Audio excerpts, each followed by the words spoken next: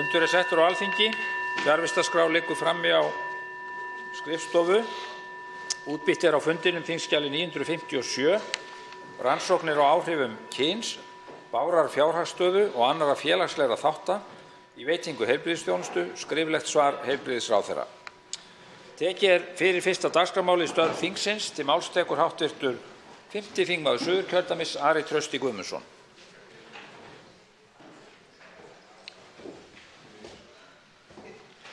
Herra forseti, það úrskurðað sem svo að sorpmeðferð telst ekki nægilega umhverfisvæn hér á landi og endurnýting ekki fullnægjandi. Það vandræði í flestum landshlutum nema hér á suðvesturhorninu og skiptir auðvitað miklu máli að hér sé allt í góðu gengi og ekki hvað síst þegar horft er til ímyndar Íslands og stöðu loftslagsmála. Með nýju jarðgerðar eða metanstöð Sorpu stigið stórt framfaraskref.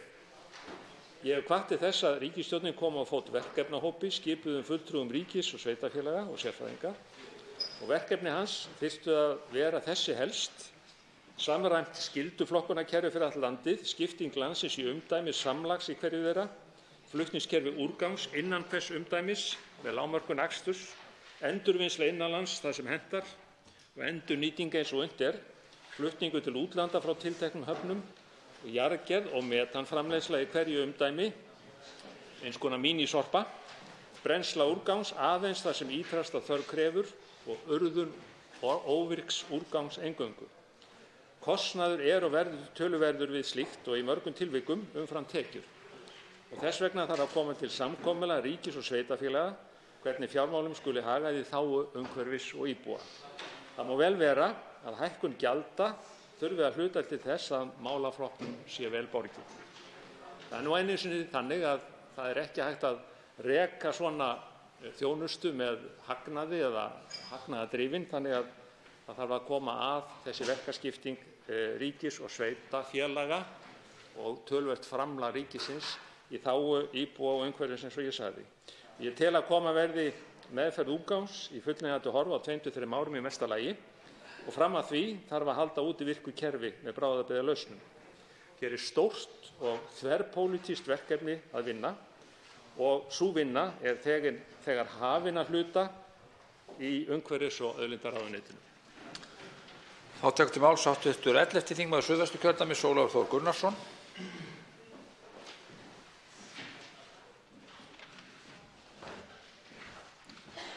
Herra forseti, í gær komu fram tillögur ríkisstjórnar Katrínar Jakobsdóttur í skattamálum og þær komu ofan á það sem þegar hefur verið gert og boðað í tengslum við kjaraviðræður.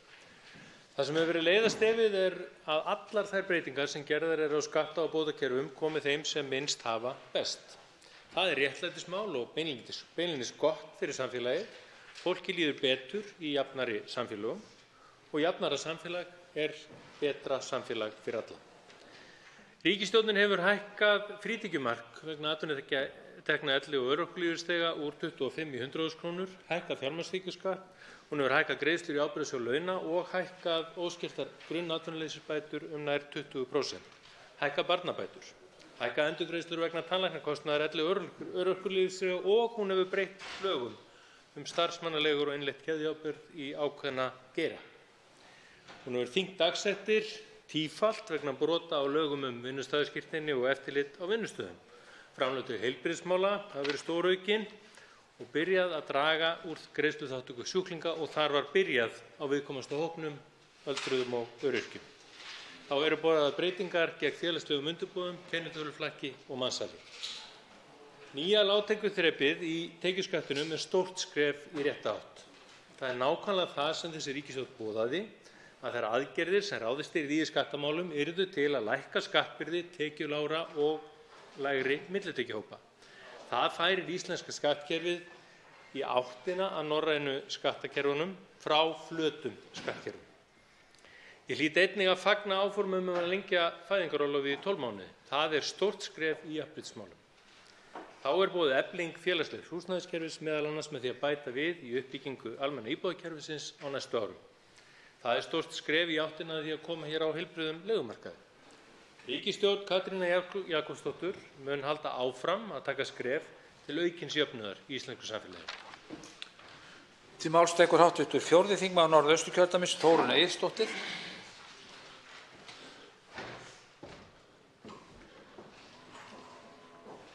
Hæstv. forseti. Við Íslendingar viljum verja heilsu landsmanna. Við hleypum ekki salmönu kjúklingi á markað, honum hent. Við gerum miklar kröfur til matvælaframleiðslu og erum í eftirsóttri stöðu hvað varðar öryggi matvæla.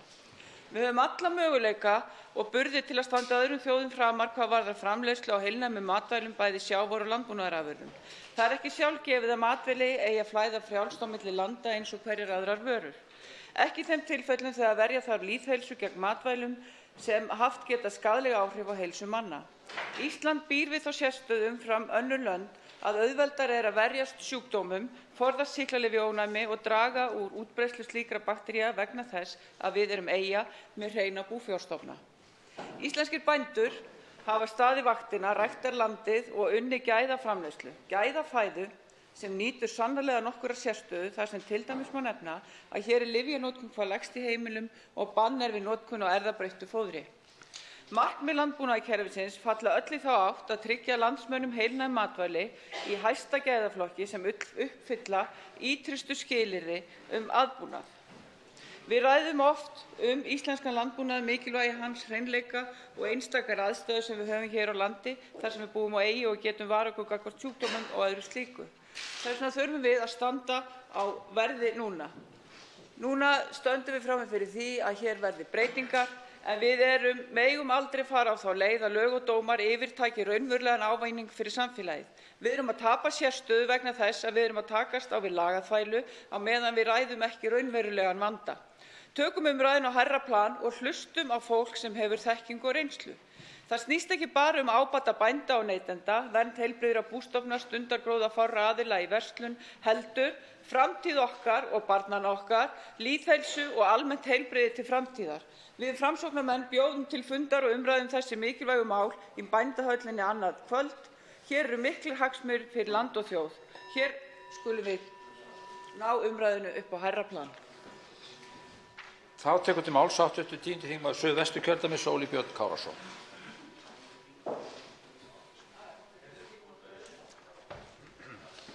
Herra forseti, nú kemur fyrir og sem betur fer það nú oft að það berast gleðifregnir úr atvinnulífinu.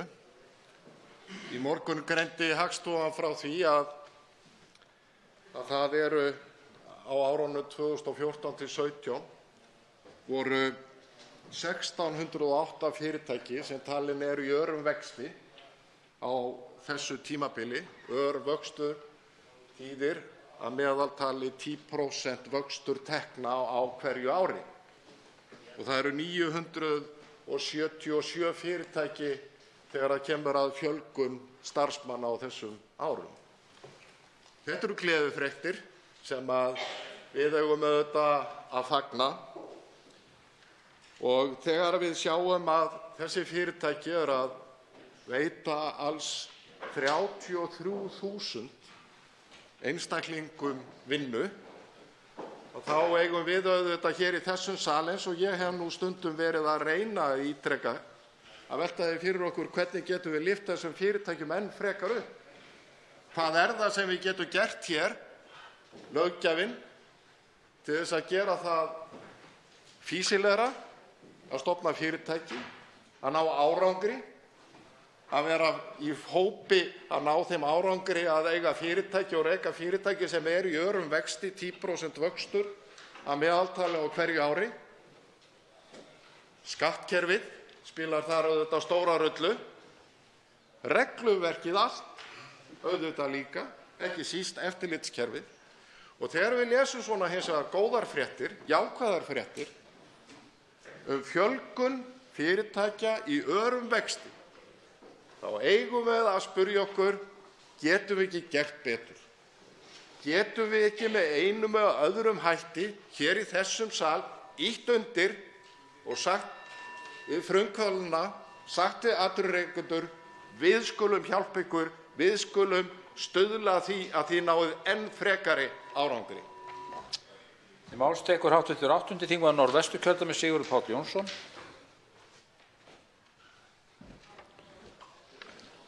Hæstv. forseti.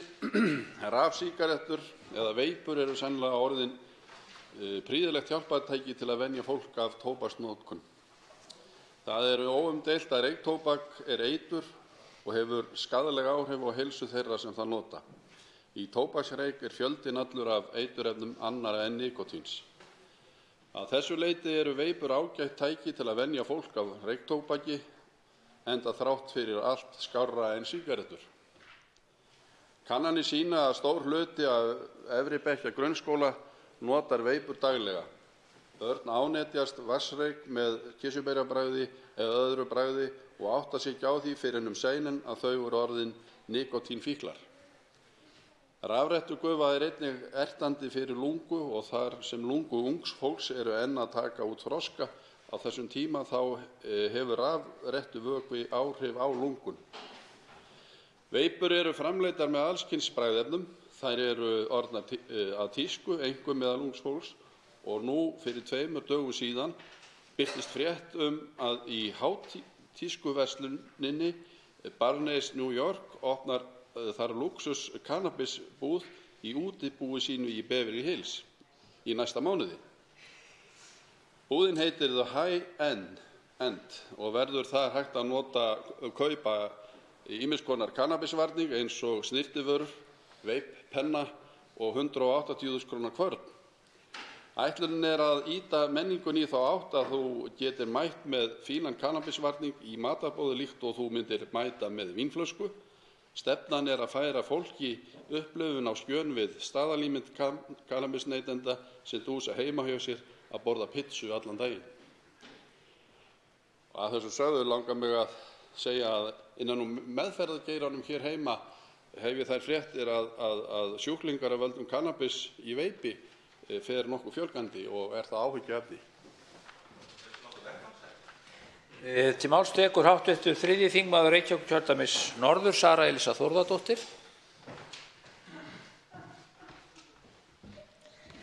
Virðulegi forseti. Þrískipting ríkisvaldsins er einn mikilvægasti þáttur lýðræðisstjórnarfyrirkomulags. Þess við höfum hér á landi. Hugmyndin var lögð fram þegar að allt vald ríkis var í höndum konunga og keisara. Þessi þrískipting gengur út á að valdi ríkisins sé skipt í þrennt: löggjafarvald, framkvæmdavald og dómsvald. Tilgangur hugmyndarinnar var að koma í veg fyrir að einn aðili fengi of mikið vald yfir samfélaginu. Hugmyndin var að tryggja jafnræði í ríkisvaldi og koma í veg fyrir harðstjórn yfirvalda yfir íbúum landsins. Þetta er hugmyndin, þetta er stjórnarfyrirkomulagið sem við íslenska þjóðin höfum ákveðið að hafa hér á landi. Framkvæmdavaldi stendur til ábyrgðar gagnvart dóms- og löggjafarvaldi. Og út frá hugmyndinni, stjórnarfyrirkomulaginu, lýðræðinu sjálfu, á framkvæmdavaldið ekki að sitja á þinginu. En hér, utan eins ráðherra, situr allt framkvæmdavald á þingi. Hver og einn ráðherra situr hér í þingsal með 2 hatta, sem ráðherra annars vegar og sem þingmaður hins vegar. Þetta brýtur í bága við stjórnarskrána. Stjórnarskrána sem við einn og einasti þingmaður og ráðherra skrifuðum undir þegar við hófum störf hér inni. Eið okkar. Er að ræða valdtöku kjörinna fulltrúa. Talandi ríkisstjórnina og tillögur hennar í kjaraviðræðunum til verkalýðsfélagana hef ég þetta að segja. Virkilega. Til máls tekur hv. 8. þingmaður Suðvesturkjördæmis Jón Þór Ólafsson.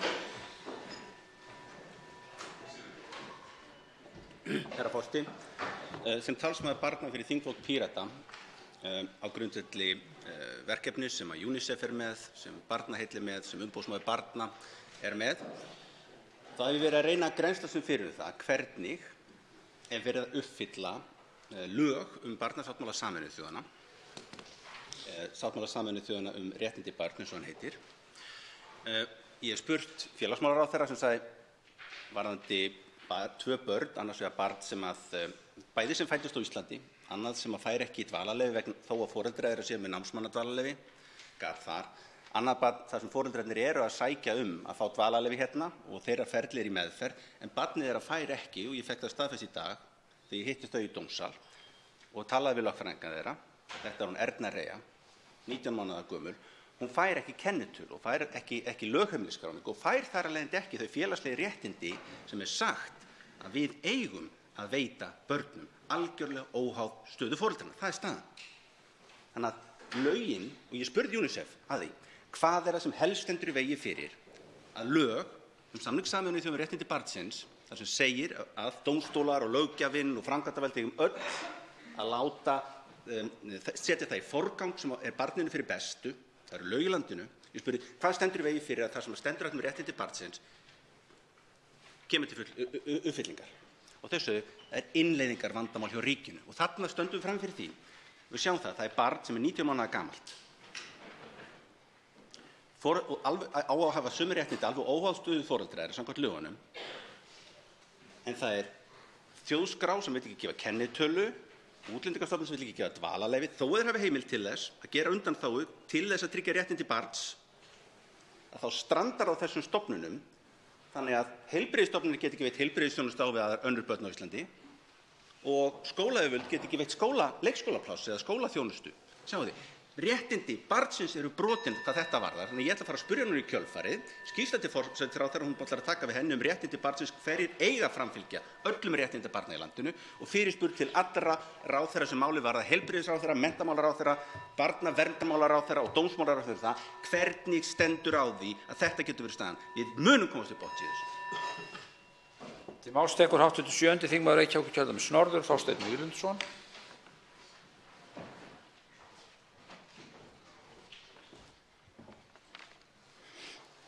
Herra forseti, viðbrögð verkalýðshreyfingarinnar við útspili ríkisstjórnarinnar í skattamálum voru nokkuð fyrirsjáanleg.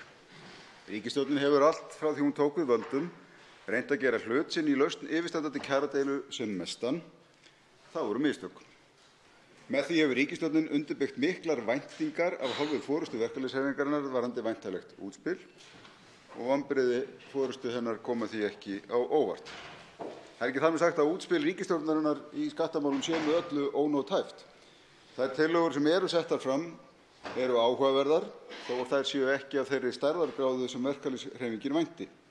Það má vel vinna með þessar hugmyndir og það má einnig skoða aðrar útfærslur sem kæmu tekjulægstu hópunum enn betur til góða, samanber til dæmis hugmyndir sem settar voru af hálfu samráðsvettvangs um aukna hagsæld og við í Viðreisn höfum grundvallað okkar tillögur í skattamálum á. Mistök ríkisstjórnarinnar eru mistök í væntingastjórnun. Það ekki hlutverk ríkisstjórna að leiða kjaraviðræður eða ætla sér of stórt hlutverk við lausn þeirra. Ábyrgð á lausn kjaradeilna liggur alltaf fyrst og síðast hjá aðilum vinnumarkaðarins. Það má heldur ekki vera svo að stjórnmálaflokkar, hvort sem í meirihluta eða minnihluta, séu að nýta sér kjaradeilur í pólitískum tilgangi. Þessi ríkisstjórn hefur ítrekað gert tilraun til þess að upphefja sig og mikilvægi sitt við lausn þeirra stöðu sem uppi á vinnumarkaði nú og situr með eggin í andlitinu eftir þá viðleitni. Af þessu verður að draga lærdóm. Við sem störfum í stjórnmálum berum öll ábyrgð á því að leggja okkar af mörkum til að leysa þann hnút sem deilurnar eru komnar í en flækja þær ekki frekar. En það líka rétt að minna á að kjaradeilur eiga ekki og mega ekki lögum samkvæmt beinast að stjórnvöldum. Kjaradeila sem beinist fyrst og fremst að Alþingi og ríkisstjórn en ekki að vinnuveitendum pólitísk kjaradeila og sem slík brot á vinnulöggjöfinni. Það líka ábyrgðarhluti af hálfu verkalýðshreyfingarinnar að fara fram með slíkum hætti. Til máls tekur hv. 3. þingmaður Suðurkjördæmis Birgir Þórarinsson.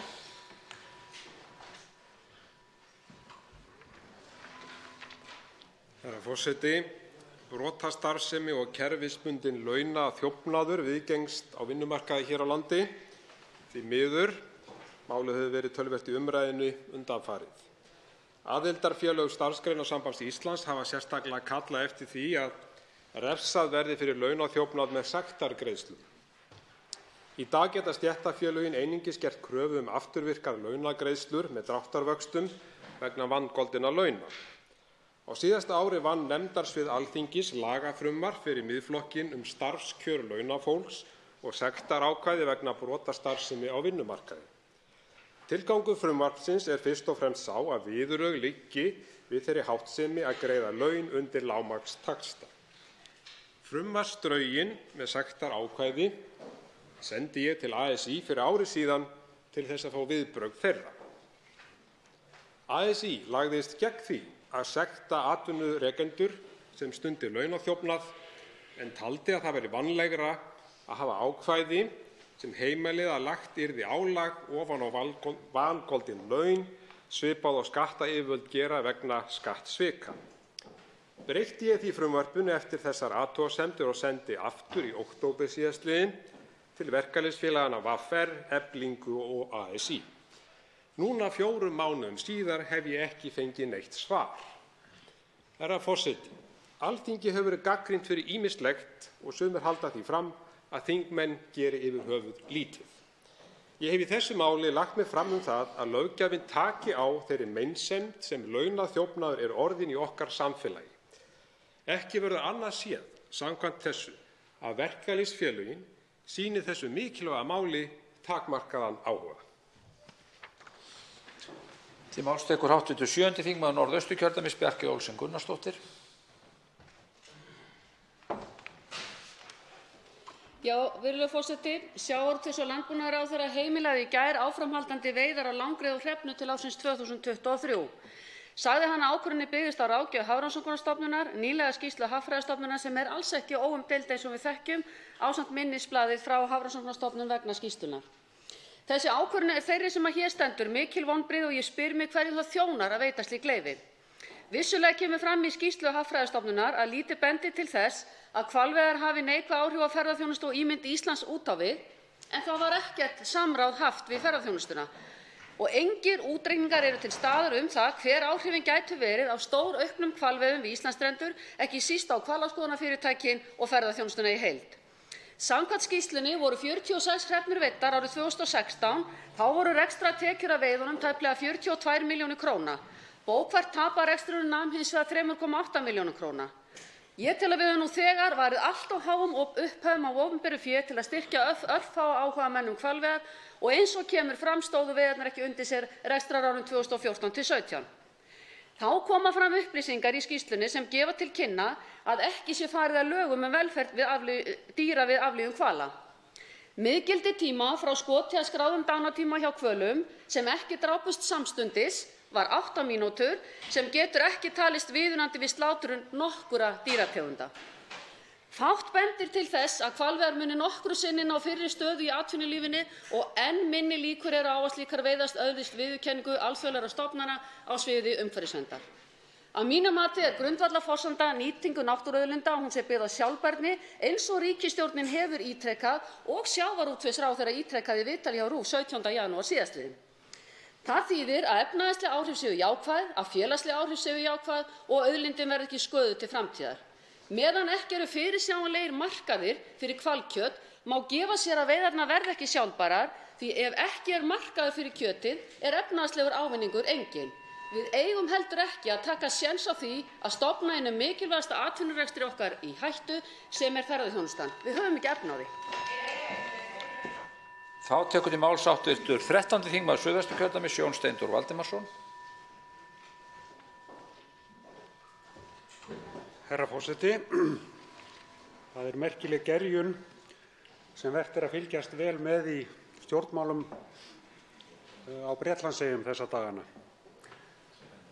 Á hana var nú minnst lauslega við síðustu ræðu þess þingmanns sem hér stendur í gær, en þá höfðu 7 þingmenn Verkamannaflokksins sagt sig úr honum og stofnað sérstakan þingflokk og boðað stofnun nýs stjórnmálaflokks. Og nú hefur enn einn hætt í Verkamannaflokknum, en það sem merkilegra að þá hafa 3 þingkonur úr Íhaldsflokknum breska bæst í þennan hóp. Og það dálítið merkilegt að velta því fyrir sér hvernig á þessu stendur. Auðvitað nú mjög nærtækt að benda á Brexit vandræði Breta, en það líka staðreynd að Verkamannaflokkurinn hefur færst langt til vinstri undir stjórn Corbyns og hefur verið mjög tvístígandi í Evrópumálunum og síðan hefur komið í ljós að það eru ásakanir í hans garð gyðingaandúð. Á sama tíma hefur Íhaldsflokkurinn færst til hægri og orðið æ líkari UKIP, breska sjálfstæðisflokknum. Anna Soubry, þingkona sem nú hefur sagt skilið við Íhaldsflokkinn, sagði fyrr í dag á blaðamannafundi í lauslegri þýðingu minni með leyfi hæstv. Forseta: "Þú gengur ekki í flokk til þess að berjast við hann. Bardaganum lokið og andstæðingurinn stendur uppi sem sigurvegari. Harðlínu hægrimennirnir hafa tekið flokkinn yfir. Þar fer fremst í flokki hin undarlega sveit öfgafullra ESB andstæðinga. Þeir ráða nú lögum og lofum í breska Íhaldsflokknum." Þetta afar fróðleg þróun og sýnir glöggt að spenna fer vaxandi í stjórnmálunum og öfgarnar aukast. En það ekki laust við að hugurinn hvarfli hingað heim og til þeirrar þróunar sem og hefur verið í íslenskum stjórnmálum. Líkindin með vegferð hins íslenska sjálfstæðisflokks og hins breska Íhaldsflokks auðvitað sláandi.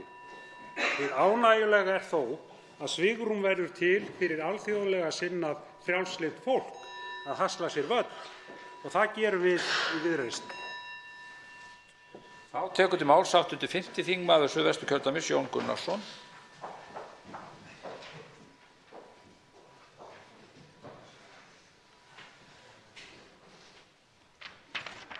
Virðulegur forseti, eins og ekki hefur nú farið fram hjá neinum að þá höfum við á undanförnum vikum og jafnvel mánuðum rætt svolítið fjármögnun flýtiframkvæmda í samgöngukerfinu. Og það í sjálfu sér af hinu góða, það mikilvægt mál hér fyrir framan okkur. Hæstv. Samgönguráðherra viðraði þær hugmyndir í vikunni sem hafa komið fram hjá mér líka og fleiri þingmönnum í málflutningi þetta, að þetta sé svo sem ekki eina leiðin til að fara þessa leið, fara í þessa framkvæmdir. Hann nefndi arðgreiðslur frá fyrirtækjum í eigu ríkisins. Við höfum nefnt sölu eigna, margir þingmenn Sjálfstæðisflokksins. Það þó einn þáttur í þessari leið sem var niðurstaða umhverfis- og samgöngunefndar að það engin leið sem hvetur eins mikið til þátttöku eða byggir eins mikið á þátttöku erlendra ferðamanna eins og það að fara í þessi veggjöld. Það reiknað með því að það geti verið alltaf 40% af kostnaðinum við uppbyggingunum sem greiðist af umferð hjá erlendum ferðamönnum. Ég tel að út frá því sé mjög mikilvægt að við horfum á þessa leið til uppbyggingar á flýtiframkvæmdum í samgöngukerfinu. Tímabundið þjónustugjöld, ekki varanlegur skattur sem lögður á til þess að standa straum á kostnaði, líkt og gert var við Hvalfjarðargöngin, síðan innheimtu hætt þegar framkvæmdir hafa verið greiddar upp. Sé að skapast aukið svigrúm í ríkisfjármálum, aukið svigrúm umfram það sem birtist okkur í tillögu ríkisstjórnarinnar í gær 18.000 milljónir sem notaðar í skattkerfisbreytinga til þeirra sérstaklega sem minna mega sín í samfélaginu, að þá tel ég að við að lækka frekar varanlega skatta. Og eðlilegast í því samhengi væri að afnema bifreiðaskattinn sem fyrst var lagður á 88 var síðan hækkaður 1990. Það varanlegt afnám skatta og til dæmis eins og þegar að hæstv. Fjármálaráðherra varanlega afnám alla tolla og vörugjöld af vörum. Með þessu, virðulegi forseti, að taka þessa ákvörðun, þá myndum við hækka framlag ríkisstjórnarinnar til hinna vinnandi stétta úr 18.000 milljónum í 25.000 milljónir vegna þess að bifreiðagjöldin 7 milljarðar á ári. Þá tekur til máls 8. þingmaður Reykjavíkurkjördæmis suður, Inga Sæland.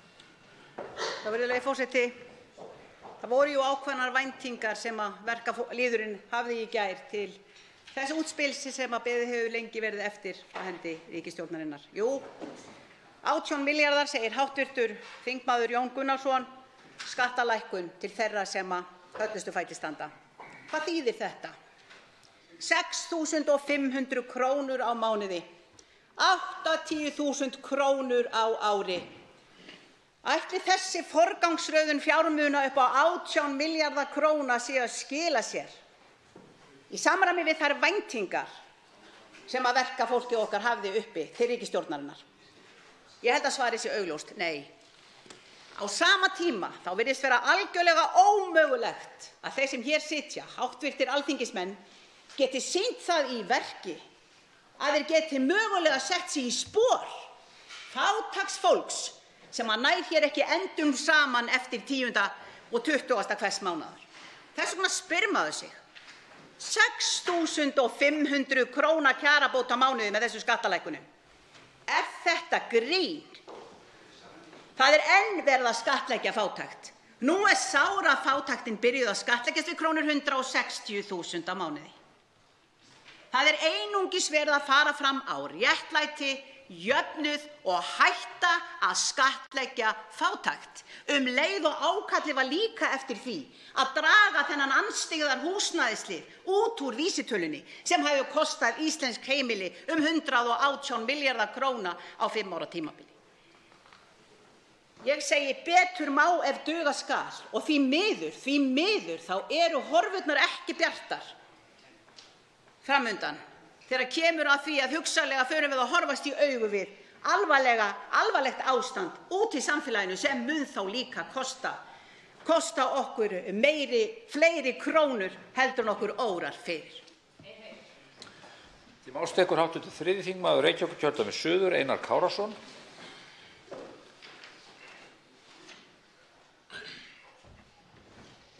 Herra forseti, ég held að það sé nú fátt mikilvægara fyrir okkur sem nú á dögum heldur en að tryggja það að komandi kynslóðir viti hver á þetta land og þau gögn sem að því tilheyra. Þar á meðal okkar mikilvægustu auðlind fiskimiðin. Í lögum stendur að þjóðin eigi fiskimiðin og rétt til afnota af þeim.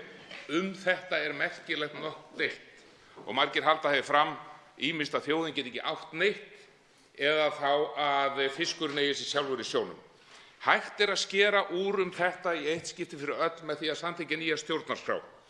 Og ég fylgdist með störfum þingsins í gær þar sem rætt var það og við vitum að það hefur verið unnið markvisst að því að setja nýja stjórnarskrá núna í slétt 10 ár með þjóðfundi, með stjórnlagaþingi, með þjóðaratkvæðagreiðslu og endalausum umræðum og nákvæmlega ekkert hefur gerst.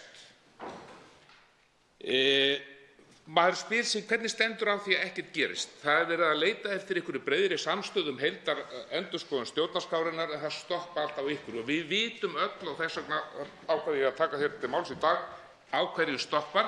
Það stoppar á því að þeir sem að telja sig eiga þessi fiskimið í dag eða fullkomin afnotarétt yfir þeim að þeir geta ekki fellt sig við svona ákvæði.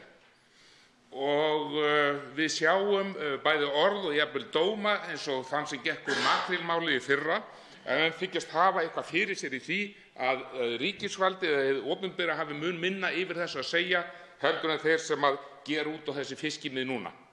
Þess vegna segi ég það, við verðum að hætta að hlusta á raddir fulltrúa þessara afla, við verðum að taka þetta út, ganga frá þessu, setja þetta nýtt ákvæði í stjórnarskrána og það fyrir næstu kosningar. Síðan má í framtíðinni klára önnur máli eins og beint lýðræði og hlutverk forsetans. Takk fyrir mig.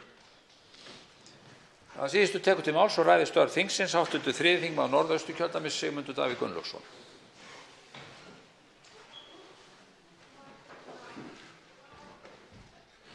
Forseti. Tillögur ríkisstjórnarinnar vegna stöðunnar á vinnumarkaði hafa valdið forystumönnum verkalýðshreyfingarinnar miklum vonbrigðum. Þar telja menn ekki nóg að gert þegar litið er til þeirra upphæða sem þær eru undir. En það er hins vegar ekki síður eðli tillagnanna sem að sætir undrum. Sérstaklega í ljósi þess að það er fjármálaráðherra, formaður Sjálfstæðisflokksins, hæstvirtur, sem að leggur tillögurnar fram. Tillögur það að flækja skattkerfið með fjölgun skattþrepa aftur upp í 3, rétt eftir að búið var að fækka þeim niður í 2 eins og hæstv. Fjármálaráðherra taldi mjög verðugt og mikilvægt viðfangsefni. Og svo það að til standi að afnema samsköttun hjóna. Því að Sjálfstæðisflokkurinn fyrir ekki svo löngu boðaði það að það bæri að virða vinnu heimavinnandi fólks.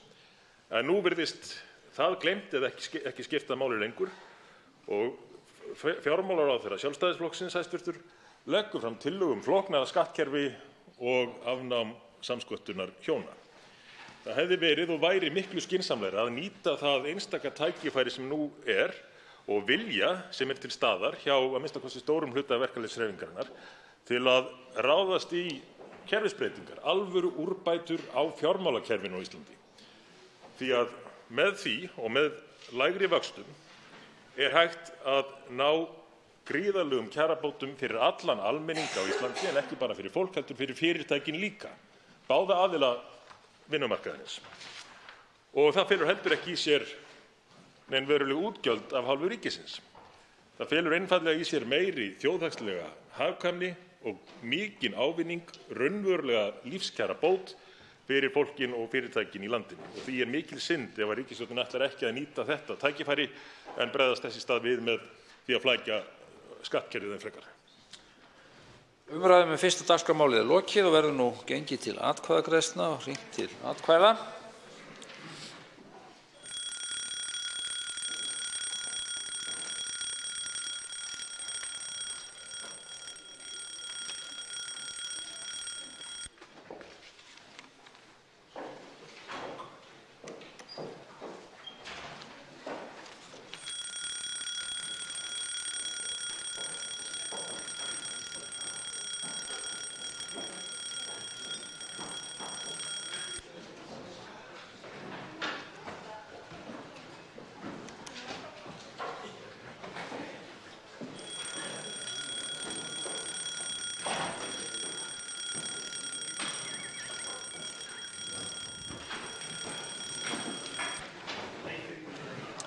Tekið fyrir annað dagskrármálið nálgunarbann og brottvísun af heimili frumvarp 27. mál á þingskjali 26.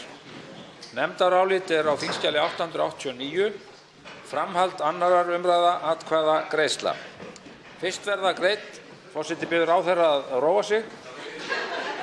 Fyrst verða greidd atkvæði fyrstu grein og hefst nú atkvæðagreiðslan.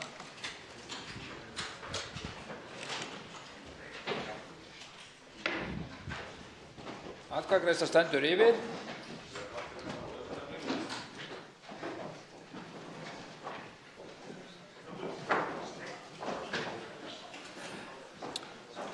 Atkvæðagreiðslu lokið. Fyrsta grein samþykkt með 55 samhljóða atkvæðum. Þá verða greidd atkvæði aðra og þriðju grein og hefst nú atkvæðagreiðslan. Hefst nú atkvæðagreiðslan, já. Atkvæðagreiðslunni lokið. Önnur og þriðja grein samþykktar með 51 samhljóða atkvæði. Það er óskað eftir því að endurtaka atkvæðagreiðsluna. Það verður orðið í því. Biður nú forseti alla að greiða atkvæði. Samviskusamlega og rétt. Atkvæðagreiðslunni lokið. Þá eru önnur og þriðja grein samþykktar með 55 samhljóða atkvæðum. Í nefndaráliti á þingskjali 889 breytingartillaga frá allsherjar- og menntamálanefnd við 4. grein og hefst nú atkvæðagreiðslan. Atkvæðagreiðslunni lokið. Breytingartillagan samþykkt með 54 samhljóða atkvæðum og verða þá greidd atkvæði 4. grein svo breytta og hefst nú atkvæðagreiðslan.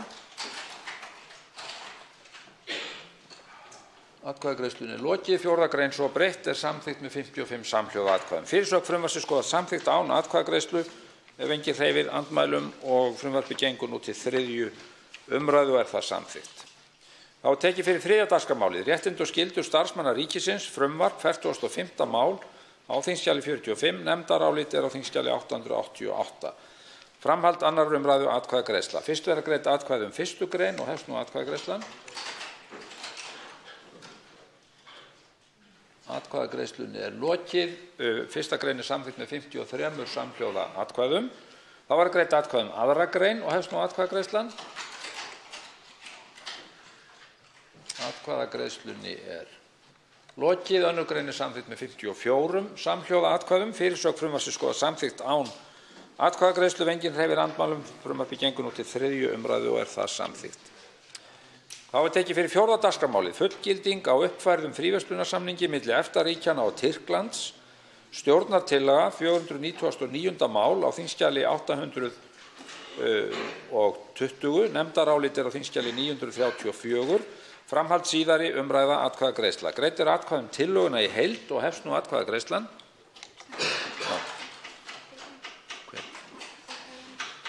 Hv. þingmaður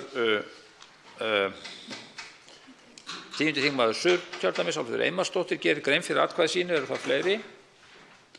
Já.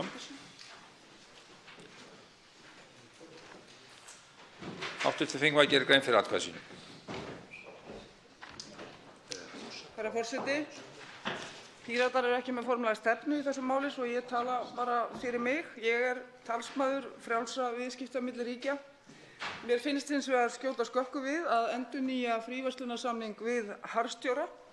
Tyrkland ekki lengur flokkað sem lýðræðisríki meðal fræðimanna í stjórnmálafræði heldur einræðisríki. Klásúlur mannréttindi í þessum samningi eru einungis til málamynda. EFTA gerir ekki kröfu að mannréttindi séu virt til þess að fríverslunarsamningar séu gerðir. Allt tal að viðskipti og mannréttindi tengist ekki við gerð viðskiptasamninga hljómar hjákátlega þegar sú tenging augljós þegar lagðar eru á viðskiptaþvinganir. Ég segi nei. Þá gerir grein fyrir atkvæði sínu hv. 3. þingmaður Suðvesturkjördæmis, Rósa Björk Brynjólfsdóttir. Herra forseti, við fjöllum hér og tökum atkvæðagreiðslu fullgildingu á uppfærðum fríverslunarsamningi við Tyrkland.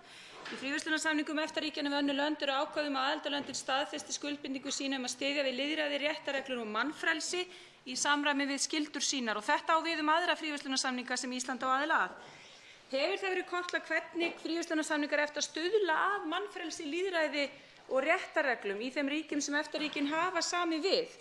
Hvernig hefur fríverslunarsamningur við Tyrkland stuðlað að lýðræði og mannfrelsi? Í Tyrklandi Erdogans þar sem neyðarlög ríkja ennþá, hundruði blaðamenn sitja í fangelsi, starfsfólks mannréttindasamtaka hefur verið fangelsað og Kúrdar hafa verið ofsóttir og verið fangelsaðir án dóms og laga. Þetta allt hefur átt sér stað alla tíð frá því að fríverslunarsamningur Íslands var gerður við Tyrkland árið 1992. Ef við ætlum að vera heiðarleg og hreinlega, þá væri hreinlegast að sleppa formálsorðum fríverslunarsamninga þar sem áréttað að skuldbinding ríkja að styðja við lýðræði, réttarreglur og mannréttindi kveðið á Því hvernig í ósköpunum því fylgt eftir, herra forseti? Þá gerir grein fyrir atkvæði sínu hv. 4. þingmaður Reykjavíkurkjördæmis suður, Þórhildur Sunna Ævarsdóttir.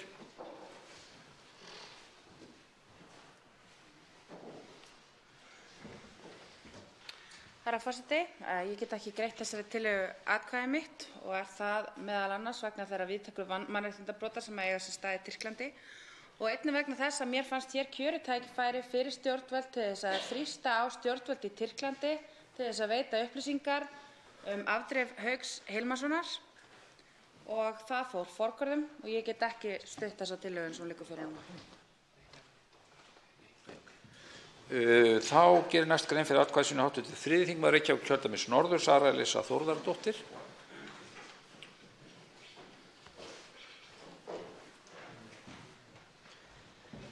Virðulegi forseti, ég tek undir þau orð sem hafa fallið hérna rétt hv. þingmanns Rósu Bjarkar Brynjólfs, og hv. þingmanns Þórhildar Sunnu Ævarsdóttur mannréttindabrot, þau alvarlegu sem í gangi þar á slóðum. Hins vegar það mjög bagalegt að það hafi ekkert verið í umræðunum hérna þetta málið hans Hauks Hilmarssonar. Og það mikið synd. Ég ætla að greiða, segi já við þessu vegna þess að ég fylgjandi því að auka mannréttindi fólks og mögulega þetta það og ég ætla að aðgreina þetta á ákveðinn hátt af því að mér finnst ekki að við inni eigum að vera að vinna starf ríkisstjórnarinnar í þessum efnum, utanríkisráðherra hæstvirts og forsætisráðherra hæstvirts. Þannig að, já, ég segi já. Þá gerir grein fyrir atkvæði sínu hv. 7. þingmaður Suðvesturkjördæmis, Þorgerður K. Gunnarsdóttir. Herra forseti, ég trúi því að með auknum samskiptum á milli þjóða og gegnum viðskipti, fríverslunarsamninga og fleira að þá stuðli það að auknu lýðræði og mannréttindum. En það hins vegar þannig að við gerðum, eða EFTA-ríkin gerðu fríverslunarsamning við Tyrki 1992 og síðan þá hefur þróun mannréttindamála bara verið á einn veg, að mínu mati, niður á við. Mannréttindi eru brotin í auknum mæli þar og það er þá ekki að sjá að sá samningur hafi endilega skilað því sem ég vil sjá. Hitt er síðan það að ég og við í Viðreisn við styðjum að sjálfsögðu það að þessi samningur verði fullgiltur og víkkaður út eins og lagt er fyrir í þeirri trú og vonandi í þeirri vissu að það verði farið í heildarendurskoðun á því hvernig einmitt fríverslunarsamningar hafa reynst meðal annars með tilliti til þess að auka undir og stuðla að auknum mannréttindum víða um heim, ekki síst við þær þjóðir sem við Íslendingar höfum viðskipti og samskipti við. Atkvæðagreiðsla stendur yfir. Allir hv. þingmenn hafa greitt atkvæði, þá er atkvæðagreiðslu lokið. Tillagan er samþykkt með 47 atkvæðum gegn 1. 7 greiða ekki atkvæði og verður send hæstv. Ríkisstjórn sem ályktun Alþingis. Þá tekið fyrir 5. dagskrármálið fullgilding heildarsamnings efnahagslega samvinnu milli EFTA-ríkjanna og Ekvador. Stjórnartillaga 500. mál á þingskjali 821. Nefndarálit á þingskjali 933. Framhald síðari umræðu atkvæðagreiðsla. Greidd eru atkvæði tillöguna í heild og hefst nú atkvæðagreiðslan.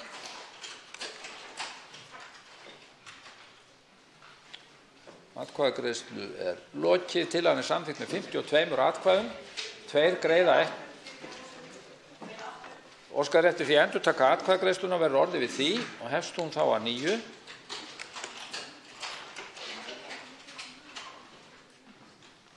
Atkvæðagreiðslan stendur yfir. Atkvæðagreiðslunni er lokið. Tillagan er samþykkt með 53 samhljóða atkvæðum og verður send hæstv. Ríkisstjórn sem ályktun Alþingis. Þá tekið fyrir 6. dagskrármálið staðarvalskönnun fyrir nýjan flugvöll á Vestfjörðum. Þingsályktunartillaga 152. mál á þingskjali 152. Fyrri umræða. Til máls tekur hv. 6. þingmaður Norðvesturkjördæmis Guðjón Brjánsson.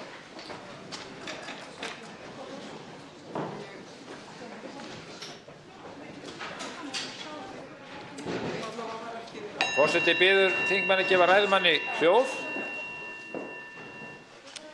Virðulegur forseti, ég mæli hér fyrir tillögu til þingsályktunar staðarvalskönnun fyrir nýjan flugvöll á Vestfjörðum.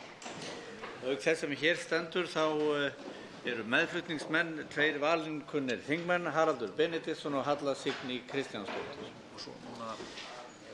Tillagan hljóðar á þessa leið: Alþingi ályktar að fela samgöngu- og sveitarstjórnarráðherra að ráðast í staðarvalskönnun fyrir nýjan flugvöll fyrir Vestfjarðafjórðung sem taki mið af vaxandi ferðamannastraumi, aukinni matvælaframleiðslu, iðnaði og þörf fyrir flutning aðfanga og afurða bæði innanlands og utan, og í könnuninni felist langtíma veðurfarsmælingar og mat á náttúrulegum aðstæðum. Þá verði hagkvæmni staðsetningar metin með þarfir fjórðungsins í huga þegar jarðgöng og vegaframkvæmdir hafa náð að skapa forsendur fyrir norður- og suðurhluta Vestfjarða sem eitt atvinnu- og búsetusvæði. Í greinargerð með þessari þingsályktunartillögu segir að tillaga þessi sé lögð fram í því skyni að ýta undir umbætur hvað varðar flugsamgöngur á Vestfjörðum. Á 7. og 8. áratug síðustu aldar voru vegasamgöngur í Vestfjarðafjórðungi frumstæðar og eru það raunar enn á þessu herrans ári 2019. Á þeim tíma var einungis malarvegi að ræða sem voru fæstir uppbyggðir og lokuðust í fyrstu snjóum. Fyrir viki var komið upp fjölda lítilla flugvalla á Vestfjarðakjálkanum sem urðu mest 25 talsins í reglulegri notkun. En þróunin hefur orðið svo að nú einungis 7 vellir á skrá hjá flugmálastjórn. Hjá flugmálayfirvöldum skulum við láta það heita. 3 stærri flugvellir voru gerðir við helstu þéttbýliskjarnana, það er Ísafjörð, Þingeyri og Patreksfjörð. Staðarval mun hafa ráðist af landfræðilegum aðstæðum og þeirri framkvæmdagetu til jarðvinnslu sem í boði var á þeim tíma. Lítið eða ekkert tillit var hægt að taka til mikilvægra þátta eins og veðurs, vinda og blindaðflugs, enda eru öll blindaðflug á Vestfjörðum fremur frumstæð og oft ófært vegna misvinda.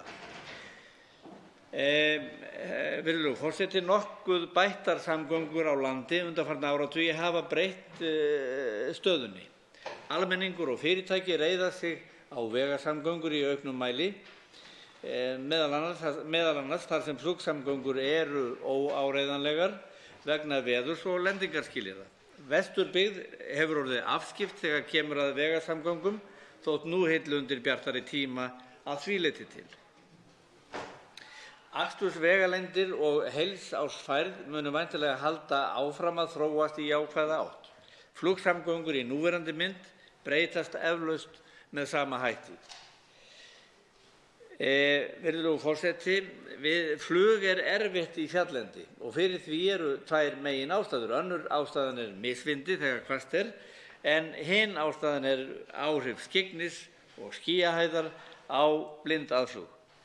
Bæði vandamál má lágmarka með góðu staðarvali. Þar við bætast mjög auknar kröfur varðandi aðflug, fráflug og alla umgerð áætlunar flugvalla. Eina leiðin til að gera flugsamgöngur áreiðanlegri er að gera nýja flugvelli eða nýjan flugvöll eins og hér er tillaga þar sem vel er hugað að staðarvali. Nútíma flugsamgöngur fyrir fólksflutninga innanlands eru dýrar vegna smæðarinnar.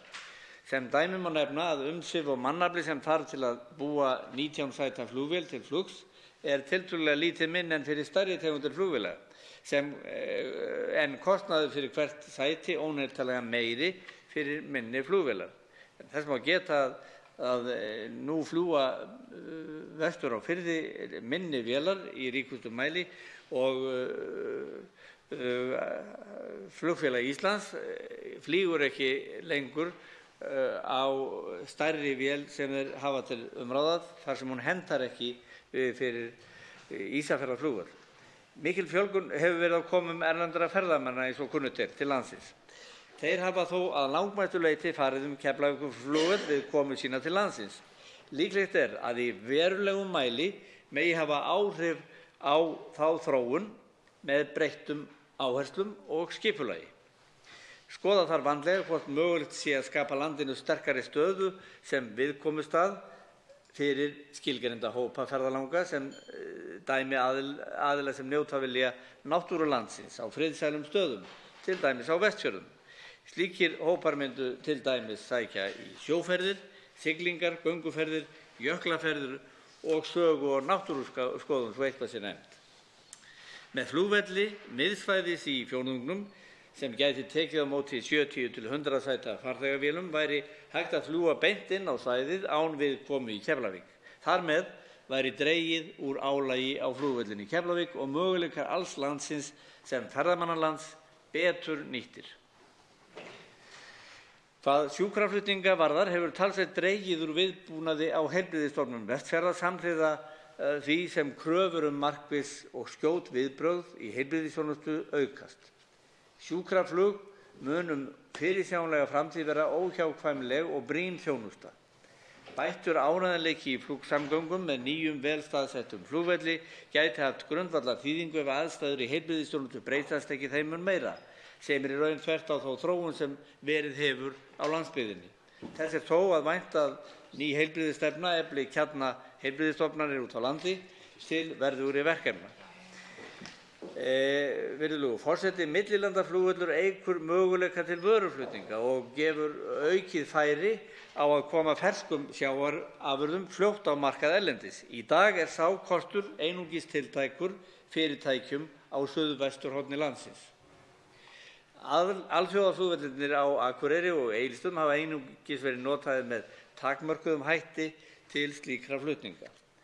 Með vaxandi uppbyggingu í fiskeldi á svæðinu auk hefðbundinnar vinnslu bolfisks er jafnframt athugunarefni hvort ekki skapist markaðslegar forsendur til flutnings á ferskum afurðum beint til kaupenda erlendis. Virðulegur forseti, núverandi aðstæður almennt til flugs hafa alla tíð verið frumstæðar á Vestfjörðum. Það er engin fullbúinn flugvöllur á Vestfjörðum eins og sakir standa. Flugvallastæði á Patreksfirði hefur þann kost að vera á stóru sléttlendi og því hægt að hafa umgjörð eins og öryggissvæði samkvæmt núverandi stöðlum. Þessi flugvöllur hefur hins vegar verið tekinn úr notkun og menn reiða sig á Bíldudalsflugvöll. Staðsetning á Bíldudal er eins góð og hugsast getur hvað varðar vinda en völlurinn er aðþrengdur hvað varðar blindflug og fráflug. Þessi flugvöllur verður því alltaf sjónflugsvöllur og samkvæmt skilgreiningum. Hann er stuttur en þar sem tiltölulega litlar vélar fljúga á þetta svæði þá hefur hann talist allgóður til þessara nota. Á Þingeyri er enn einn sjónflugsvöllurinn og ekki hægt að fljúga blindflug vegna fjalla í grennd. Ennfremur er brautin í vestanverðum Dýrafirði nærri hæsta og krappasta fjallgarði á Vestfjörðum. Flugvöllurinn er því ófær vegna vinda í hvössum vestlægum áttum og auk þess myndar Sandafell, hið rómaða fjall, hindrun við flugtak til suðausturs sem þrengir fráflug. Flugvöllurinn þessi var endurbættur fyrir allnokkrum árum til að þjóna sem varaflugvöllur fyrir Ísafjörð í hvössum áttum og óhagstæðum áttum. En flugrekandinn sem þjónar Ísafjörð hefur ekki kosið að nota hann sem slíkan. Meta þarf sérstaklega kosti Dýrafjarðar í flugsamgöngum að áliti þess sem hér stendur og flutningsmanna með bættum samgöngum á milli suður- og norðursvæðis Vestfjarða. Flugvöllur í Dýrafirði yrði miðsvæðis með tilkomu Dýrafjarðarganga en núverandi staðsetning rýrir notagildið óneitanlega verulega. Ísafjarðarflugvöllur er auðvitað þessi flugvöllur sem við reiðum okkur mest á Vestfjörðum og þangað eru komur tíðastar. Þessi flugvöllur er barn síns tíma. Staðsetningin er óheppileg, bæði aðflug og fráflug eru afar aðkreppt og í austlægum áttum getur orðið mjög misvinda. Margir hafa flogið til Ísafjarðar og lýsa þeirri reynslu með ýmsum hætti, sem mikilli upplifun, skelfilegri lífsreynslu,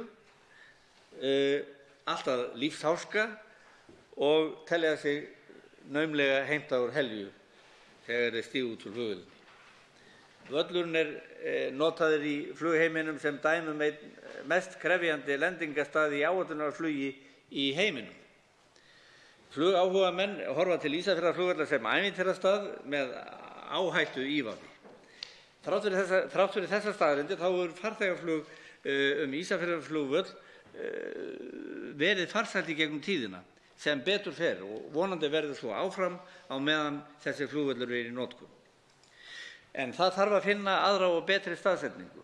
Til dæmis hefur verið nefnt norðanverður Skutulsfjörður í mynni hans. Þar megi koma fyrir alltaf 1200 metra braut. Sú staðsetning er sambærileg við staðsetningu Bíldudalsflugvallar og leysir nánast öll vandamál varðandi vind. Bæði aðflug og fráflug yrði miklu mun rýmra. Leggja þarf mat á kostnað og ábata af byggingu flugvallar á þeim stað. Í ljósi reynslu og íslenskrar flugsögu er tæpast skynsamlegt að veita fé til framkvæmda nema hægt sé að uppfylla nútíma kröfur aðflugs- og fráflugsferla, auk krafna öryggissvæði og hindranafleti. Við val á staðsetningu flugvallar þarf alltaf að gera ráð fyrir slíku. Virðulegur forseti, flugsamgöngum á Vestfirði hefur í áranna rás verið sinnt við erfið skilyrði. Aðstæður fyrir hefðbundinn millilandaflugvöll sem uppfyllir allar kröfur viðbúnað kunna að vera erfiðar á Vestfjörðum vegna fjalllendis og því er lagt til að aðstæður verði kannaðar vandlega og valkostum stillt upp í þeim efnum. Með þessari tillögu er farið fram á að gerð verði heildarúttekt á aðstæðum í fjórðungnum uppbyggingu framtíðarflugvallar sem nýst geti íbúum og atvinnustarfsemi sem best og fengnir til þess aðilar sem að hafa hina bestu yfirsýn og þekkingu. Ekki er lokuð fyrir það skotið að þegar liggi fyrir þekking margvíslegar staðbundnar aðstæður sem nýst geti við úttekt á þeim atriðum sem til umfjöllunar eru. Bygging nýs flugvallar er umfangsmikil og kostnaðarsöm framkvæmd og vanda þarf vel til verka og undirbúnings. Því er lagt til að þegar verði hafist handa við veðurfarsrannsóknir á þeim stöðum sem hugsanlega kæmu til greina.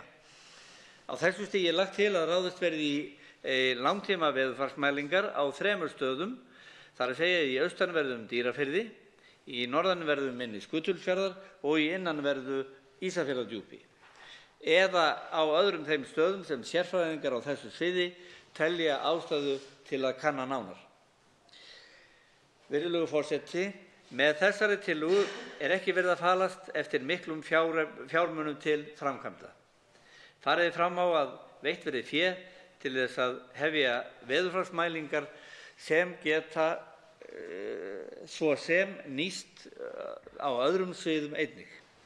Þess er vænst að hafinn verði undirbúningur fyrir framtíðina og ekki verði staldrað við margvíslegar hindranir eða stöðuna eins og hún er í dag. Framtíðin er nefnilega óviss og viðhorfin til samgangna, loftslagsbreytingar, ný tækni í flugi, breytingar á ferðahögum almennings, opnun nýrra gátta, tengsl við næstu granna okkar, til dæmis Grænlendinga, sem hyggja á stóraukin umsvif í ferðaþjónustu, kunna að breytast og þróast með öðrum hætti en við sjáum fyrir. Því er skynsamlegt að aðstæður hafi fyrir þann tíma að við viljum hefjast handa og lag skapast, að það hafi verið kannaðar til hlítar allar aðstæður sem flýtt gæti hugsanlegum framkvæmdum.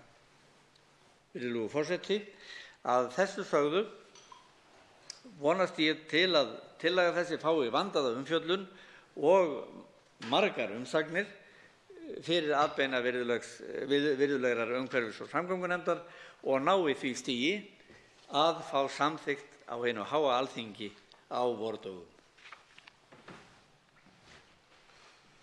Þá veitir andsvar hv. 4. þingmaður Norðvesturkjördæmis, Bergþór Ólason.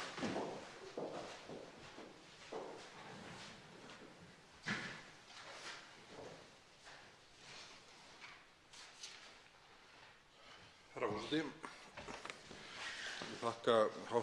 þingmanni Guðjóni Brjánssyni fyrir ágæta framsögu hér og það má auðvitað segja að allar rannsóknir í þágu samgöngumála eru af hinu góða, en ég verð að viðurkenna að þarna er ein tillaga inni sem mig langar til þess að spyrja hv. þingmann út í, sem mér þykir stangast nokkuð á við þau markmið sem koma fram í greinargerð þingsályktunarinnar, og það er það að fram fari úttekt, sem sagt langtíma veðurfarsmælingar og mat á náttúrulegum aðstæðum við innanvert Ísafjarðardjúp, til dæmis við Reykjanes, eins og segir hér í tillögunni. Mér þætti áhugavert að heyra hvernig hv. þingmaður hugsar þessa staðsetningu með tilliti til flutninga og ferðamannastraums og meðflutningsmanns hans auðvitað sömuleiðis, því að ég held að þetta sé svona meginatriði hlýtur að vera það að ef að stæði finnst fyrir nýjan flugvöll, þá sé það tengt Ísafjarðarsvæðinu. Við erum með Bíldudalsflugvöll á sunnanverðum Vestfjörðum sem er nú þannig í sveit settur sem betur fer að allavega síðast þegar ég vissi þá var það sá flugvöllur á Íslandi sem lokaðist sjaldnast vegna veðurs, og áherslan þeim megin held ég að hljóta að vera það að styðja við það að fjölga flugum og bæta þá þjónustu sem íbúar þar búa við. Við sáum bara þann góða árangur sem náðist af því að styðja við það að það væru 2 flug á dag hér í fyrra, sem nú er því miður fallið niður aftur. En ég bara ítreka þessa spurningu mína: hvernig hugsar hv. þingmaður Guðjón Brjánsson þessa könnun sem á þessum einum valkosti af 3 sem snýr að mati á flugvallastæði við innanvert Ísafjarðardjúp, til dæmis við Reykjanes? Þá svarar andsvari hv. 7. þingmaður Norðvesturkjördæmis, Guðjón S. Brjánsson. Virðulegur forseti, ég þakka hv. þingmanni Bergþóri Ólasyni fyrir andsvarið. Þarna eru lagðir til 3 staðir til könnunar og þeir gætu verið fleiri, eflaust, og ég vona að það komi fleiri staði til skoðunar þegar að þessu kemur. Því að ég tel að málið sé brýnt og það eigi að kanna staðarval fyrir nýjan flugvöll vel. Það er rétt að Reykjanes, innanvert Ísafjarðardjúp, það kannski er á jaðri þess að ná markmiðum með nýjum flugvelli fyrir Vestfjarðafjórðung. Því að það er kannski lögð dálítil áhersla á það að það sé ekki raunhæft að það verði kannski í framtíðinni nema einn góður flugvöllur á Vestfjörðum. Það er ekki óeðlilegt að við stefnum að því að það verði einn góður flugvöllur aðgengilegur á Vestfjörðum. Reykjanes, þetta er auðvitað erfiður fjórðungur. Hann er mjög erfiður samgöngulega séð og fyrir flug. Út frá náttúrufarslegum aðstæðum þá telja kunnáttumenn varðandi flug að Reykjanes sé langhagstæðasti flugvöllurinn ef menn er að stefna að því að gera góðan stóran flugvöll sem að svarar öllum kröfum aðgengi og stöðugleika og lendingaraðstöðu og víðerni. Þess vegna er þetta nú auðvitað sett inn og það væri fróðlegt að ef að verði farið í mælingar að sjá hvað kemur út úr því í samanburði við aðra kosti. Þá veitir andsvar síðari sinni hv. 4. þingmaður Norðvesturkjördæmis, Bergþór Ólason. Herra forseti, ég þakka hv. þingmanni Guðjóni Brjánssyni fyrir svarið. Ég vil nú fyrst fá að segja það að ég held að því alveg nauðsynlegt að við horfum til þess að það verði 2 flugvellir sem að geti þjónað Vestfjarðasvæðinu, annars vegar völlur sem að horfi til þess að þjóna Ísafjarðarsvæðinu með forsvaranlegum hætti og hins vegar held ég að við eigum að horfa til þess að styðja við völlinn á Bíldudal sem er jafn ágætur og hann er þó hann verði ekki lengdur mikið frá því sem nú er. En ég verð að segja að ég er ennþá jafn hissa á þessari vangaveltu hv. þingmanns með mögulegan flugvöll við Reykjanesi því að hann auðvitað kemur ekki í rauninni svona ef við horfum landfræðilega á það þá eru þær vegabætur sem eiga sér stað á milli sunnanverðra Vestfjarða og norðanverðra með jarðgöngum og fleiri vegabótum. Þær eru á allt öðru svæði heldur en þarna kæmi til væri að ræða með alþjóðaflugvelli á Reykjanesinu. Þannig að ég held að ef að flugvallarstæði finnst á Ísafjarðarsvæðinu sem undirbyggir það að geta verið alþjóðaflugvöllur þá er auðvitað sjálfsagt að skoða það en ég held að við verðum að hafa það í huga að þarna verði 2 flugvellir hið minnsta sem að þjóni svæðinu með forsvaranlegum hætti en ég held að nýr flugvöllur við Reykjanes sé ekki svarið í þeim efnum þó að þar séu víðerni sem er svo sem ekki víða að finna eða undirlendi réttar sagt sem er ekki víða að finna á hinum góðu Vestfjörðum. Þá svarar andsvari síðara sinni hv. 7. þingmaður Norðvesturkjördæmis, Guðjón S. Brjánsson. Virðulegur forseti, ég er nú ekki mjög klókur í landafræði en ég geri mig grein fyrir hvar Reykjanes er. Það er ekki miðsvæðis á Vestfjörðum. Þetta er hins vegar sett hér inn. Það er flugbraut við Reykjanes í Ísafjarðardjúpi og ég tala að sé mjög fróðlegt allra hluta vegna að hvað sem framtíðin ber í skauti sér, við vitum svo lítið um hana að það liggi fyrir kannski veðurfarsmælingar með tillit til flugöryggis í Reykjanesi en ég geri mér grein fyrir því að þetta er ekki við innum ekki að þeirri lausn að finna flugvöll sem gæti hentað ferðaþjónustu og atvinnurekendum og flutningum í lofti fyrir alla Vestfirði.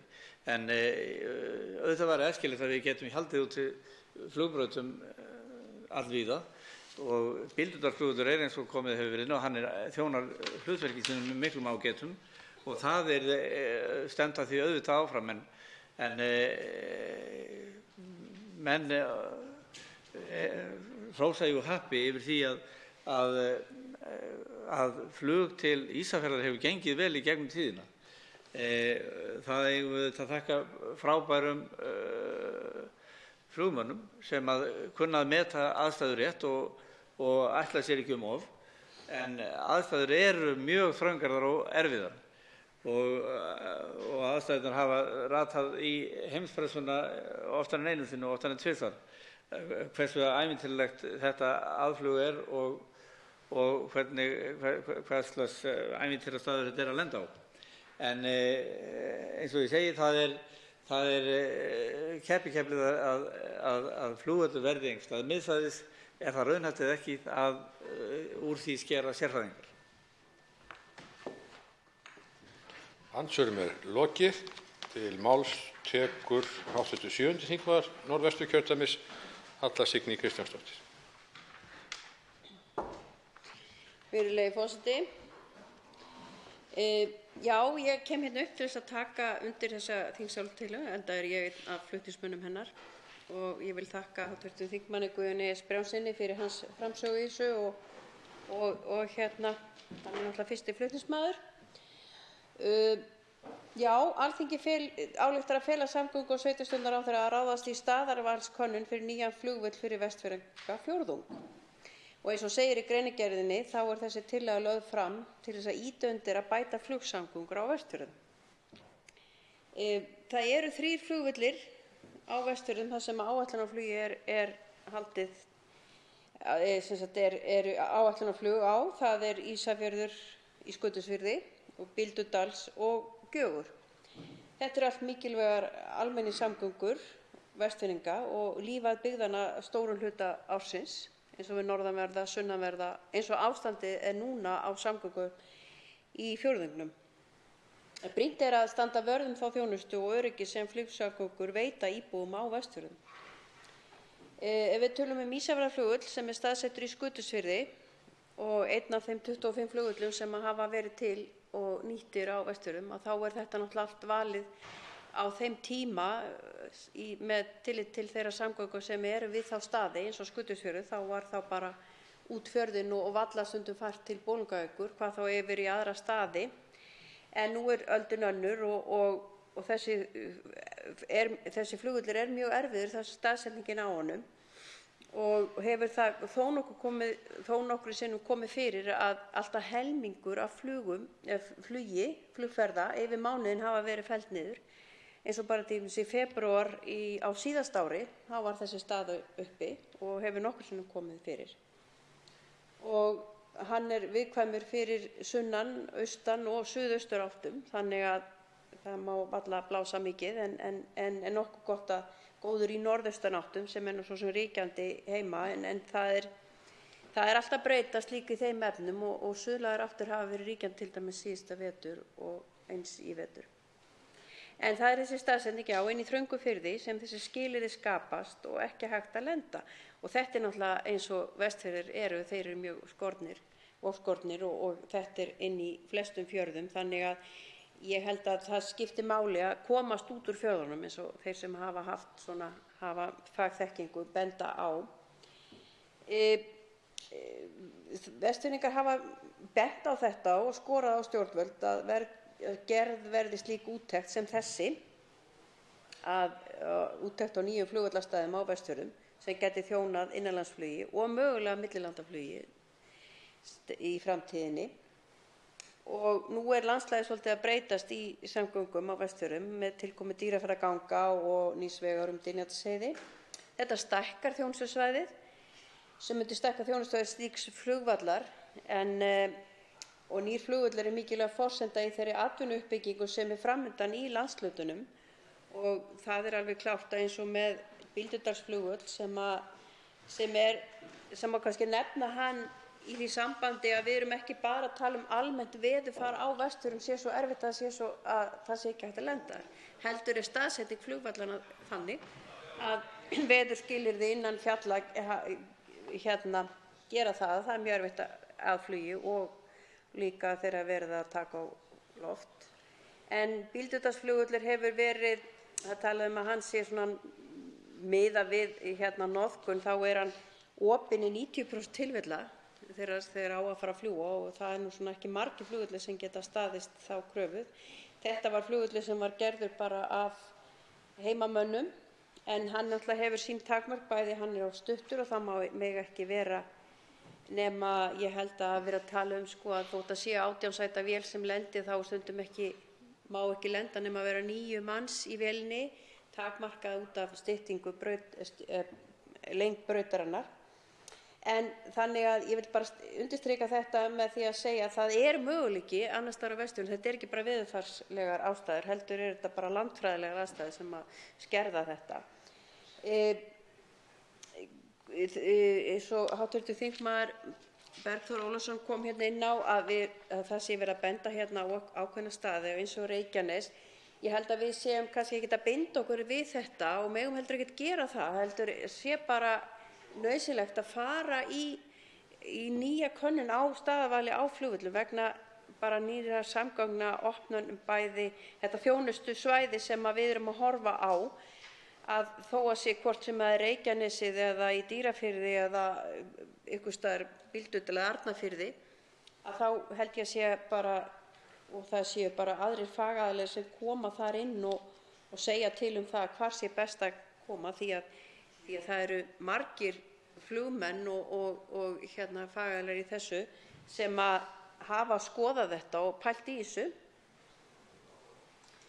og geta alveg sagt til það hvar sé best að skoða þetta sem skyldi. Þetta skiptir máli.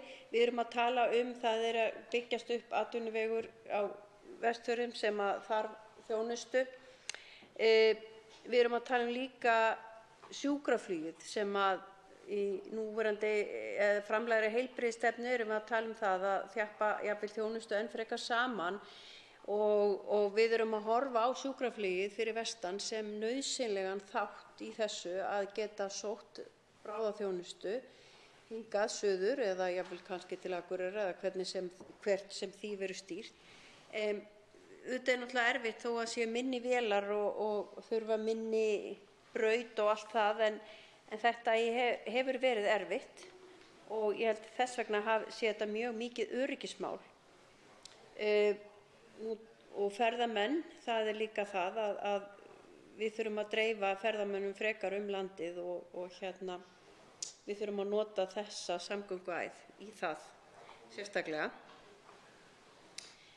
Og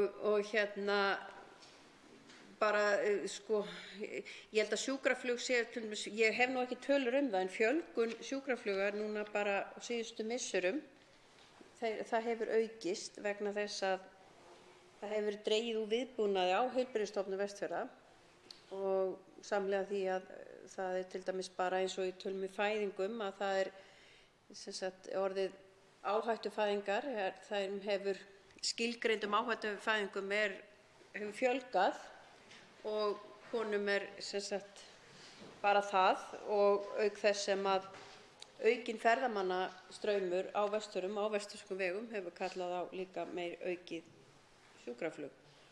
En ég ætlaði bara að koma upp og taka undir þetta og ég vonast til að þetta fái góða meðhöndlun og skjóta inn í samgönguáætlun og þetta verði horft til þess að þetta verði framkvæmt því að nú erum við bara að tala að það verði farið í athugun, veðurfarsathugun og ráðast í staðarvalskönnun fyrir nýjan flugvöll, það sé þá tilbúið og í framhaldinu svo hægt að fara fram með stærri framkvæmdir.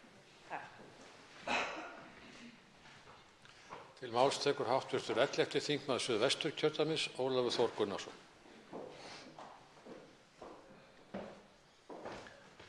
Herra forseti, ég vil í upphafi máls míns þakka flutningsmönnum fyrir að leggja fram þetta ágæta mál og áhugaverða.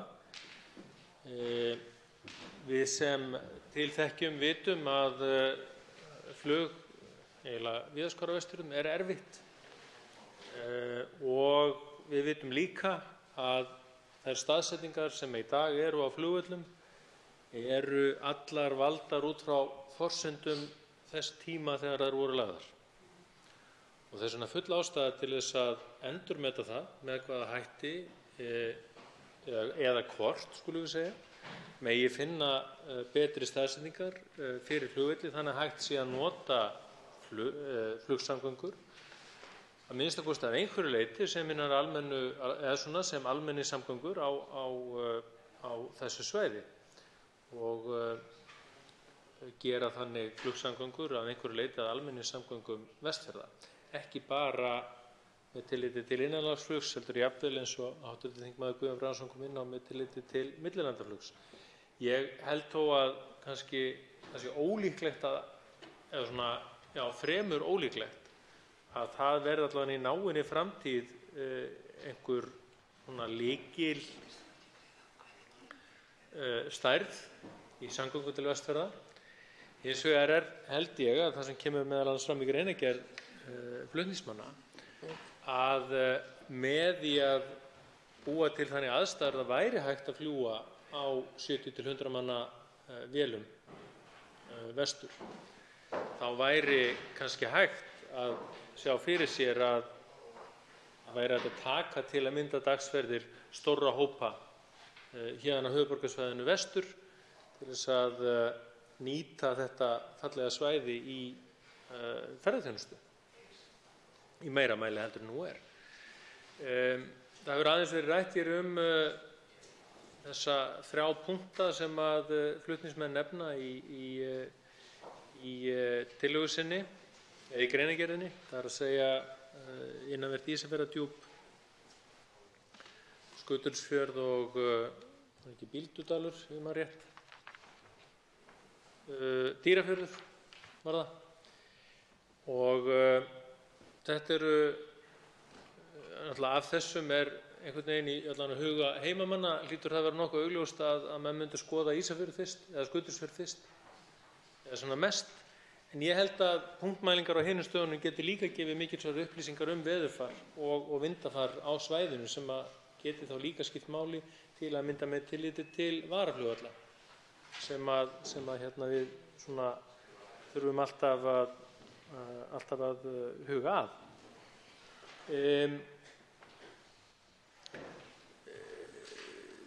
Hv. þingmaður Halla Signý Kristjánsdóttir kom hér inn á sjúkraflugið í þessu sambandi og mikilvægi flugsamgangna með tilliti til heilbrigðisþjónustu á Vestfjörðum og hafandi verið sjálfur í þeirri stöðu í gegnum tíðina að bæði þurfa að taka ákvarðanir og fara í sjúkraflug á þessum stöðum að þá hefur maður orðið býsna góðan skilning á því hversu mikilvægt það að það sé hægt að fljúga og það sé hægt að treysta því að þess vegna bara í daglegu starfi í heilbrigðisþjónustunni fyrir vestan að þá sé hægt að koma skjólstæðingum sínum frá sér. Það sé hægt að treysta því til að mynda þegar maður greinir einhver vandamál að morgni að það sé hægt að koma sjúklingunum frá innan nokkurra klukkutíma þar sem þeir geta fengið viðeigandi þjónustu.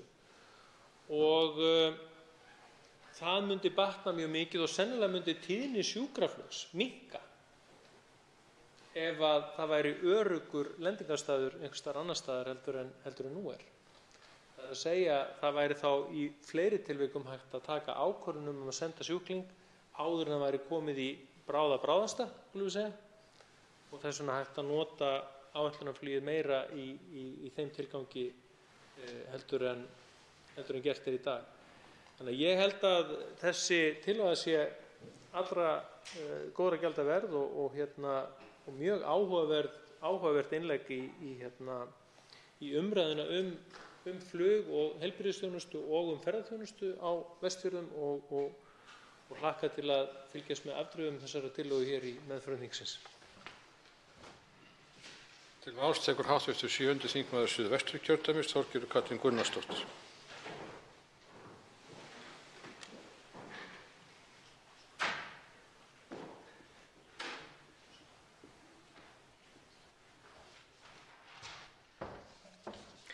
Herra forseti.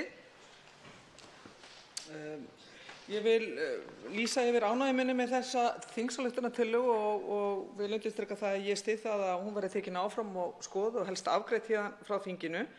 Ég vil líka vekja athygli á því að það eru góðir þingmenn þessa kjördæmis sem meðal annars eru flutningsmenn þessarar tillögu og ég held að það sé mikilvægt og sýnir náttúrulega bæði metnað og stórhug þeirra sem að þessu standa, en þetta líka kannski sýnir það sem að mér finnst skipta líka máli að allavega við í Viðreisn, og við höfum ítrekað það meðal annars með því að sækjast eftir því að fá að sitja fundi landsbyggðarinnar með sínum þingmönnum, er að við horfum á landið allt sem eina heild og það er hagsmunamál fyrir samfélagið allt, hvort sem það er út á landsbyggðinni eða hér á Stór-Hafnarfjarðarsvæðinu, að við hugsum landið okkar sem heild, að það verði byggilegt, fýsilegt fyrir okkur öll að búa þar sem við kjósum síðan að búa. Og hluti af því er meðal annars að byggja upp samgöngur.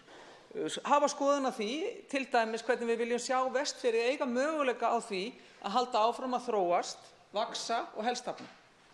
Þannig að lykill að því er náttúrulega samgöngumál, einn stærsti parturinn, auðvitað heilbrigðismál líka, sem að óbeint og beint tengjast samgöngumálum og menntamálin. En samgöngumálin er lykilþáttur fyrir Vestfirði og það þekkja náttúrulega ekki bara þingmenn kjördæmisins heldur við öll sem höfum tekið þátt í umræðum samgöngumál á síðastliðnum 20 árum hér í þinginu að þau eru lykillinn að því að gera svæðið lífvænlegt fyrir Vestfirðinga að búa þar og dvelja. Þess vegna er mikilvægt að Dýrafjarðargöngin, að þau eru farin af stað og vel það, þau eru komin langleiðina, en það þarf náttúrulega að klára líka þann enda líka eins og við vitum og við þurfum að fullklára það, ekki bara að segja A, við þurfum að þora að segja líka B og C og allt stafróðu helst til þess að það verði byggilegt. En hér erum við að ræða staðarvalskönnun fyrir nýjan flugvöll á Vestfjörðum.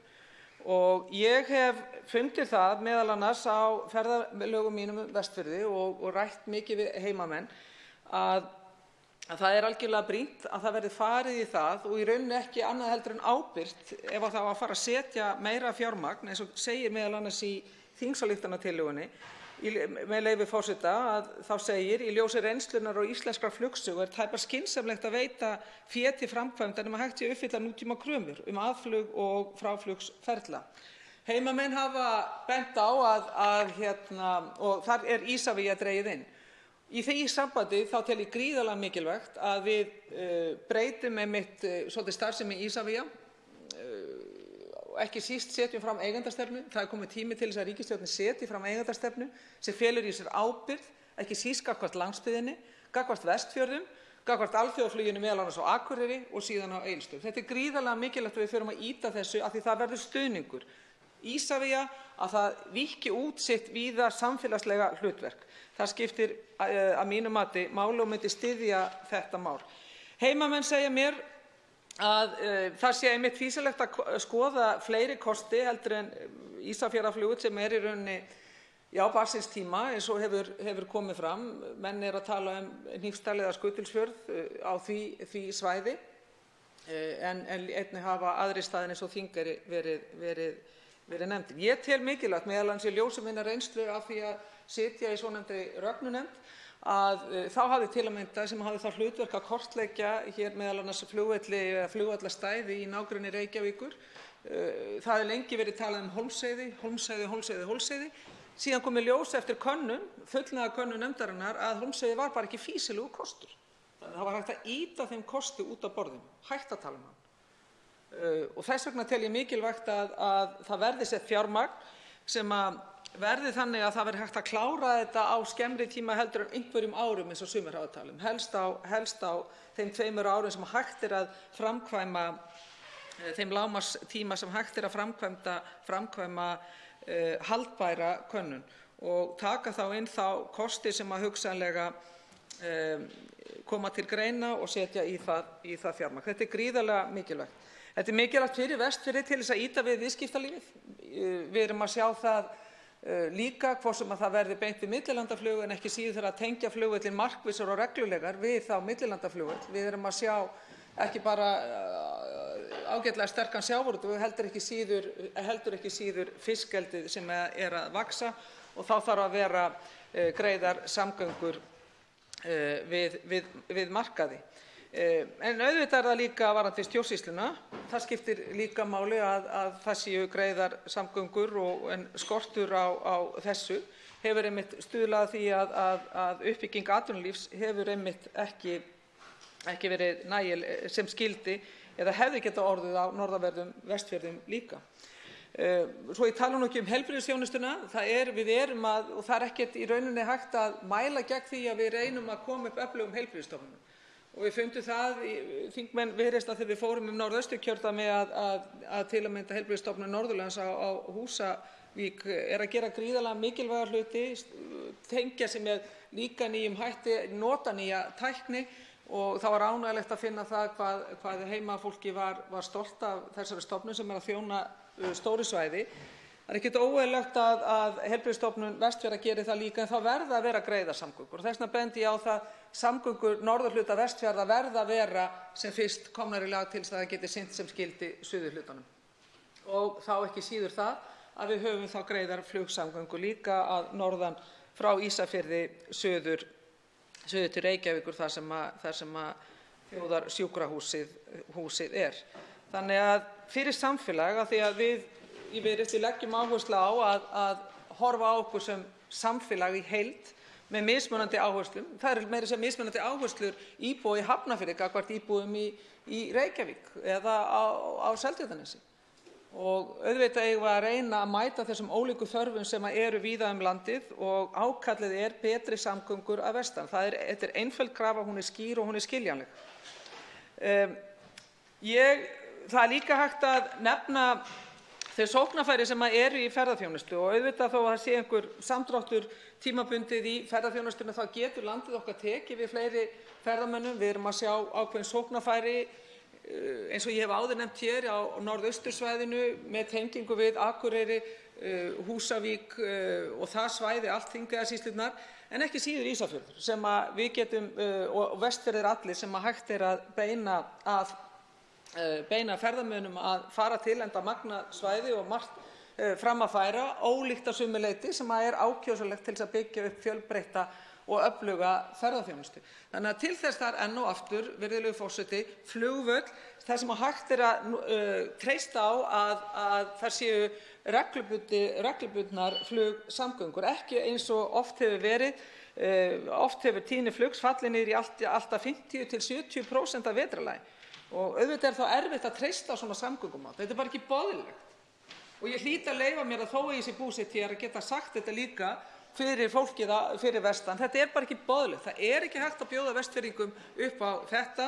Við getum talað hér þetta, tökum þetta fyrsta skref, klárum meðal annars þessa þingsályktun þar sem verður farið í kortlagningu á þessu. Og ég vil meina það að hæstv. Samgönguráðherra gæti líka ákveðið þetta bara á sínum forsendum. Í gegnum meðal annars samgönguáætlun, aðeins að horfa líka til lengri tíma að ákveða þetta sjálfur ef við viljum ekki bíða allt of langan tíma til þess að afgreiða þetta mál hér. Þessu máli verður allavega að ýta áfram hvernig sem við gerum það. Og líka það ef að við eigum, og það er nú ýmsir hér í salnum sem ekkert endilega mjög elskulegir gagnvart Evrópusambandinu, en Evrópusambandið setur kröfur 90% lendingartíðni. Ég held að ég sé nokkurn veginn viss að það sé krafan varðandi flugöryggi á völlum. Þannig að þetta er eðlileg krafa sem við eigum að gera fyrir okkar samfélag hér og treysta á að styðja. Þess vegna gerum þetta vel, vöndum okkur, setjum meiri kröfur á Ísafía, látum Ísafía verða ábyrgar heldur en bara fyrir Keflavíkurflugvelli, setjum nýja eigendastefnu, förum í greiningu, kortlagningu, fýsileikakönnun á því hvaða flugvallarstæði er best fyrir vestan þannig að við getum byggt upp samgöngur sem auka öryggi fólksins, hvort sem það er heilbrigðisöryggi eða annað öryggi í því samfélagi, gerum það. Það er hægt að gera með því að kanna fýsileika þessara flugvallarstæða sem til staðar eru og þess vegna ítreka ég það við í Viðreisn við styðjum þessa tillögu til þingsályktunar og vonum að þingmenn í umhverfis- og samgöngunefnd velji nú ekki allt of lengi við þetta. Það er margt sem liggur fyrir, það er ótal gögn til og þess vegna hvet ég hana til þess að fara mjög rösklega yfir þessa tillögu. Til máls tekur hv. 4. þingmaður Norðausturkjördæmis Þórunn Egilsdóttir.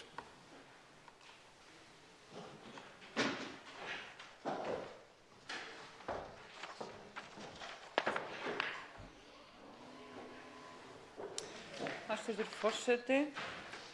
Við ræðum hér tillögu til þingsályktunar staðarvalskönnun fyrir nýjan flugvöll á Vestfjörðum. Þetta kemur ágætlega inn í þá miklu umræðu sem á sér alltaf stað hjá okkur núna og ég var vör við í kjördæmavikunni liðinni. Þar voru það samgöngurnar og samgöngumálin sem brunnu hvað mest á fólki. Það samgöngurnar eins og ég hef svo margoft sagt, það eru grunnurinn að velferðinni í samfélagi okkar. Það eru grunnurinn að því við getum byggt upp hér sterkt og öflugt samfélag. Ef að samgöngurnar eru ekki í lagi, þá þýðir svo lítið að vera að tala um eitthvað annað. Sterkt heilbrigðiskerfi, menntakerfi og svo framvegis. Eða stækka atvinnusvæði. Þannig að þetta er ágætis liður inn í það og hér að þessari tillögu standa hv. þingmenn Guðjón S. Brjánsson, Haraldur Benediktsson og Halla Signý Kristjánsdóttir, þingmenn Norðvesturkjördæmis og finnst mér þetta hið prýðilegasta framtak hjá þeim. Þau fara ágætlega yfir stöðuna og hér lagt til að það verði tekið mið af vaxandi ferðamannastraumi, aukinni matvælaframleiðslu, iðnaði og þörf fyrir flutning aðfanga og afurða, bæði innanlands og utan. Og þá í þessari könnun muni felast langtíma veðurfarsmælingar og mat á náttúrulegum aðstæðum. Þá benda flutningsmenn einnig á það að verði hagkvæmni staðsetninganna metin með þarfir fjórðungsins í huga þegar jarðgöng og vegaframkvæmdir hafa náð að skapa forsendur fyrir norður- og suðurhluta Vestfjarða sem eitt atvinnu- og búsetusvæði. Það gríðarlega mikilvægt að við horfum á málin út frá þessu sjónarhorni og geti tekið undir það með flutningsmönnum. Að við séum að efla atvinnu- og búsetusvæði til að styrkja byggð allt land og þá þurfa að hafa tengingar góðar á milli þessara svæða. Og þarna í greinargerðinni tekið fram að tillagan er lögð fram í því skyni að ýta undir það að bæta flugsamgöngur á Vestfjörðum. Nú það svo að það eru nokkrir flugvellir á Vestfjörðum. Ég var þar í gær aðnjótandi sem formaður samgönguráðs að fara allt land, skoða flugvelli og skoða samgöngumannvirki, eiga samtal og samráð við forsvarsmenn sveitarfélaga og landshlutasamtök og ýmissa stofnana. Við fórum Vestfirði líkt og önnur svæði. Lukkan var yfir okkur, við fórum á gríðarlega fallegum degi, það var bjart og fallegt og gott veður. En svo nú ekki alltaf raunin á okkur góða landi og eins og Vestfirðir nú fallegir í góðu veðri og birtu að þá nú oft dimmél og miklir vindar sem ganga þar yfir. Þannig að og flókið eflaust að setja niður flugvelli, ekki kann ég það. En það farið yfir þetta ágætlega hér, hvernig flugvellinir eru, hvernig háttað með uppbyggingu þeirra og það segir hér að 3 stærri flugvellir þeir voru gerðir við helstu þéttbýliskjarnana. Það Ísafjörð, Þingeyri og Patreksfjörð og þar réði staðarvalið að landfræðilegum aðstæðum og þá líka hver var getan til framkvæmda og jarðvinnslu sem var þá í boði á þeim tíma þegar farið var í þessar framkvæmdir. Þannig einhvern veginn axlast nú hlutirnir stundum hjá okkur. Og það var lítið hægt að taka tillit til þátta eins og veðurs og vinda og blindaðflugs.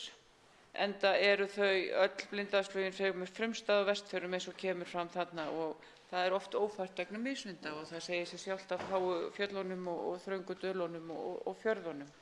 Þannig að en það hefur þó ýmislegt breyst á undanförnum árum og áratugum sem betur fer erum að stíga fram á við og það sem hefur gerst núna í tíð þessar ríkisstjórnar sem nú við völd að það hefur bætt gríðarlega mikið inn í samgöngur og sérstök áhersla núna í samgönguáætlun sem var samþykkt hér í þar síðustu viku, þar áhersla á Vestfirði.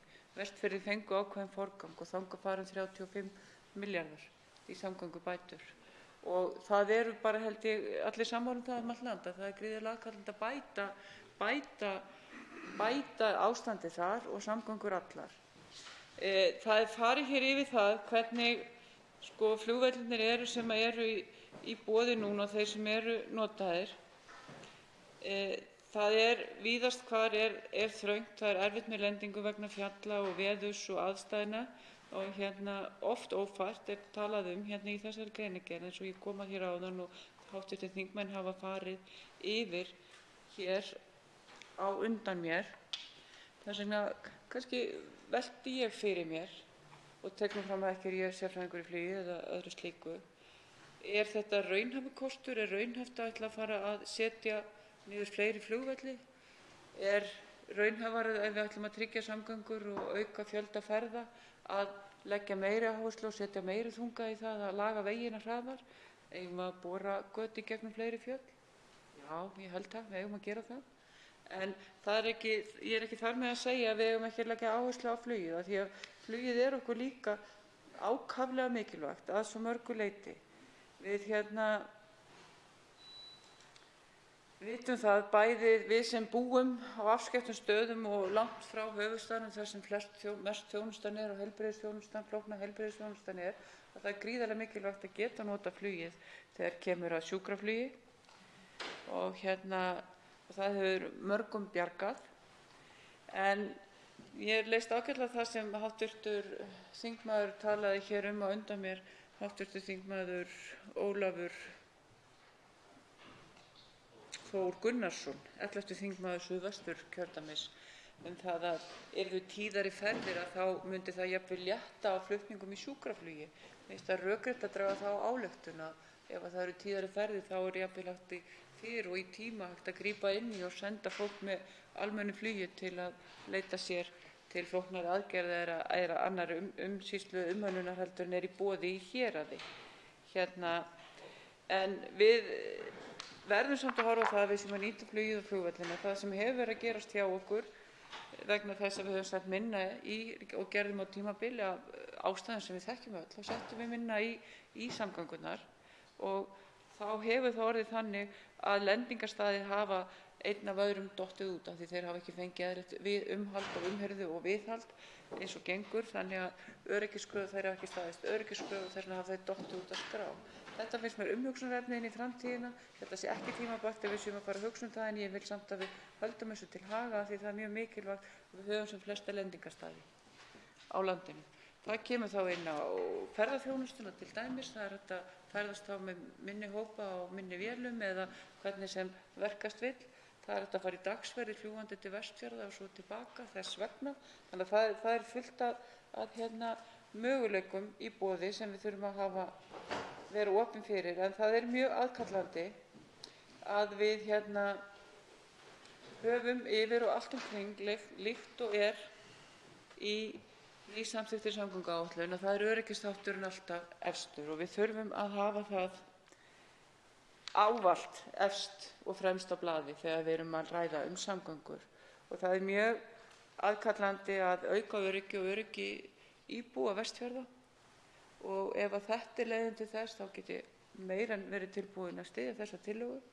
En það sem mér finnst skynsamlegt líka í þessa tillögu að hér stendur að með leyfi forseta í ljósi reynslunnar og íslenskrar flugsögu er tæpast skynsamlegt að veita fé til framkvæmda nema hægt sé að uppfylla nútímakröfur aðflugs- og fráflugsferla auk krafna öryggissvæði og hindranafleti. Við val á staðsetningu flugvallar þarf alltaf að gera ráð fyrir slíku. Flugsamgöngum við Vestfirði hefur í áranna rás verið sinnt við erfið skilyrði. Aðstæður fyrir hefðbundnu millilandaflugi sem uppfyllir allar kröfur með viðbúnað kunna að vera erfiðar á Vestfjörðum og vegna fjalllendis og því er lagt til að aðstæður verði kannaðar vandlega og valkostum stillt upp í þeim efnum. Tilvitnun lýkur. Þetta finnst mér ákaflega skynsamleg nálgun og þarna sé verið að kanna hlutina áður en við farið eitthvað lengra og í rauninni ættum við kannski alltaf að vera í þessu ferli og erum það einhver leyti að við erum að kanna mögulega framkvæmdir inn í framtíðina og hvernig við gerum þetta. En það er náttúrulega hafa stjórnvöld lagt áherslu á það að breyta fyrirkomulagi á rekstri flugvallanna að millilandaflugirnir falli allir undir og verði undir hatti Isavia með Keflavíkurflugvelli, þá verði Akureyri, Akureyri, Húsavík, Akureyri, Reykjavík og Egilsstaðir þetta var nú að þekkja verði þar fallið undir þannig að rekstrarforminu verður breytt og þá verður meiri fjármunir sem við getum komið inn í það. En mér finnst þessi tillaga hér allra athygli verð og og mun fylgjast spennt með framgangi hennar hér í þinginu og ferlinum hér í gegn. Til máls tekur hv. 6. þingmaður Norðausturkjördæmis, Njáll Trausti Friðbertsson.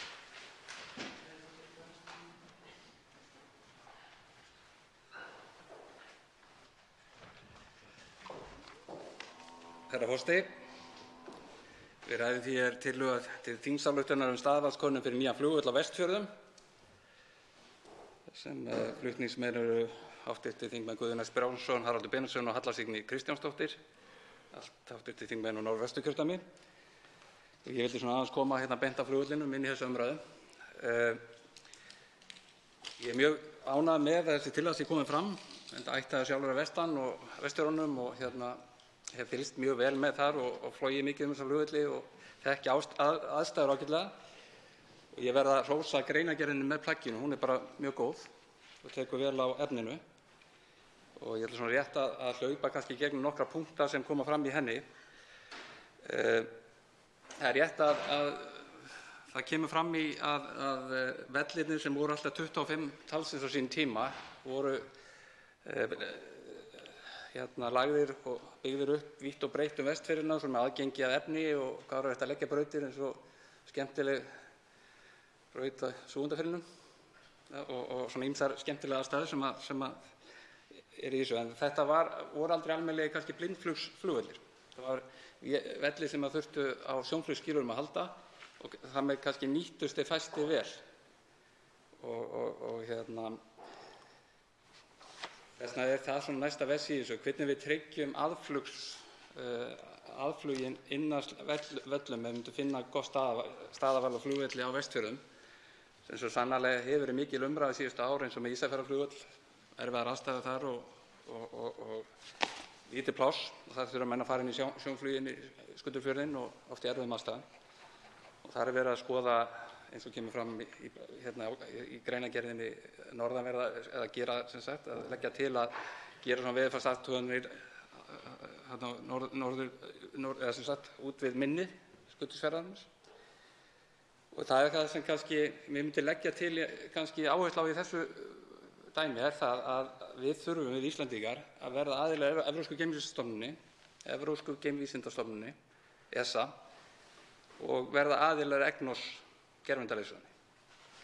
Ég held endilega að Vestfirðir getur grætt alveg gríðarlega. Vestfirðir getur grætt gríðarlega á því að við kæmumst inn með drægi gervitungsleysugur yfir Vestfirði.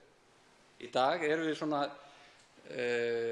að fá þetta yfir austurhluta landsins. Við getum ekki tekið alveg niður í harða grjót, en við erum það var tekið núna fyrir mánuði síðan í byrjun janúar á Húsavík ákveðið aðflug sem byggir á gervitungsleysugunni. Og það er að skoða Akureyri og fleiri staðir, Egilsstöðum og Hornafirði og væntanlega að skoða þennan austurhluta landsins, en dragi nær ekki yfir vesturhluta landsins.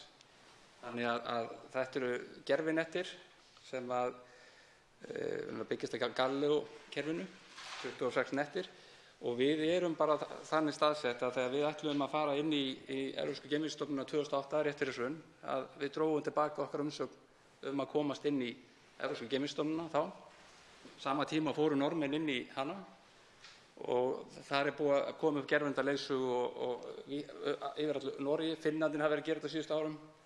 Í gegnum Norðurskautsráðið lögðu mikla áherslu á þessi mál til dæmis og hafa verið náð þessu allra síðustu árum að bæta í þessa gervitungsleysugu og hefur gríðarlega mikið að segja, en við erum svolítið á eftir og þetta myndi nýtast okkur sinni í vísinda- og rannsóknarstörfum og svo mörgu öðru í tækniframförum, fjórðu iðnbyltingunni og slíku hlutum. Þannig að mér finnst þetta eiginlega, og þarna kristallast það enn og ný í þessu máli sem hér er til umræðu, hvað þetta getur gert mikið eins og á Vestfjörðunum, akkúrat þetta, og bara almennt fyrir öryggi í landinu, þar sem við getum þá sett upp aðflug eins og fyrir Landhelgisgæsluna, nýju þyrlurnar verða með slíkum búnaði sem getur nýtt sér gervitungsleysugunna, þá breytir svolítið öryggismálin í samfélaginu þar sem þyrlurnar getur búið til aðflug vítt og breitt um landið sem er engin aðflug í dag.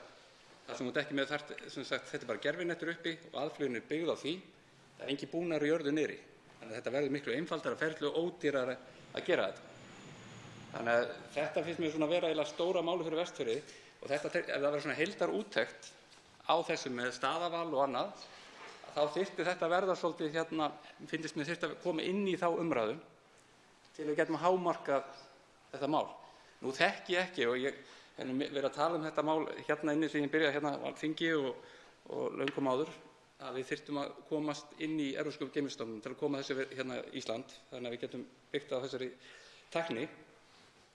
En ég hef ekki skoðað þetta sérstaklega með Vestfirði eða heyrt neitt það hvað við getum gert. Samanber Þingeyjarflugvöll og Staðarfell að hvað við getum gert með þann völl bara með að ef við hefðum gervitannleiðsögn þess að aðflugin verða allt öðruvísi. Það er hægt að fljúga ferla í beygjum og annað á milli fjalla og dala og í fjörðum landsins. Þannig að það væri mjög áhugavert eins og með Þingeyjarflugvöll bara að fá það fram í þessu samhengi. Auðvitað þekkjum við það að þannig náttúrulega vestan við Þingeyjarflugvöll er náttúrulega helsti fjallgarður Vestfjarða og Kaldbakurinn og það sem það er. En þetta held ég að væri svona stóra máli sem ég myndi vilja sjá bætt við þessa þingsályktunartillögu, vegna þess að ég er mjög hrifinn af þessari tillögu að þetta sé skoðað vel. Og ég held að það sé gríðarlega mikilvægt en þess að ég kem svo illa undirbúinn beint í þessu umræðu beint af flugvellinum að ég gat ekki til þess tekið saman fjölda sjúkrafluga á Vestfjörðum á síðustu árum. Ég gerði plagg um þetta 2015, myndrænt plagg og bara sagt að ég man ekki alveg tölunar. Þau eru töluvert mörg og öll alvarlegustu tilvik landsins þau fara til Reykjavíkur Landspítalann. Landspítalinn er með þessi 10% erfiðustu tilvika á landsvísu allt á Landspítalanum. Og það er alvarleg hjartaáföll eða tengt því eða hjartasjúkdómunum, heila- og taugaskurðlækningar, alvarleg áverkar og slíkt, fyrirburar og þess vegna þurfum við að tryggja þetta sem allra best og þess vegna held ég gervitannleiðsögn geti verið eitt af því sem við þurftum að skoða vel í þessu samhengi. Varðandi það sem kemur fram varðandi stærðir flugvéla, það tala um 70 til 100 setta vélar. Ég held að menn svona eins og staðan í dag, hvað sem framtíðartækni segir okkur til, að menn skyldu þá bara skoða miðlungsþotur, 150 setta vélar, hvað þyrfti að gerast til þess að það væri möguleiki að lenda slíku vélum. Það er líka vegna út af fraktflutningunum að þá eru þessi fraktflutningar sem væru til dæmis vegna sjókvíaeldsins á Suðurfjörðunum að þá þyrftu að vera með slíka stærða vélum sem eru svipuð eins og 150 sæta millilandaflugvél og vél sem væri þá minnstalega kosta að bera 16 til 20 tonna ferskum fiski eða laxi í þessu tilviki. Þannig að það náttúrulega vissulega að vera sér burðargeta til staðar og það er oft sem vantar svolítið oft í umræðu þegar maður ræðir flugvelli landsins, það er burðargeta brauta. Hún er mikilvæg í þessu tilviki og hvernig það saman er. En síðan náttúrulega er þetta bara gríðarlegir möguleikar í ferðaþjónustunni og við þurfum að hvaða möguleikar standa þar. En ég held að við séum ekki að fljúga 3-4-5 tíma flug inn með 70 til 100 sæta vél og ég held að það sé frekar óraunhæft svona í einhverjum. Þannig ég held að við þyrftum að skoða stærri vélar og þá þyrfti væntanlega að vera að skoða þetta í samhengi við fraktina líka þá þyrfti væntanlega brautir sem væru 2200 til 2500 metra langar sem væri að skoða í þessu hlutfalli. Og nýtingarhlutfallið þess vegna þarf að gera eins og bara tek heils hugar undir þessa tillögu veðurfarsathuganirnar á þessum 3 stuðum sem lagði til í tillögunni að þetta sé skoðað vel upp á nýtingarhlutfall. Þannig að nýtingarhlutfall er raunverulega alltaf lykilatriði í flugrekstri og ég sé að tíminn er að renna, það er svona að fara að styttast. Ég er þá að tala um Færeyjar í þessu tilviki með gervitannleiðsöguna. Þannig háttar að það var tekin upp þessi gervitannleiðsöga hjá Atlantic Airways, færeyska flugfélaginu, 2012 þegar þeir tóku nýja vélar í notkun. Þeir voru kannski með 90% nýtingu á vellinum.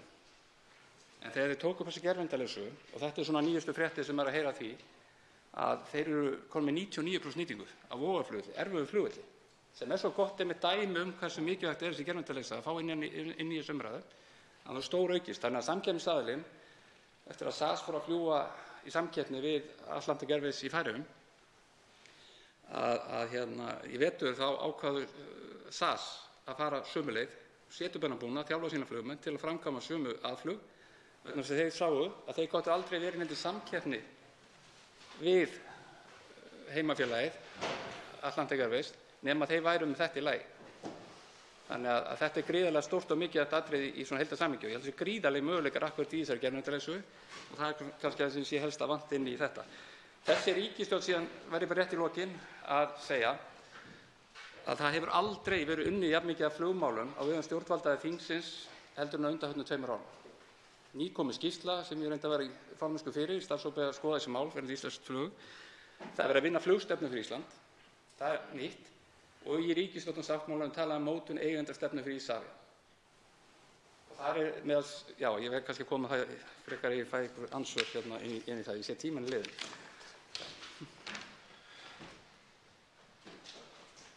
Tveir hv. þingmenn hafa óskað eftir að veita andsvar. Fyrst að veita andsvar er hv. 2. þingmaður Suðvesturkjördæmis, Bryndís Haraldsdóttir. Já, virðulegur forseti, ég þakka hv. þingmanni fyrir ræðuna og ég verð að viðurkenna að ég hafði nú ekki ætlað mér að taka sérstaklega til máls undir þessum lið, enda held ég hefði svo sem ekkert sérstaklega við það að bæta. En þegar hv. þingmaður fór að ræða Geimvísindastofnun Evrópu, þá vaknaði ég aðeins til lífsins því að ég hef haft mikinn áhuga á því að við sækjum um aðild og það var samþykkt þingsályktunartillaga einmitt sem kemur frá Pírötum á sínum tíma, en það var samþykkt í október 2016 að fela utanríkisráðherra að sækja um aðild Íslands að Geimvísindastofnun Evrópu að undangengninni nánari skoðun á skuldbindingum samfara aðild. Og ég forvitnaðist þetta stöðu þessara mála stuttu eftir að ég kom hér inn á þing haustið 2016 og ræddi þá við fulltrúa í ráðuneytinu sem sagðist vera svona að ýta þessum málum áfram. Ég veit líka að framkvæmdastjóri ESA kom hér til lands síðasta sumar, ekki síðasta sumar, það var í júlí 2017 og hafði þá áhuga á að hitta hér fólk úr stjórnsýslunni. Þannig að ég verð að viðurkenna það að hv. þingmaður mun betur að sér í flugi heldur en nokkru sinni ég og hvaða tenging það nákvæmlega hefur varðandi staðsetningarval á flugvelli á Vestfjörðum átta ég mig ekki á, en mér finnst þetta mikið hagsmunamál fyrir Ísland að verða aðildi að þessari stofnun og ég hef nú meira verið að hugsa það út frá nýsköpun og tækni en ég efast ekki að það geti líka verið út frá flugöryggismálum og slíku og það væri kannski bara ágætt að fá aðeins sýn þingmannsins á þá þætti og svo held ég að við ættum að sameinast það að láta þessa þingsályktunartillögu verða að veruleika svo Ísland verði aðili að Geimvísindastofnun Evrópu innan tíðar. Og svarar andsvari hv. 7. þingmaður Norðvesturkjördæmis, Njáll Trausti Friðbertsson. Já, herra forseti, ég þakka fyrir andsvarið. Ég er nú áhugamaður þetta, eins og kannski minntist á áðan, Evrópsku geimvísindastofnunina og þessi málefni sem er undir hana og sérstaklega þessa gervindaleysu sem ég held sé risamál fyrir Ísland. Þetta er miklu stærra mál heldur en almennt held ég að fólk átti sig á. Og nota þessum öll tækifæri til að minna á þetta mikið sem þessi málefni sem snúa þessu. Ég var með fyrirspurn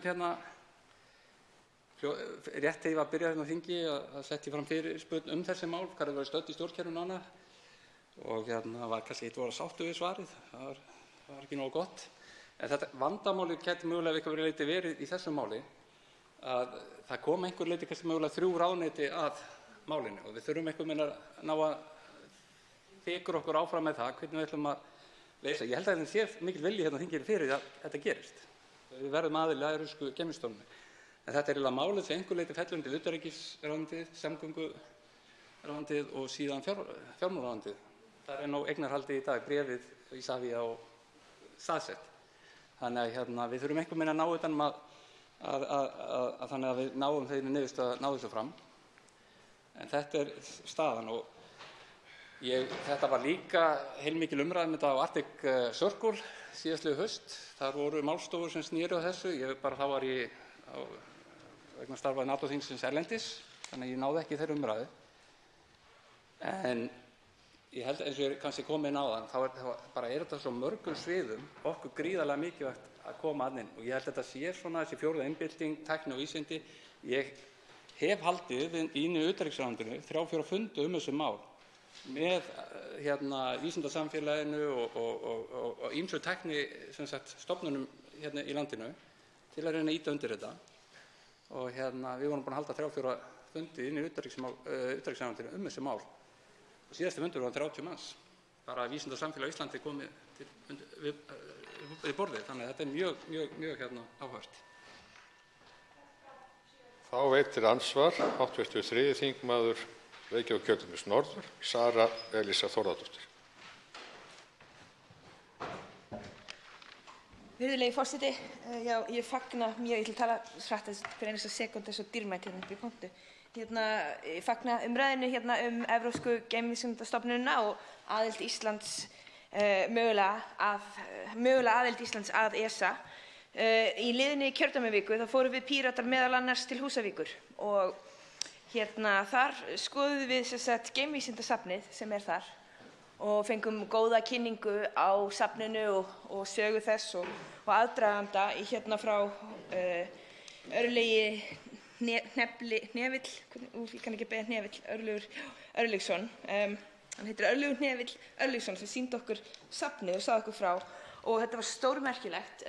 Hann rakti það þegar Neil Armstrong kom hingað til landsins endurtekið þegar var verið að þjálfa geimfara og sýndi okkur svona hluti frá honum, peysuna hans og alls konar og það var mjög gaman að vera í tæri við þessa hluti, þessa sögu sem er náttúrulega stórmerkileg. En já, við fórum til tunglsins 1969 en síðan þá hefur heldur betur verið framför í geimvísindum og hafa verið fullt af svona, hvað segir maður, stórum merkum áfengum í þeim efnum og sko hugmyndin, hann Örlygur, hann hrósaði nú okkur Pírötum fyrir að hafa lagt fram þessa þingsályktunartillögu um og það var eins synd að hún hafi verið dregin tilbaka þessi fyrir 10 árum síðan. Ok, ég ætla að beina bara þeirri spurningu til hv. þingmanns Njáls Trausta Friðbertssonar hvort hann telji ekki að það sé eiginlega þverpólitískur stuðningur við þessu hér í þinginu. Forseti vill benda hv. þingmanni á það að þá var spurningin hnefli. Þá svarar andsvari hv. 6. þingmaður Norðausturkjördæmis, Njáll Trausti Friðbertsson. Já, herra forseti, þakka ansvarið. Og ég trúi því að það sé þverpólitískur stuðningur við þetta mál hér í þinginu, þverpólitískur. Og almennt hafi verið að síast inn hjá fleiri og fleirum mikilvægi þess að við förum inn í Evrópsku geimvísindastofnunina, verðum hluti af því. Og mögulega gætum við átt í góðu samstarfi þó við værum ekki alveg aðallega 1, 2 og 3. En þetta geti tekið eins og ákveðinn tíma, þetta ferli og sem því fylgir. En ég held að þetta sé bara svolítið hulið mál og mikilvægi mikið. Landkönnunarsafnið á Húsavík, ég var með fyrirlestur þar þessi mál í október eða í haust, þar sem þetta fína safn hjá Örlygi, nefnilega Örlygssyni, þeir eru með svona árlega ráðstefnu þessi mál, landkönnunarsafn. Og þarna var bara fjöldi erlendra fyrirlesara og þar sem vorum að ræða þessi mál. Þannig að þá hélt maður þessa fínu tölu þetta. En ég held að þetta sé bara, ég held að við höfum bara að fara að drífa í að koma sér einhvern góðan farveg og þannig að við náum einhverjum árangri bara fljótt og vel. En ég held líka að þetta geti haft bara mikil áhrif að við erum á mót milli tveggja kerfa sem annars vegar EGNOS sem er evrópski hlutinn og VAS sem er í Bandaríkjunum og Norður-Atlantshafi norður eftir og yfir Grænlandi er ekki með þetta yfir hjá sér. Og þetta er bara verkefnið og mögulega þyrftu menn á einhvers konar samkomulagi þar á milli hvernig menn ná ná yfir Atlantshafið. En ég held að sé mjög víða áhugi á þessu máli líka alþjóðlega að ná sér. Þetta er líka hluti af björgun á hafi og ýmsu slíku. Þá veitir andsvar síðara sinni hv. 3. þingmaður Reykjavíkurkjördæmis norður, Sara Elísa Þórðardóttir. Virðulegi forseti, ég þakka hv. þingmanni Njáli Trausta Friðbertssyni þessi jákvæðu og bjartsýnu svör. Þess má geta einmitt að meðan við Píratar vorum á Húsavík þá var einmitt skilst mér fundur í utanríkisráðuneytinu með ESA. Eða allavega, ég heyrði það einhvers staðar. En Já, það sem ég ætla að segja í lokin, taka undir orð hv. þingmanns Bryndísar Haraldsdóttur tenginguna við nýsköpun og eins hv. þingmanns Njáls Trausta Friðbertssonar tengingu við nýsköpun, en ekki bara við nýsköpun, heldur líka við menntun. Það er gríðarlega mikil menntunartækifæri í þessu og þetta samtengist, en eins og ég skilda þá er náttúrulega inngönguferli mjög langt og strangt og dreigilega lengsta inngöngupróf í heimi þessi 10 ár sem að tekur að verða fullgildur aðili að þessu sambandi en þá er þess vegna þeim meiri ástæða til þess að drífa í þessu og það er rætt mikið fjórðu iðnbyltinguna, þetta gæti ekki tengst betur og meira en það og fjórða iðnbyltingin, þrívíddarprentun og nú samþykktum við þingsályktunartillögu síðastliðið vor stafrænar smiðjur fyrir alla framhaldsskólanema. Þetta er allt saman samtengt og eins og hv. þingmaður Njáll Trausti Friðbertsson minntist á, þá er þetta svolítið hulið málefni fyrir okkur. Því miður, vegna þess að þetta er bara alveg raunverulegt. Tunglið er þarna og þessar plánetur og við getum gert miklu meira sem þjóð í því að viðurkenna það. En ég ætla að spyrja hv. þingmann hvað hann telur þetta geti tekið langan tíma. Þá svarar andsvarið síðar sinni, 87. þingmaður Norðausturkjördæmis, Njáll Trausti Friðbertsson. Herra forseti, ég vil þakka andsvarið. Hvað tekur þetta langan tíma? Ég held að þurfi ekki að taka alltaf langa tíma sjálfur sér að koma umsóknina og slíkt. Þar þurfum við að samþykkja þetta hérna inni, að móta stefnu og þetta er raunverulega fyrir mér á þetta að vera hluti af þeirri flugstefnu sem við erum að móta fyrir land og þjóð akkúrat núna. Það sem eru starfshópar, yfirhópar og 3 undirhópar að skrifa þá skýrslu sem að snýra að flugstefnu fyrir land og þjóð sem er eitt af það sem ég var að vísa á, eitt af þeim stóru verkefnum sem hefur verið leitt áfram nú undir ríkisstjórn. Þannig að ég hef verið að leyfa með það að við getum verið komið með gervihnattleiðslu upp á Íslandi í notkun á 5 til 8 ára. Fyrir kannski hálfu ári talaði ég kannski 10 ár.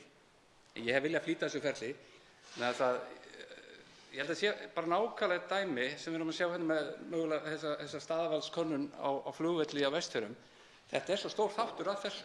Með þess að rekstur flugvalla snýst þetta nýtingarhlutfall sem ég var að minnast á. Og það er þetta sem það er ekkert annað sem við getum fundið okkur til þess að ná upp enn betri og frekari nýtingu á flugvöllunum heldur en þetta kerfi. Og það veitir náttúrulega gríðarlegt öryggi. Þess að það verður hægt að lenda í verra skyggni, lægri skýjahæðum og ætti það með að auka svona öryggi vítt og breitt úr landið, á minni stöðum með flugvelli vítt og breitt fyrir landhelgisgæsluna og þyrlurnar og þetta stóra þetta er svona stóra samhengi. 5 til 8 ára vil ég þetta sé tilbúið og ég held að þetta nýti svo mikið bara í leit og björgun, má ekki segja þetta á ensku. Hérna norður í höfum, skemmtiferðaskipin og það er svo mikið í gangi og ég held að þetta sé svona dæmi það sem að við vitum ekki hvað myndi enda ef við kemum þessu á. Ég held að bara rannsóknir, vísindi og annað myndu hafa óhemju mikið gagn af þessu að ná þessu fram. Það var andsvör lokið. Til máls tekur næst hv. 10. þingmaður Norðausturkjördæmis, Albertína Friðbjörg Elíasdóttir. Herra forseti, mér fannst ég vera, ég ætla ekki að segja tilneydd, en mér fannst mikilvægt að koma hérna upp og fagna þessari tillögu hv.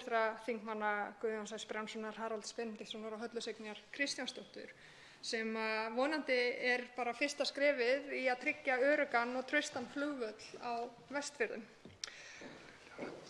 Það er þó ekki aðeins að hann sé öruggari og traustari, heldur er þetta líka einfaldlega bara svo mikið framfaramál fyrir þetta svæði sem að því miður hefur allt og lengi bæði í lofti og á landi átt bara við djöfurlegar samgöngur að glíma við, svo það sé bara sagt hreint út. En eins og kemur fram í greinargerðinni þá eru mjög mikil tækifæri líka sem að fylgja því að fá nýjan flugvöll og þar náttúrulega má til dæmis nefna ferðaþjónustuna og sömuleiðis ekki síður með auknu laxeldi á Vestfjörðum. En þar getur einmitt opnast tækifæri til þess að fljúga beint með fiskinn í stað þess að flytja hann á landi og minnka þar með álagið á vegunum.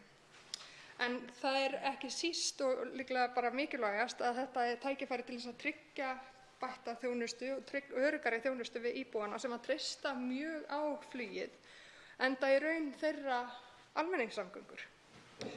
Og þó að það sé vissulega hægt að fljúga sjónflug og flogið alltaf sjónflug þarna í Skutulsfirðinum og ég reyndar var nú að hugsa það þegar ég var að undirbúa þessa ræðu að það væri nú líka alveg pingu söknuður að fluginu í Skutulsfjörðinn og inn Djúpið sem að ég man reyndar sérstaklega eftirminnilegt eitt flug þar sem að ég flug með lítið barn sem að ókunnugt barn sem að ég hefði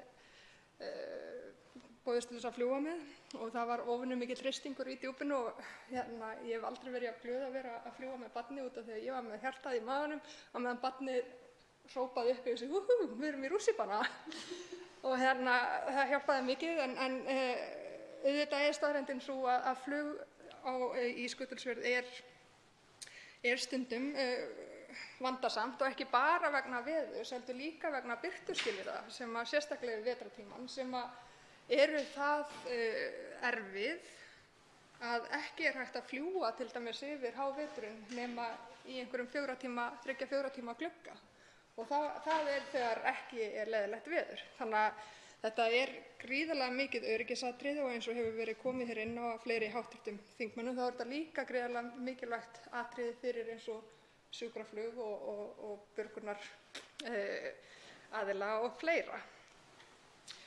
Þess vegna finnst mér svo mikilvægt að það sé farið í þetta staðarval og mér langar að koma þess inn á það sem hv. þingmaður Þórunn Egilsdóttir kom inn á varðandi raunhæfi þess að vera að skoða að byggja nýjan flugvöll eða lendingarstað á Vestfjörðum og þá vil ég minna á að samgöngur á landi og lofti eiga ekki að vera annað hvort. Það á ekki að útiloka hvort annað heldur eigum við einmitt að horfa til þess að byggja upp öruggar samgöngur hvort sem í lofti eða á landi. En ég ætla svo sem ekkert að vera að orðlengja þetta, ég vona og hvet hv. þingmenn í umhverfis- og samgöngunefnd til þess að vinna málið hratt og örugglega. Með þessu máli er ekki verið að ákveða að byggja nýjan flugvöll heldur einfaldlega að taka fyrsta skrefið og kanna raunhæfi þess og taka fyrsta skrefið í að meta möguleikana og ég held að það geri engum illt að taka það skref þó að vissulega vona ég í hjarta mínu að þetta verði einungis fyrsta skrefið á mörgum og að innan skamms munum við sjá nýjan flugvöll á Vestfjörðum. Til máls tekur hv. 3. þingmaður Norðvesturkjördæmis Lilja Rafney Magnúsdóttir.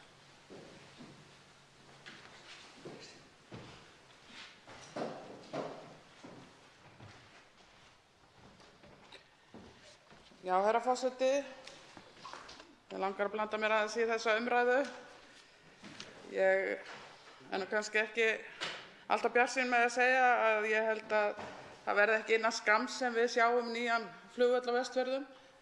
Ég er kannski jarðbundin og ekki eins hátt í skýjum og félagar mínir hér sem hafa rætt þessi mál, en ég að sjálfsögðu leggst ekki gegn því að það fari fram staðarvalsskoðun á hugmyndum nýtt flugstaði fyrir flugvöll á Vestfjörðum, hvort sem verið að tala norðanverða eða sunnanverða Vestfjörði. En mér finnst kannski ástæða til að horfa til þess hvernig hlutirnir eru í dag og eitthvað sem gæti hugsanlega orðið að 20 árum liðnum eða eftir ennþá lengri tíma finnst mér megi ekki verða til þess að menn dragi lappirnar í að byggja upp það sem við höfum þó í dag. Við höfum þessa 4 flugvelli á Vestfjörðum, Gjögri og á Ísafirði og á Þingeyri og á Bíldudal. Og því miður hefur viðhald þessara flugvalla ekki verið gott. Sem dæmi má taka að flugvöllurinn á Ísafirði, sem er auðvitað stærsti flugvöllurinn, að þar er planið við flugstöðina til dæmis eitt drullusvað yfirleitt, ekki malbika. Það eru 60 ár síðan að þessi flugstöð og þessi aðstæða þarna var byggð upp. Bílaplanið. 60 ár, það er minn aldur. Og það er ekki ennþá búið að auðra saman af öllum þeim stjórnvöldum sem hafa verið þennan tíma fyrir malbiki á þetta blessaða plan, sem er þetta bara til skammar. Og maður getur kannski ekki sagt að eitt eyðileggi fyrir öðru, en einhver svona staðarvalsskoðun myndi kannski kosta 20-30 milljónir. Mér finnst þeim peningum væri vel varið í að malbika þetta plan. En auðvitað þurfa menn að hafa framtíðarsýn og skoða alla möguleika með það í huga að hafa möguleika flugvelli sem hægt er að vera með blindflug og millilandaflug og styðja við atvinnuuppbyggingu og ferðaþjónustu og allt það sem við viljum sjá til framtíðar gerast á Vestfjörðum sem í öðrum landshlutum. Ég lagði fram fyrirspurn fyrir, það kom 3 ár síðan, Þingaraflugvöll sem varaflugvöll fyrir Ísafjörð, af því að mér fannst að það væri engin áhugi á því að viðhalda þeim flugvelli sem varaflugvelli, og að leggja mikla fjármuni í að byggja hann upp, og það hefur verið hægt að fljúga á þann völl í þeim áttum sem ekki er flugfært á Ísafjörð. Og þar urðu skemmdir í flugvöllunum á sínum tíma. Frostlyftingar urðu á flugbrautinni árið 2013 sem ollu því að hún var ekki nothæf með góðu móti og hefði þurft að leggja fjármuni í að laga það. En það var aldrei gert að neinu viti og þess vegna gátu vélar ekki lent þar nema að þær væru mjög léttar, svo að nýting á þeim flugvelli hefur verið sáralítil og verið að draga saman alveg frá þeim árum, og ég veit ekki hvort að hann hafi verið nokkuð notaður á síðasta ári. Ég hef bara ekki nýjustu upplýsingar það. Þetta finnst mér vera mjög slæmt að svona innviðauppbygging sem hefur verið gerð á Vestfjörðum að þær fjárfestingar séu ekki nýttar. Og mér finnst að við sem tölum fyrir bættum samgöngum og öflugum samgöngum í lofti og landi og sjó verðum auðvitað að halda því til haga að láta laga það sem þarf kannski ekki eins mikla fjármuni í að gera, heldur en kannski að fara að einblína á það að inn í einhverju komandi framtíð gæti hugsanlega verið byggður nýr flugvöllur á Vestfjörðum sem gæti þjónað millilandaflugi og blindflugi og öllu því sem kröfur eru gerðar á varðandi flug stærri véla og flug allt árið og kannski við svona fleiri veðurskilyrði heldur en hægt í dag. Þetta er góð framtíðarsýn, en ég vil bara með þessari ræðu sem þykir kannski vera frekar íhaldssöm og neikvæð minna á veruleikann sem Vestfirðingar búa við í dag, og þó að við þingmenn fljúgum oft skýjum ofar og höfum bjartsýn að leiðarljósi og horfum til þess að allt sé hægt að gera ef fjármunir til staðar, að þá verðum við líka að horfa á veruleikann eins og hann er og taka höndum saman að reyna að afla fjármuna til að bæta úr innviðum þeim sem eru til staðar á Vestfjörðum í dag, hvort sem þetta er Ísafjarðarflugvöllur, Þingaraflugvöllur, Bíldudalsflugvöllur eða Gjögurflugvöllur. En það er margt gott að gerast heilt yfir varðandi flugið eins og kom fram hjá hv. þingmanni Njáli Trausta Friðbertssyni og ég bind vonir við það að það verði að veruleika að þessi skoska leið verði farin og litið verði á flugið sem almenningssamgöngur og þessi uppstokkun á rekstri Isavia þar sem losna vonandi fjármunir þá til þess að byggja upp þessa minni flugvelli vítt og breitt um landið og verði sérfélag þessa stóru flugvelli sem eru til staðar í dag og millilandaflug við þá verði treyst, að það þýði það að það verði settir auknir fjármunir í þessa litla og minni flugvelli vítt og breitt um landið því það er gífurlegt hagsmunamál fyrir landsbyggðirnar allar að það sé hægt að bjóða upp á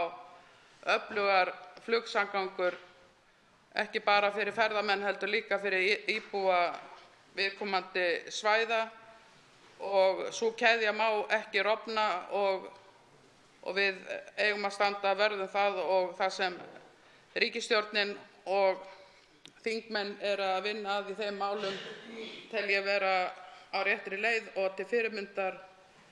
En ég mun að sjálfsögðu ekki leggjast gegn þessari staðarvalskönnun, þessari þingsályktunartillögu staðarvalskönnun fyrir nýjan flugvöll á Vestfjörðum vegna þess að ég veit að þeir þingmenn sem flytja þessa tillögu gera það að góðum hug einum og vilja skoða hvaða möguleikar eru fyrir hendi og við verðum auðvitað að vera með opin augun fyrir þeim möguleikum sem við höfum í þeim efnum en gleyma ekki ástandinu í dag í þessum málum, hvað við getum gert betur. Til máls tekur hv. 5. þingmaður Suðurkjördæmis, Ari Trausti Guðmundsson. Forseti, rennur blóðið svolítið til skyldunnar svona sem sérstakur áhugamaður flug.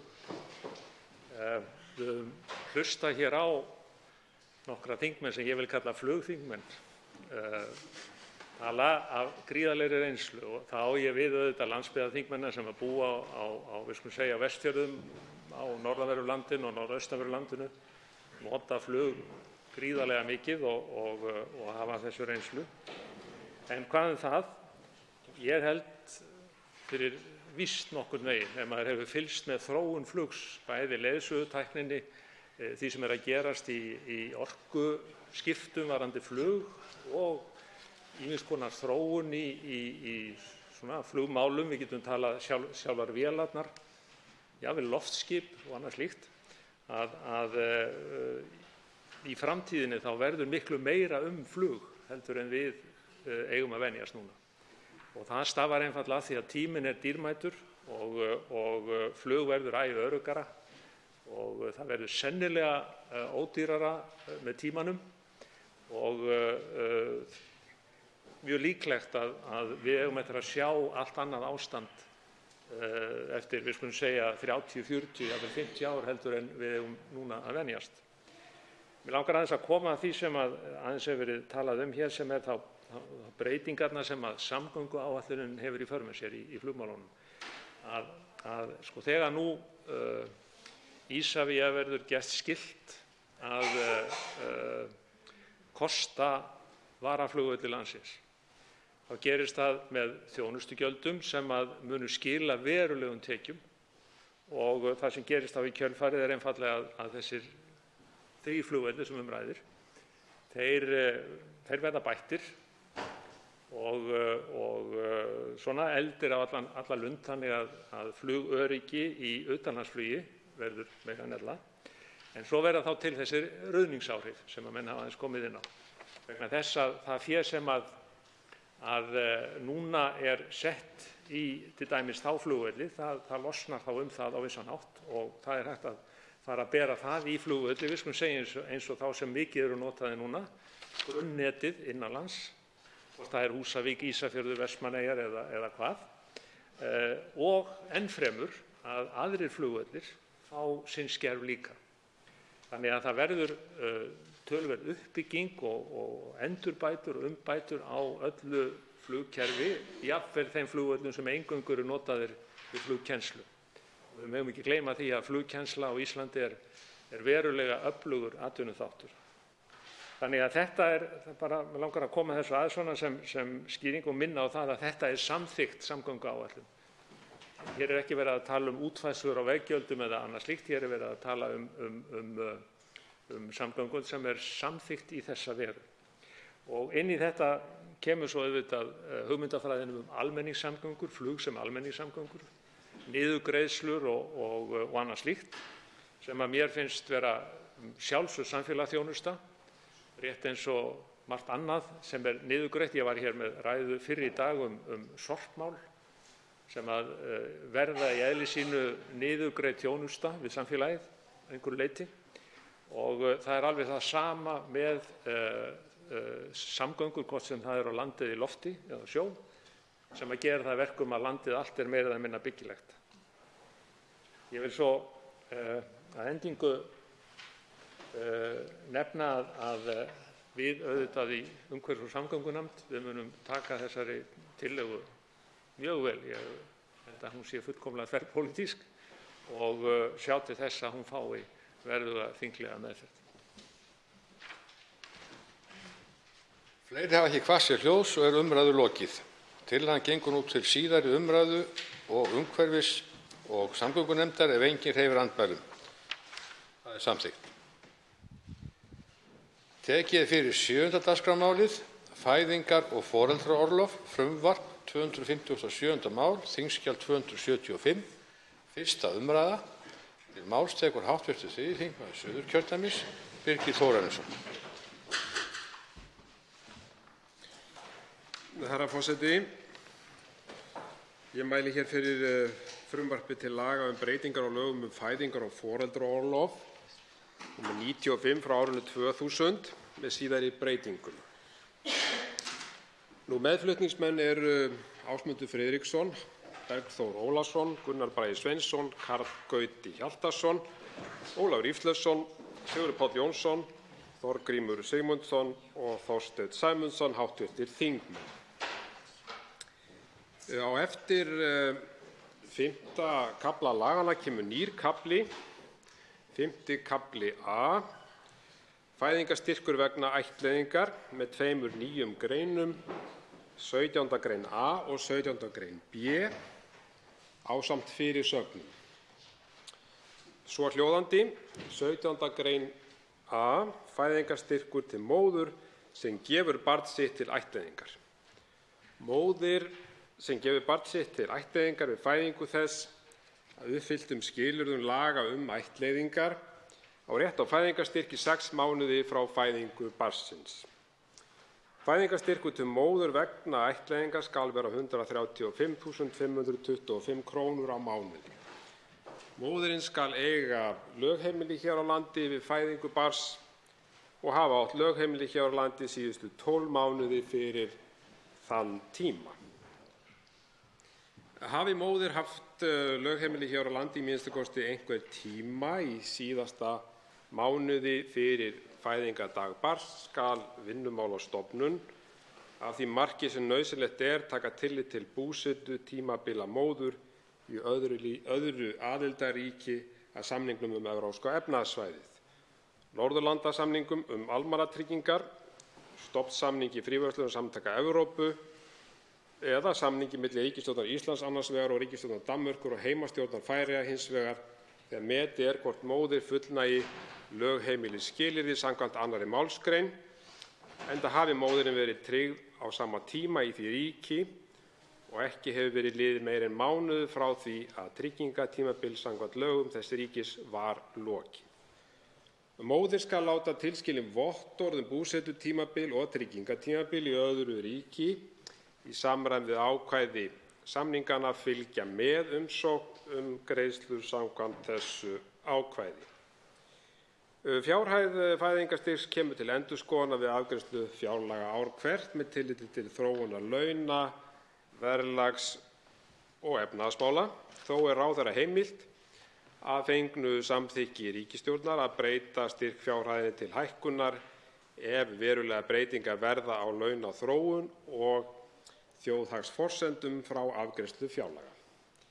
Þegar áðurgreind skilyrði leiða til hækkunar á fjárhæð fæðingarstyrks skal ráðherra breyta fjárhæðinni í reglugerð. 17. grein B, umsókn til Vinnumálastofnunar. Móðir samkvæmt 1. málsgrein 17. greinar A skal sækja skriflega fæðingarstyrk vegna ættleiðingar til Vinnumálastofnunar 3 vikum fyrir áætlaðan fæðingardag barns. Ráðherra heimilt að kveða í reglugerð nánar á tilhögun á afgreiðslu Vinnumálastofnunar. Herra forseti. Tilgangur þessa frumvarps einkum tvíþættur.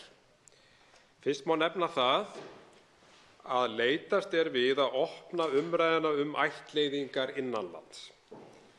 Að ættleiðing geti verið raunhæfur kostur þegar óvelkomna þungun að ræða. Lífsskoðanir fólks eru margt misjafnar. Sumum konum hugnast einfaldlega ekki fóstureyðing, hvort sem það af trúarlegum ástæðum eða öðrum. Þær hafa hins vegar ekki tök á því að ala önn fyrir barninu. Einnig getur sú staða komið upp að kona uppgötvi ekki þungun fyrr en það of seint á meðgöngunni að fóstureyðing ekki valkostur. Í öðru lagi tilgangur frumvarpsins sá að styðja þær konur sem taka ákvörðun að gefa barn sitt til ættleiðingar við fæðingu fjárhagslega. En þær hafa hingað til ekki notið aðstoðar af hálfu hins opinbera. Hér á landi hlúð vel að ættleiddum börnum og kjörforeldrum þeirra. Kjörforeldrar fá til að mynda fæðingarorlof til að kynnast og sinna sínu barni, samanber 7. grein laga fæðingar- og foreldraorlof nr. 95 frá árinu 2000. Við hlúum líka vel að pörum eftir fósturlát og andvana fæðingar. Samkvæmt 12. grein áðurnefnda laga þá á par sem missir fóstur eftir 18. viku meðgöngu rétt á fæðingarorlofi. Lítið hefur hins vegar farið fyrir umræðinu líðan og þarfir kvenna sem gefa barn til ættleiðingar hér á landi. Þær hafa ekki rétt á orlofi né fjárhagslegum stuðningi af neinum toga. Tel ég fulla þörf á því að mæta hinum ýmsu útgjöldum varða líkamlega og andlega heilsu hinnar barnshafandi konu. Þar má meðal annars telja kostnað við sálfræðiþjónustu, líkamsrækt og sjúkraþjálfun svo fátt eitt sé nefnt. Í þessu sambandi má nefna og rétt að nefna að í Danmörku hafa kynforeldrar sem ættleiða barn sitt rétt til orlofs og greiðslna í fæðingarorlofi í 14 vikur frá ættleiðingu barnsins. Í Bandaríkjunum fær móðir sem gefur barn sitt til ættleiðingar margvíslega aðstoð. Aðstoðin misjöfn eftir ríkjum. Hún getur falist í beinum fjárhagslegum stuðningi. Allur lækniskostnaður greiddur bæði á meðan á meðgöngu stendur og í tiltekinn tíma eftir fæðingu. Allur lögfræðikostnaður greiddur vegna ættleiðingar. Öll ráðgjafaþjónusta eins og þjónusta sálfræðings konunni að kostnaðarlausu og í boði allan sólarhringinn. Auk þess sem ýmsir styrkir vegna uppihalds í boði, svo sem vegna húsaleigu, ferðakostnaðar og vegna fatakaupa. Af ofangreindu því ljóst að í Bandaríkjunum almennt vel hugsað konur sem gefa barn sitt við fæðingu til ættleiðingar. Og megum við taka þessar þjóðir okkur til eftirbreytni hvað þetta varðar. Samkvæmt upplýsingum frá íslenskri ættleiðingu bíða nú 50 pör eftir því að fá ættleiða barn og fer þeim fjölgandi ár frá ári. Ættleiðingar erlendis frá fela í sér langt, kostnaðarsamt og erfitt ferli. Á síðasta ári voru einungis 6 börn ættleidd erlendis frá og hefur alþjóðlegum ættleiðingum fækkað. Undanfarin ár hefur að meðaltali eitt íslenskt barn verið ættleitt hér á landi. Ættleiðingu hefur verið lýst með eftirfarandi orðum með leyfi forseta: Þegar ég hélt á þessu barni í örmum mér og það var mitt barn sem mér bar að gæta og styðja, þá skildist mér að ég hafði nú öðlast nýjan tilgang með veru minn á jörðinni og tengdist á nýjan hátt mannkyninu. Hitt varðaði þá ekki síður miklu að mér þótti sem ég tengdist mannkyninu djúpt inni í sjálfum mér. Þetta ritaði Guðmundur Árni Thorsson, rithöfundur og í dag hv. þingmaður, í afmælisrit íslenskrar ættleiðingar árið 1999 og yfirskrift textans var Góð verk og góðverk. Þessi fallegi texti rithöfundarins fagnar vel þær sterku tilfinningar og fangar vel þær sterku tilfinningar sem búa að baki þeirri stórkostlegu gjöf að fá barn í hendur og verða foreldri þess. Herra forseti, í dag er ættleiðing barns í eðli sínu verndarúrræði fyrir barnið. Ættleiðing er leið til að tryggja barni sem ekki á fjölskyldu sem getur annast það möguleika á að fá að alast upp hjá fjölskyldu sem hefur aðstæðu til að veita því góðan aðbúnað og uppeldi í samræmi við þarfir barnsins. Í skýrslu sem Hrefna Friðriksdóttir vann fyrir innanríkisráðuneyti fyrir nokkrum árum ættleiðingar á Íslandi er bent á að Ísland skeri sig úr að því varðar takmarkaða uppbyggingu ættleiðingakerfisins.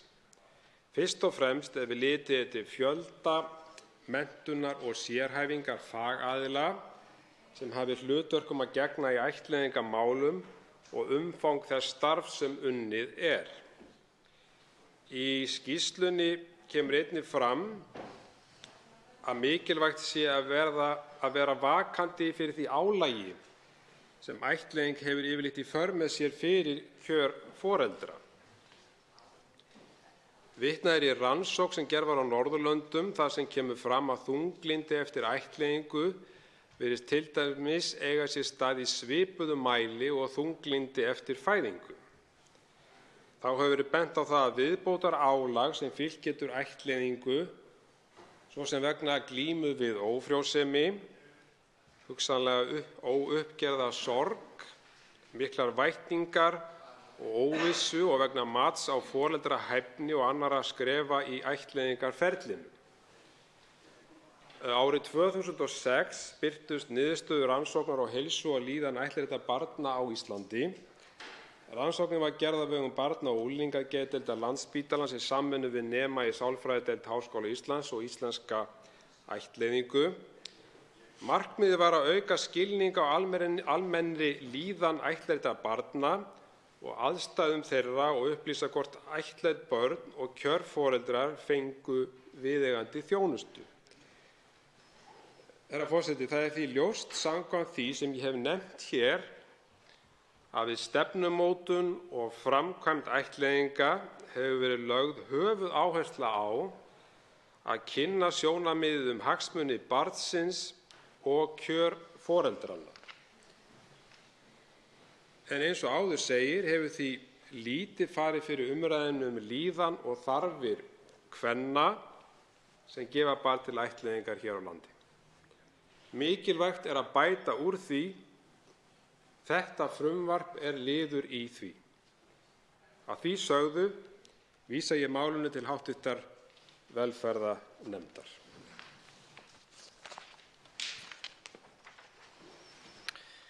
Svo háttar til að 4 hv. þingmenn hafa óskað eftir að veita andsvar og er ræðutíminn því styttur í 1 mínútu í fyrra og seinna andsvari. Fyrst til að veita andsvar er hv. 11. þingmaður Reykjavíkurkjördæmis norður, Halldór Mogensen.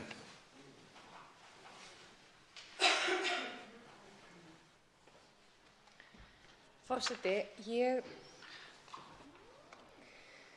velti því aðeins fyrir mér hvort að Það langar kannski til þess að spyrja hv. þingmann bara hvort að hv. þingmaður hver munurinn er á þessu frumvarpi sem hann er að leggja fram og til dæmis staðgöngumæðrun. Hvernig hann sér muninn í þessu, út af því að þarna sé, fyrir mér þegar ég skoðaði þetta, að þá er þarna verið að setja væntanlega konur sem eru í mjög viðkvæmri stöðu og erfiðum félagslegum aðstæðum, sem vilja gefa barnið sitt, og því hv. þingmaður talar það er stórkostleg gjöf að gefa barn, og það er kannski gjöfin er þarna mikilvægasta orðið. En hvers konar hvata er verið að skapa og hvernig er verið að hvata fyrir konur sem eru jafnvel í mjög erfiðri stöðu og þurfa að taka mjög erfiðar ákvarðanir þegar að það er verið að bjóða pening fyrir það, þegar það er verið að blanda peningum inn í það að gefa frá sér barnið. Hvort að þetta sé ekki bara frekar líkt staðgöngumæðrun, og ef ekki, þá var ég til í að heyra hv. þingmann lýsa því hver munurinn er í hans lífi. Þá svarar andsvari hv. 3. þingmaður Suðurkjördæmis, Birgir Þórarinsson.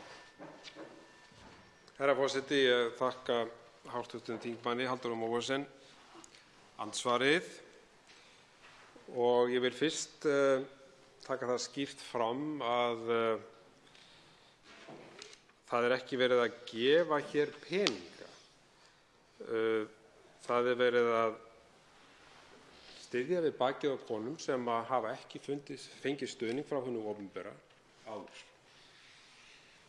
Í aðstæðum sem eru erfiðar, vissulega, og ég dreg alls ekki úr því. Það er verið að gera þeim kleift að leita sér aðstoðar. Og eins og ég nefndi hér í ræðuna áðan, þá geta verið margvíslegar ástæður fyrir því að kona sem verður fyrir óvelkomin í þungun getur til dæmis ekki hugsað sér að fara í fóstureyðingu og vill því eiga barnið en getur ekki alið þess eins og ég nefndi í ræðunni. Þessi styrkur er fyrst og fremst hugsaður til að mæta kostnaði í þeim efnum. Ég get komið þá nánar inn á staðgöngu umræðuna hér síðar svar. Forseti biður hv. þingmenn vinsamlegast að virða hinn knappa andsvaratíma. Og þá tekur við til máls og veitir andsvar öðru sinni hv. 11. þingmaður Reykjavíkurkjördæmis norður, Halldóra Mogensen. Forseti, ég skil það vel og get alveg ímyndað mér að hv. þingmaður meinar vel þegar hann er að leggja þetta fram og það er raunverulegur vilji til þess að aðstoða konur sem eru að taka þá erfiðu ákvörðun að gefa frá sér barn. En ég velti bara fyrir mér, mér finnst þetta varhugavert þegar við erum að horfa fram á, til dæmis hefur hv. þingmaður velt fyrir sér þeim hvata sem er verið að skapa, hvort þarna sé verið að skapa þrýsting eða einhvers konar kannski konur sem eru í neyð á einhvern hátt og eru í mjög erfiðum félagslegum aðstæðum, eru í viðkvæmri stöðu, að þær sjá fyrir sér mögulega þarna að þær fái greitt fyrir það að eignast barn og gefa það frá sér. Hvort að þetta sé ekki dálítið varhugaverð nálgun. Það er bara, ég er í raun og veru að spyrja hv. þingmann hvort að hann hafi velt þessu fyrir sér. Og þá svarar andsvari hv. 3. þingmaður Suðurkjördæmis, Birgir Þórarinsson. Herra forseti, ég þakka hv. þingmanni. Það er nú þannig að samkvæmt 14. grein ættleiðingarlaga er fjárhagslegur ávinningur, ef má orða það þannig, og hv. þingmaður var eflaust að ýja að því, að þá er slíkt óheimilt. Og það er auk þess óheimilt samkvæmt Haag-samningnum sem við erum aðilar að. Auk þess er upphæð styrksins ekki þess eðlis að hún ýti undir slíkt. Ég held að það sjái það nú flest allir. Og að mínu mati er það bara fjarstæðukennt að konur hér á landi muni gera þetta féþúf. Og ég ætla ekki íslenskum konum að fara út í slíkar aðgerðir. En hv. þingmaður nefndi hér áðan muninn á staðgöngu mæðrun og þessu frumvarpi, hann er mikill og við þekkjum það að þá er sú hætta fyrir hendi hvað varðandi staðgöngumæður að það verði í fjárhagslegu skyni. En þetta frumvarp er allt annars eðlis, einfaldlega verið að styrkja konur í erfiðum aðstæðum til að leita sér ýmsar aðstæður. Þá veitir andsvar hv. 4. þingmaður Reykjavíkurkjördæmis suður, Þórhildur Sunna Ævarsdóttir. Herra forseti. Mig langar að leitast eftir afstöðu hv. þingmanns til ákveðinna álitamála þegar að kemur að barnsfæðingum og þungunarrofi eða fóstureyðingu eins og hv. þingmaður nefnir það. Í fyrsta lagi þá vildi ég spyrja hv. þingmann í sambandi við þetta frumvarp en líka bara almennt hvort að hv. þingmanni finnist að konur sem óska eftir þungunarrofi að þeim verði gert skylt að þiggja ráðgjöf félagsráðgjafa þar sem að meðal annars þetta úrræði er kynnt fyrir þeim. Og í öðru lagi þá vil ég spyrja hv. þingmann hvort honum finnist að konur almennt sem geta ekki hugsað sér að eignast barn eða eiga barn, réttara sagt, en eru eftir sem áður þungaðar, hvort að þær eigi að ganga með það og gefa öðru fólki það, eður ei. Þá svarar andsvari hv. 3. þingmaður Suðurkjördæmis, Birgir Þórarinsson. Herra forseti, ég þakka hv. þingmanni Þórhildi Sunnu Ævarsdóttur fyrir andsvarið.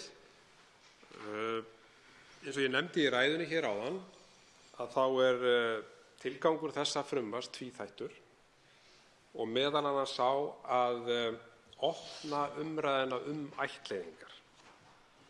Og ég tel það bara brýnt að við gerum það.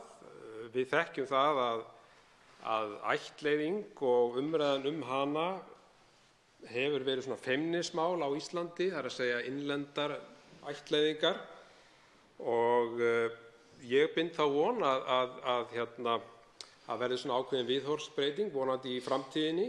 Við þekkjum það hér á árum áður og þá var ættleiðingar innanlands mun algengari og fyrir því voru að sjálfsögðu náttúrulega aðstæður hér, félagslegar aðstæður og aðstæður bara innanlands og þau úrræði sem í boði í dag ekki eins með þeim hætti sem þau eru í boði í dag, þar að segja fóstureyðingar og svo framvegis voru ekki þá. En fyrst og fremst að vekja athygli á þessu úrræði, já.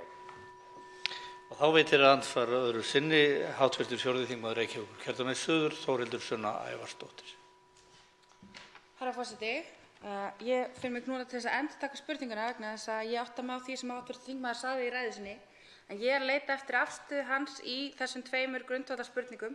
Við erum nú að ræða líka annað frumvarp hérna samhliða sem má nú alveg setja þetta í samhengi við og það er frumvarp þungunarrof og þetta frumvarp er lagt fram á sama tíma og því langar mig að endurtaka spurningu númer 1, hvort að hv. þingmanni finnist að konum eigi að vera gert skylt óski þær eftir því að fara í þungunarrof að fá fræðslu meðal annars þennan valmöguleika að gefa barn upp til ættleiðingar og fá fyrir það síðan fæðingarstyrk. Og finnst hv. þingmanni, er það sannfæring hv. þingmanns að konur sem að geta ekki hugsað sér að eiga barn en eru eftir sem áður þungaðar eigi að ganga með barnið fremur en að fara í þungunarrof? Og fyrst að ég á alveg 5 sekúndur eftir, þá myndi ég vilja spyrja hv. þingmann hvaða ástæðan telji fyrir því að ekki ein kona fékkst til þess að flytja þetta frumvarp með hann. Og þá svarar andsvari síðara sinni hv. 3. þingmaður Suðurkjördæmis, Birgir Þórarinsson. Herra forseti, ég vil nú fyrst segja það að varðandi síðustu spurninguna, ég er einmitt mjög hissa á því að það hafi engin kona að vilja vera með mér á þessu frumvarpi vegna þess að þetta er bara gott úrræði fyrir konur í þessum aðstæðum. Og áttum okkur á því að í Danmörku er þetta úrræði til staðar. Kona sem ættleiðir barn sitt í Danmörku fær 14 vikna fæðingarorlof. Og það er bara gefið góða raun í Danmörku. Þannig að það kemur verulega óvart að konur vilja ekki vera með á þessu frumvarpi en vonandi sjá þær að hér bara gott úrræði að ræða fyrir konur. Varðandi það að kona sem barnshafandi og ég skildi hv. þingmann þannig hvort að hún yrði í raun og veru þvinguð til þess að nýta þetta úrræði. Það alls ekki svo í mínum huga. Fræðslu, já. Já, ég hef nú verið fylgjandi því eins og í lögunum í dag að þessi fræðsla sé til staðar og mér finnst það miður að það skuli ekki vera í frumvarpi þungunarrof. Þá veitir andsvar hv. 7. þingmaður Norðvesturkjördæmis, Halla Signý Kristjánsdóttir. Já, virðulegi forseti. Hér þetta frumvarp til laga sem flutt af 9 karlmönnum og svo eina kona sem var á frumvarpinu, hún hlaupin á brott frá því, bara rétt á meðan að ég náði mér hérna í fyrsta eintak og þetta var endurprentað, sem bara vel. En hérna ég að spá í, mér finnst einhvern veginn þarna að sé verið að búa til hvata fyrir staðgöngumæður og ég held að þetta sé mjög viðkvæmt. Við erum að tala um það að kona sem horfir á eftir barninu sínu í gröfina fær bara 2 eða 3 mánuði í fæðingarorlof. Á hverju eigum við að fara fram fyrir þetta? Síðan erum við til dæmis núna seinna erum við að horfa á frumvarp að við ætlum að greiða niður sálfræðimeðferð. Eigum við ekki frekar að fara þessa leið því að þessar konur eiga svo sem alveg, þær eiga náttúrulega allan rétt á að fá sinn stuðning hvað verður og eigum við ekki frekar að búa til öruggari umgjörð í kringum það. Þá svarar andsvari hv. 3. þingmaður Suðurkjördæmis, Birgir Þórarinsson. Herra forseti, ég þakka hv. þingmanni og ég fagna því að hún telur að konur í þessum aðstæðum eigi rétt á stuðningi. Og þá vænti ég bara þess að hv. þingmaður styðji þetta frumvarp. Vegna þess að, eins og ég segi áðan, þetta bara úrræði sem skiptir þessar konur miklu máli og ég sé engan mun á því að foreldrar sem lendi í þeim hræðilegu aðstæðum að eignast andvana barn, að þau fái þarna stuðning, fái fæðingarorlof. Ég sé engan mun á því að kona sem ættleiðir barn sitt eigi ekki einnig að fá þann styrk því að báðar þær konur og bæði þeir einstaklega sem þarna eiga hlutamáli eiga erfitt og þurfa stuðning í mínum huga. Þannig að eins og ég segi, þetta snýst fyrst og fremst þennan stuðning sem í mínum huga afar mikilvægur og þess vegna þetta frumvarp lagt hér fram af körlum. Ef einhverjum þykir það vera óviðeigandi þá það sjálfsagt að fyrir þær konur sem styðja þetta að styðja það þá í atkvæðagreiðslu. Þá veitir andsvar síðara sinni hv. 7. þingmaður Norðvesturkjördæmis, Halla Signý Kristjánsdóttir. Já, virðulegi forseti. Við erum að tala um þokkalegan styrk, við erum að tala um 800.000 sem þetta gerir samtals og ég held að það sé mikilvægt að við séum að skapa grundvöll á bara annan hátt en þessum til þess að styðja við konur sem að taka þessar ákvarðanir sem náttúrulega við verðum að gera. Nú þú horfir til, það horft til annarra landa eins og Bandaríkjanna, eins og við sjáum nú bara í sjónvarpinu núna daginn að það var tala um það að það sé verið þessi hópur, þessi endurættleiðing, þessi fólk sé að skila börnum, við viljum nú ekki fara þangað, en telur þú ekki telur hv. þingmaður ekki nauðsynlegt að styrkja á annan hátt við konur, hvort sem það í þessum aðstæðum eða öðrum, hvað varðar meðgöngu og fæðingu, að við getum komist, við getum opnað aðrar leiðir til að styrkja þessar konur. Og þá svarar andsvarið síðara sinni hv. 3. þingmaður Suðurkjördæmis, Birgir Þórarinsson. Herra forseti, já, ég þakka hv. þingmanni. Aðeins varðandi styrkin og upphæðina að sjálfsögðu þá hægt að fara yfir þetta innan nefndarinnar hvort það sé ástæða til þess að færa þetta niður í kannski 4 mánuði eða tæpa 5 mánuði eins og í Danmörku. Það í sjálfu sér ekkert athugavert í það í mínum huga að það verði skoðað innan nefndarinnar. Upphæðin sjálf, hún svo sama og námsmenn fá í fæðingarorlof á mánuði. Þannig að Þetta er eitthvað sem er alveg hægt að skoða innan nefndarinnar, en ég er opinn fyrir því að styrkja konur sem í þessum aðstæðum á annan hátt og allan þann hátt sem hægt er að gera það og væri bara gott að fá einhverjar hugmyndir frá hv. þingmanni hvað þetta varðar. En grundvöllurinn er þessi að þessar konur sitji við sama borð og aðrar konur þegar kemur að fæðingarorlofsgreiðslum. Og þá er komið að fjórða andsvaranda og þeim síðasta, það er hv. 11. þingmaður Suðvesturkjördæmis, Ólafur Þór Gunnarsson.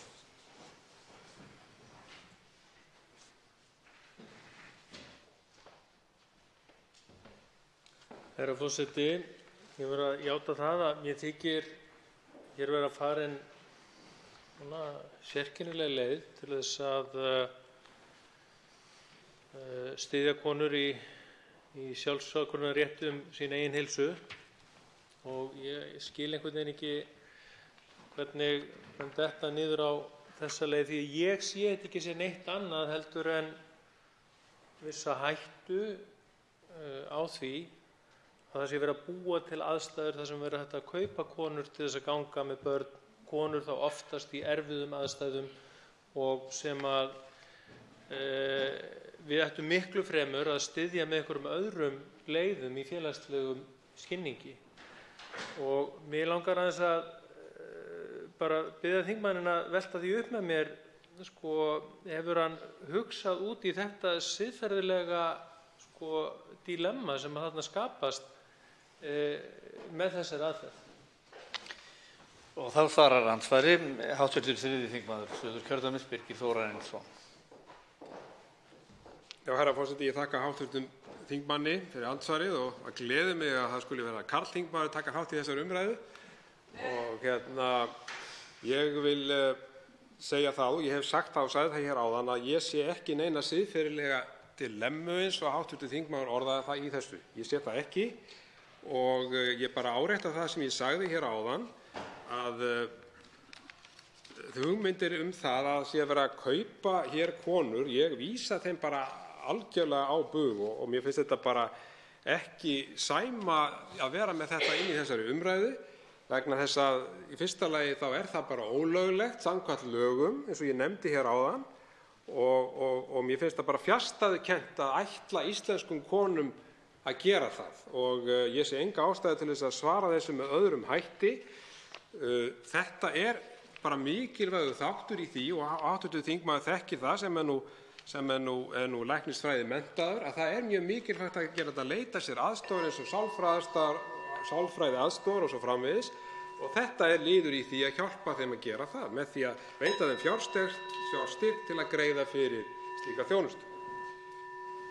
Þá veitir andsvar síðar að sinni hv. 11. þingmaður Suðvesturkjördæmis, Ólafur Þór Gunnarsson. Herra forseti, já, ég verð nú að játa, ég er engan veginn sannfærður ágæti málsins. Ég hef fylgst mjög grannt með umræðunni staðgöngumæðrun í gegnum tíðina og viðvörunarflöggin sem að risu í þeirri umræðu allri, þau einhvern veginn, þau blakta út allt í þessu frumvarpi. Og það er það sem ég er í rauninni að fara fram á að flutningsmenn þessa frumvarps íhugi að minnsta kosti og ekki síður af því að ég geri ráð fyrir að þetta mál fari fyrir hv. velferðarnefnd að nefndarmenn þeirra nefndar skoði málið sérstaklega með þeim augum því að við megum ekki í rauninni, við getum hreinlega ekki leyft okkur að taka ákvarðanir á þeim forsendum að við gætum verið að útsetja konur fyrir hættu. Og þá svarar andsvari að lokum hv. 3. þingmaður Suðurkjördæmis, Birgir Þórarinsson. Herra forseti, já, ég þakka hv. þingmanni og ég fagna því að hv. þingmaður nefnir það hér að það sé mikilvægt að þetta verði skoðað mjög vel innan nefndarinnar og ég vil hvetja nefndina þá til þess hér og nú að skoða reynslu Dana að þessu fyrirkomulagi. Og það sem er verið að leggja til í þessu frumvarpi hér er ekkert nýmæli. Þetta er framkvæmt í Danmörku og gefið góða raun að styðja þar við bakið á konum sem gefa barn sitt til ættleiðingar með þessum hætti, þessum fjárhagslega stuðningi. Og ég vil hvetja nefndina eindregið til þess að skoða hver reynslan af þessu í Danmörku. Auk þess, af því að hv. þingmaður tengir þetta staðgöngu mæðra umræðunni, að þá bara vil ég árétta það sem ég sagði hér áðan, að upphæðin sem hér er að ræða er engan veginn þess eðlis að hún ýti undir slíkt að mínu mati. Það er að segja einhvern fjárhagslegan ávinning. Og ég held að allir þeir hv. þingmenn sem hafa tekið þátt í þessari umræðu, sem ég þakka fyrir, sem hefur verið málefnaleg og góð, hljóti að vera sammála mér í því. Þá er andsvörum lokið. Til máls tekur hv. 3. þingmaður Reykjavíkurkjördæmis norður, Sara Elísa Þórðardóttir. Virðulegi forseti. Já, þetta er búið að vera áhugaverð umræða og ég tek undir orð flutningsmanns frumvarpsins, Birgis Þórarinssonar, það að hún hefur verið málefnaleg og bara djúp. Gaman að því alltaf þegar það tekst inn í þessum sal. Ég hef ýmislegt við þetta frumvarp að athuga, hins vegar hef ég líka ýmislegt að segja því til stuðnings. Og ég ætla að byrja á því sem ég hef við það að, byrja á því ákveða, góðu fréttirnar fyrst. Virðulegi forseti, mér finnst raunverulega að þetta er kannski eitthvað sem hefði átt að ræða að taka fyrir töluvert lengri tíma síðan, sem kemur inn að því sem að hv. þingmaður samflokksmaður minn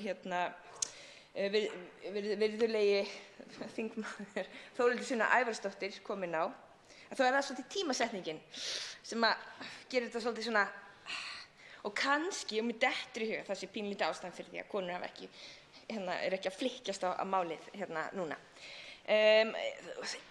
Tengingin við staðgöngumæðrun og svo umræða sem hefur verið það er tvennt sem langar að segja það er kannski svolítið augljóst, það er borðleggjandi að þetta er töluvert, það er ekkert mál að tengja þetta saman og mjög rökrétt að mörgu leyti. Hins vegar vil ég segja það að tónninn í þeirri umræðu staðgöngumæðrun sem hefur verið núna í þessum umræðum hefur verið nokkuð dómharður og neikvæður. Og ég er dóttir fæðingarlæknis og sem glasafrjókunarlæknis og hef þá ýmislegt staðgöngumæðrun og slíkt að segja, vegna þess að þegar ég var að alast upp að þá mikið rætt á heimilinu þá sorg, þá hræðilegu sorg sem það er fólki að geta ekki átt eigin börn. Og það er heilbrigðisvandamál oft í mörgum tilfellum, læknisfræðilegt að geta ekki gengið með sitt eigið barn. Og við byggum í Bretlandi og pabbi var læknir þar og þar er staðgöngumæðrun að mér best vitandi lögleg og leyfð. Hins vegar eru reglugerðir í kringum hana og ég ætla ekkert að þykjast vita hverjar nákvæmlega þær eru, en mér minnir að það eru alls konar hlutir eins og til dæmis systur. Ég meina, tökum til dæmis systur. Stundum er staðgöngumæðrun ekkert annað en fólk að hjálpa systkini. Ég ætla ekkert að festast í þessu, en fyrst þetta var borið á góma. Ég meina, þá er þetta oft innan fjölskyldna, en jafnframt þá er einhvers konar greiðsla, einhvers konar styrkur til þeirra kvenna líka, vegna þess að þær ganga í gegnum allt ferlið og það er ekkert verið að kaupa og selja börn milli fjölskyldu oft. En þetta er síðara seinni tíma mál að ræða, aftur að frumvarpinu. Í greinargerðinni þá fyrir hlutinn finnst mér mjög góður og fínn.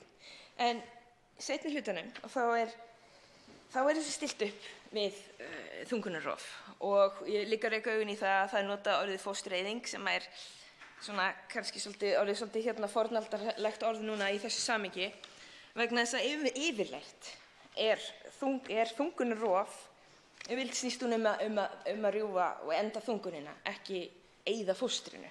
Þannig að þetta er miklu nákvæmara orð yfir þetta. og mér finnst bara mjög jákvætt að það sé verið að það er svona smá að ná fótfestu í tungumálinu okkar. En já, í seinni hluta greinargerðinni þá er þessu stillt upp saman sem að aftur kannski setur upp þessi rauðu flögg sem gera það verkum að það er ekki margar konur á þessu frumvarpi og svo eina sem myndist að hv. þingmaður Halla Signý Kristjánsdóttir hafi minnst á svo eina sem var það dró úr að síðustu stundu. Þannig að þetta er hitamál. En ég tel mig geta tjáð mig, vera nokkuð hæfa að tjá mig þetta frumvarp og innihald þess. Vegna þess að sjálf á ég 4 börn sem ég hef alið og hugsað og ég var mjög ung þegar ég átti mitt fyrsta barn. Það var ekki beint planlagt. Á þess að ég ætla að leysa þetta upp í einhverjum anekdótum mig, að þá var það töluvert erfiðar félagslegar aðstæður að vera 18 ára og sjá það fyrir sér að vera foreldri innan árs. En ég gerði það nú samt og nú er drengurinn minn 18 ára gamall, svo á ég 3 dætur á misjöfnum aldri. Þannig ég vil þá aftur vekja athygli á seinni hluta greinargerðarinnar þar sem að nú hef ég reynslu af því, eins og ég segi, 4 sinnum að ganga með börn alla leið, fæða þau, eignast þau. Að líka því saman við það læknisfræðilega ferli sem að þungunarrof er í lang flestum tilfellum er fjarstæðukennt. Vegna þess að þetta er svo eðlisólíkt að það er ekki hægt að lýsa því og það vita held ég langflesta konur sem hafa gengið með barn hversu mikið álag það er að klára þetta dæmi andlega, líkamlega, á alla mögulega vega og meira þess að fyrir fólk í kringum hann. Þetta er ekki bara maður sjálfur eða konan sjálf, það er allt umhverfið raunverulega. Þetta getur haft áhrif á atvinnu möguleika, áhrif á getu til þess að stunda vinnuna sína, námi sitt, félagsleg mál og svo framvegis.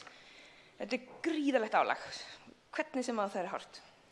Og svo það nú að koma þessum blessuðum börnum einhvern veginn í heiminn og það eru 2 leiðir til þess og báðar eru mjög líkamlega krefjandi svo ekki sem er sagt. Og það er bæði, maður langur tíma að jafna sig eftir slíkt. Hvort sem að það er eðlileg, ég set nú oft út á þeir nota einhver sé stilt upp að annars sé eðlileg fæðing og hins sé óeðlilegt, það er jafn eðlilegt bara að koma barninu heilbrigði í heiminn, það bara snúist það og ekki hvernig það var gert. En já, þannig að ég segi, þetta frumvarp, ég hefði viljað sjá það bara fyrir löngu síðan. Ég hefði viljað sjá það og það fer ekki á milli mála í mínum huga að virðulegi forseti að flutningsmaður frumvarpsins meini ekkert nema gott í þessu samhengi. Og mér finnst hann tala fallega konur sem að finna sig í þessum aðstæðum og af skilningi og umhyggju fyrir þeirra velferð. Og vel að merkja, mér finnst allt í lagi að telja hv. þingmanni Birgi Þórarinssyni það til tekna að hann flutti mjög sterka ræðu ég líka byltinguna eða Me Too daginn.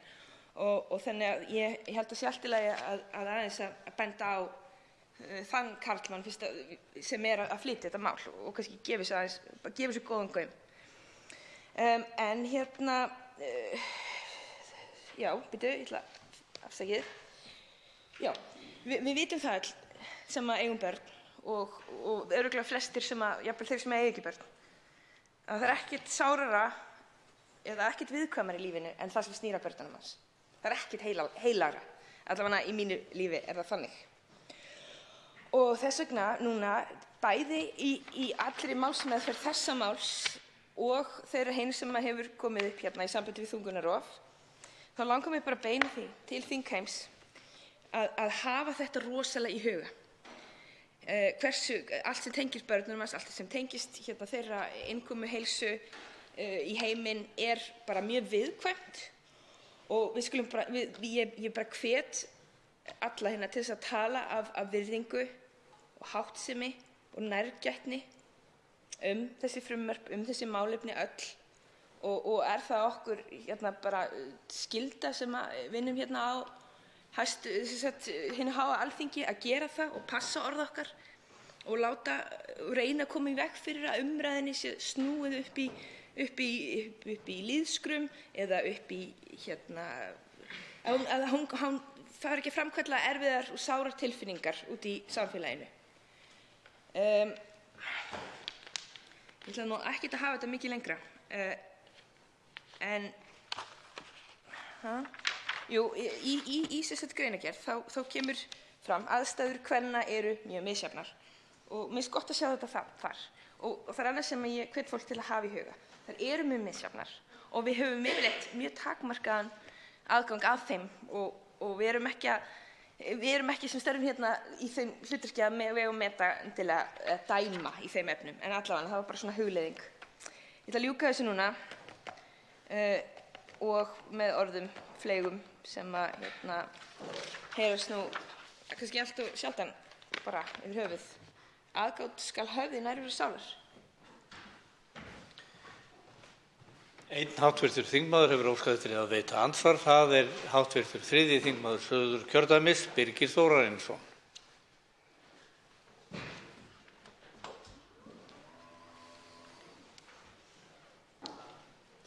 Herra forseti, ég þakka hv. þingmanni fyrir afar góða ræðu og hún var tilfinningarík, upplýsandi og ákaflega innihaldsrík. Ég þakka jafnframt hv. þingmanni góð orð í minn garð. Ég vil segja það að það var ekki ætlun mín að kannski stuða, ef svo má að orði komast, konur með því að tengja þetta tölfræðilegum upplýsingum fóstureyðingar. Þetta var fyrst og fremst til þess að vekja athygli á þessum staðreyndum. Og eins og staðan er í dag þá eins og ég segi, þá er að jafnaði einungis 1 íslenskt barn á ári ættleitt hér á landi og ég á ekki von á því að prósentulega séð þá komi þessar tölur sem að ég setti þarna fram fyrst og fremst til upplýsinga. Ég á ekki von að þær breytist mikið með þessu frumvarpi. En ég vonast til þess að þetta verði til þess, þetta frumvarp og svo umræða sem hér hefur farið fram sem hefur verið ágætt, að hún opni umræðuna ættleiðingar íslenskra barna og verði opnari og jákvæðari heldur hún er. Og hv. þingmaður nefndi réttilega það gríðarlega álag sem að konur þurfa að ganga í gegnum þegar kemur að fóstureyðingu eða því sem að tengist fæðingum, andvanafæðingar og svo framvegis.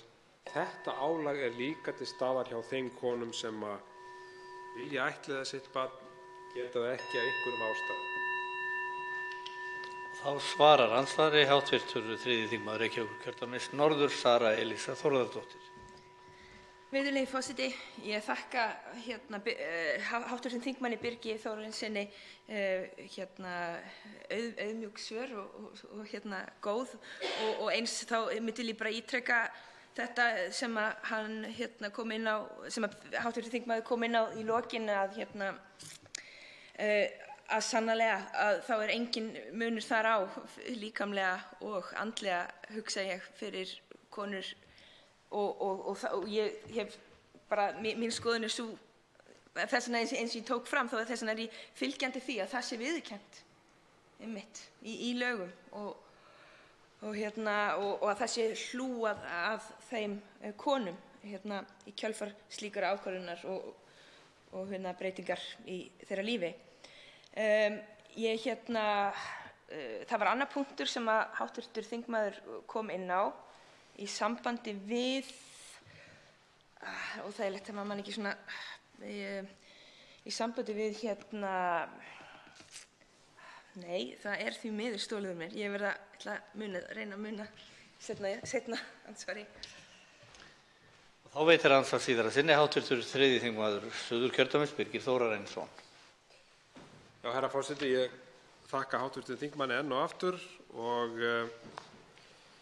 eins og við vitum og sjáum að þá er þetta tilfinningarík umræða og ég dreg ekki úr því og þá vill maður stundum segja ýmislegt sem mann svo muna kannski ekki eftir nákvæmlega á þeim tímapunkti en ég vil bara þakka hv. þingmanni fyrir hvað hún nálgast málið faglega og tilfinningalíka vel og það er bara hið besta mál. Þetta eru tilfinningarík mál og ég dreg alls ekki úr því. Ég vil svona bara fá lokum nota tækifærið og óska þess að hv. velferðarnefnd skoði þetta mál frá öllum hliðum, skoði framkvæmd þessa eins og hún er í Danmörku, eins og ég hef nefnt hér. Það hefur gefið góða raun að styðja við bakið á konum sem ættleiða börn sín í Danmörku. Ég sé ekki til fyrirstöðu að við eigum að geta gert slíkt hið sama hér og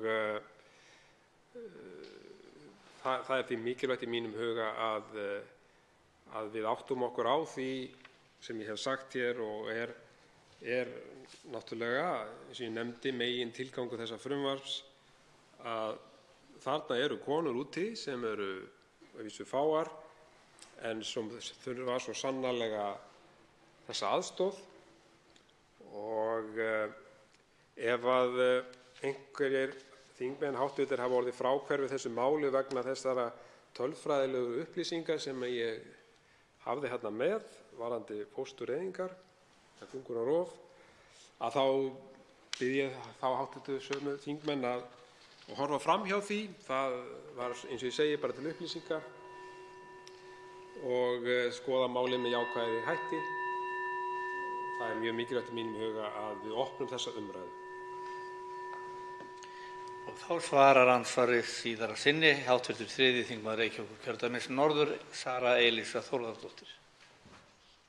Virðulegi forseti, ég þakka hv. þingmanni Birgi Þórarinssyni fyrir þetta ansvar. Já, ég man nú það sem ég ætlaði að koma að hérna áðan og það var einmitt það að ég er sammála því að það sé jákvætt að opna á þessa umræðu í samfélaginu og þjóðfélaginu öllu og ég held að það sé bara það hefur verið tabú í kringum þetta og það er ekki gott fyrir samfélagið, það er ekki gott líka fyrir þau börn sem komast að því seinna á lífsleiðinni að þau hafi verið ættleidd. Það er einmitt mjög heilbrigt að ef samfélagið getur talað þetta á jákvæðum nótum og án dómhörku og fordæmingar. Andsvörum er lokið. Til máls tekur hv. 4. þingmaður Reykjavíkurkjördæmis suður, Þórhildur Sunna Ævarsdóttir.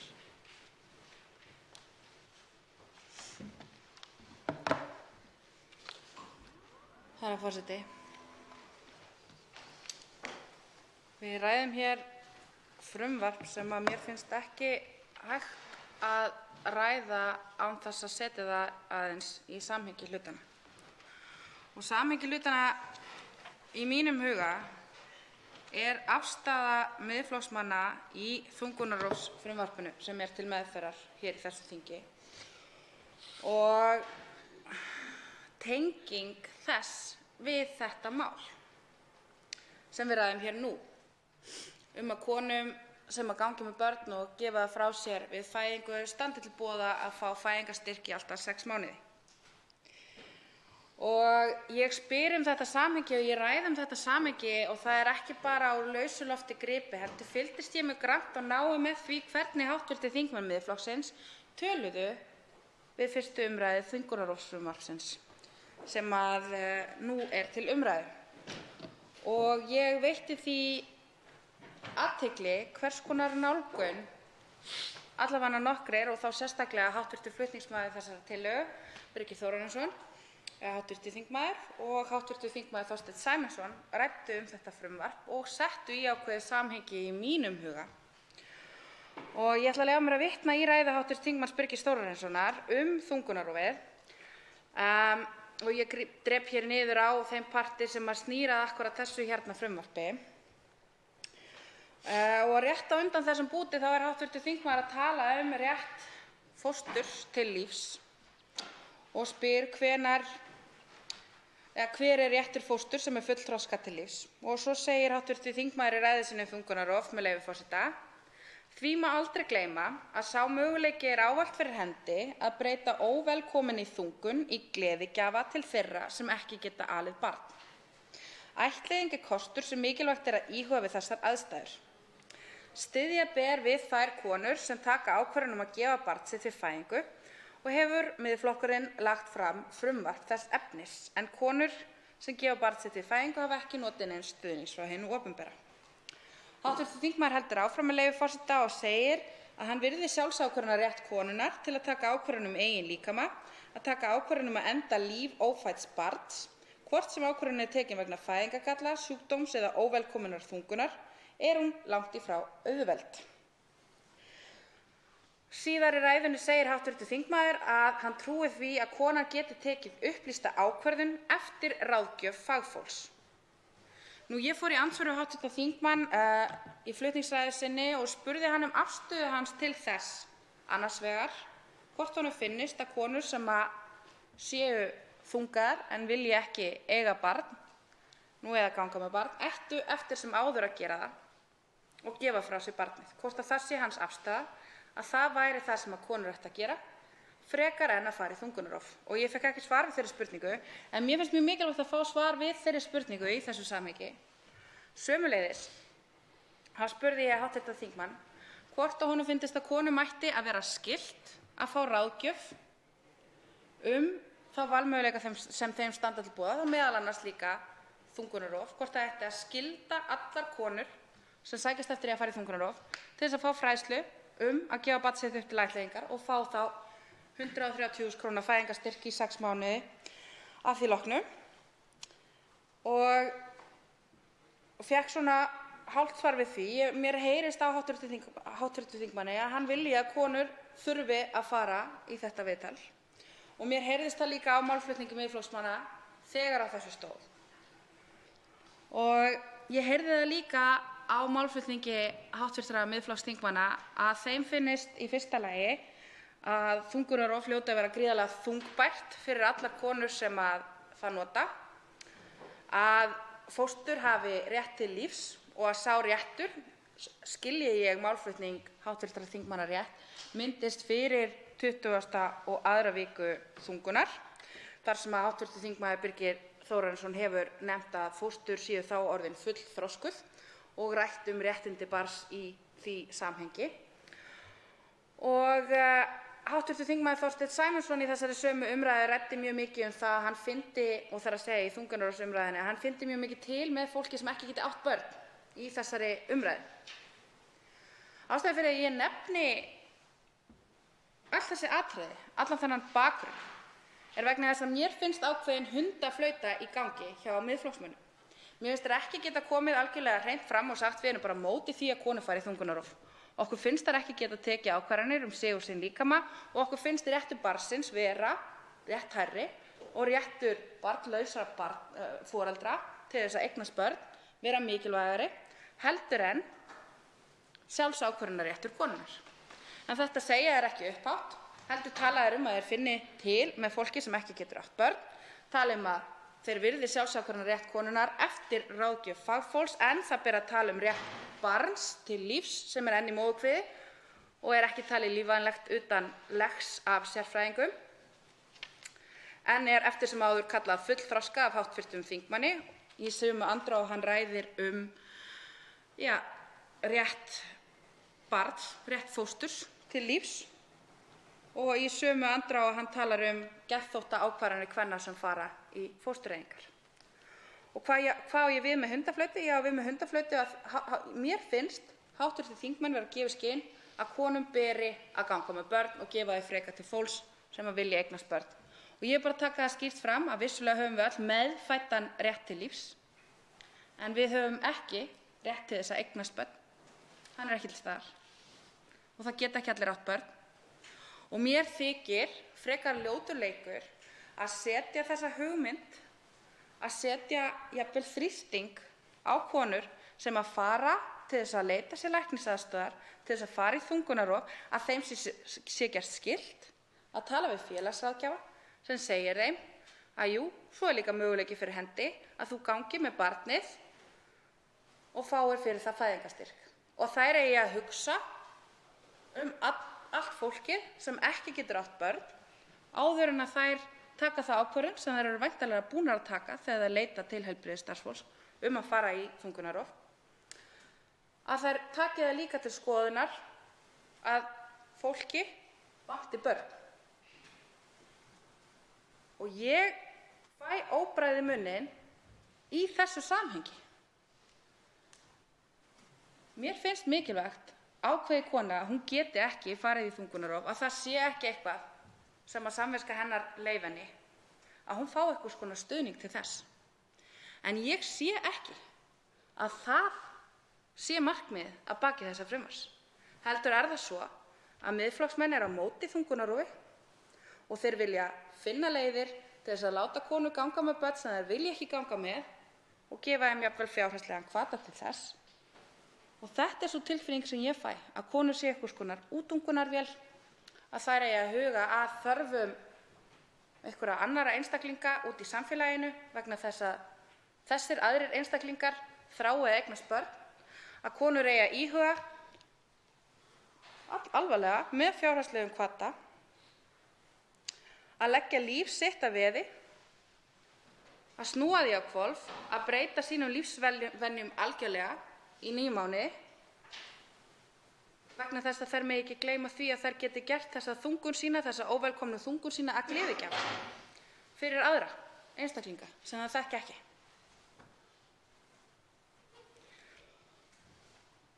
Ef að ég teldi ekki að þetta lægi að baki, nákvæmlega þessi hugsunarháttur, að konum sé ekki sjálfrátt, þær eigi að fara að taka einhverja geðþóttaákvarðanir þungunarrof, þeim sé ekki treystandi til þess að taka ákvarðanir það sjálfar, að þá hefði ég mögulega áhuga á að styðja við þetta frumvarp. En ég bara því miður held ekki að það sé hvatinn á bak við það. Og ég held því miður að við eigum ekki eftir að fá skýr svör með hver raunveruleg lífsafstaða Miðflokksmanna gagnvart þungunarrofi og hvort þeim finnist að konur frekar en að fara í fóstureyðingu eigi að gefa börn upp til ættleiðingar og hvort þeir séu bara yfir höfuð á móti þungunarrofi eða ekki. Og mögulega það þess vegna, út af þessari tilfinningu, sem svona erfitt að fá konur til þess að flytja þetta mál með hv. þingmönnum. Það geti verið. Ekki að ég veit það, en ég get ekki hugsað mér að styðja þetta mál í þessari mynd, með þessari tilvísun í fjölda fóstureyðinga, með öllum þessum ræðum og orðum sem fallið hafa þungunarrof af hálfu hv. þingmanna Miðflokksins, að þá fæ ég ekki séð að eini tilgangurinn með þessu frumvarpi sé að styðja við að því virðist samkvæmt greinargerð frumvarpsins þessa einu konu á ári sem ákveður að gefa barn sitt upp til ættleiðingar.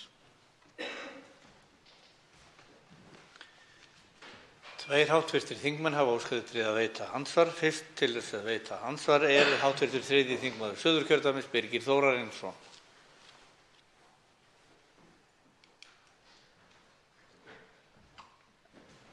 Herra forseti, ég þakka hv. þingmanni Þórhildi Sunnu Ævarsdóttur ágæta ræðu og hún vitnaði hér í ræðu mína þungunarrof.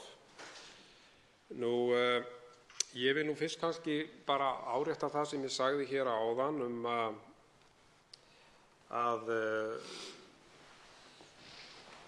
það er svo hv. þingmaður leggir svolítið áherslu á það að það sé verið að þvinga konur til þess að fara í það úrræði að gefa barn sitt til ættleiðingar. Ég er algjörlega ósammála þessu.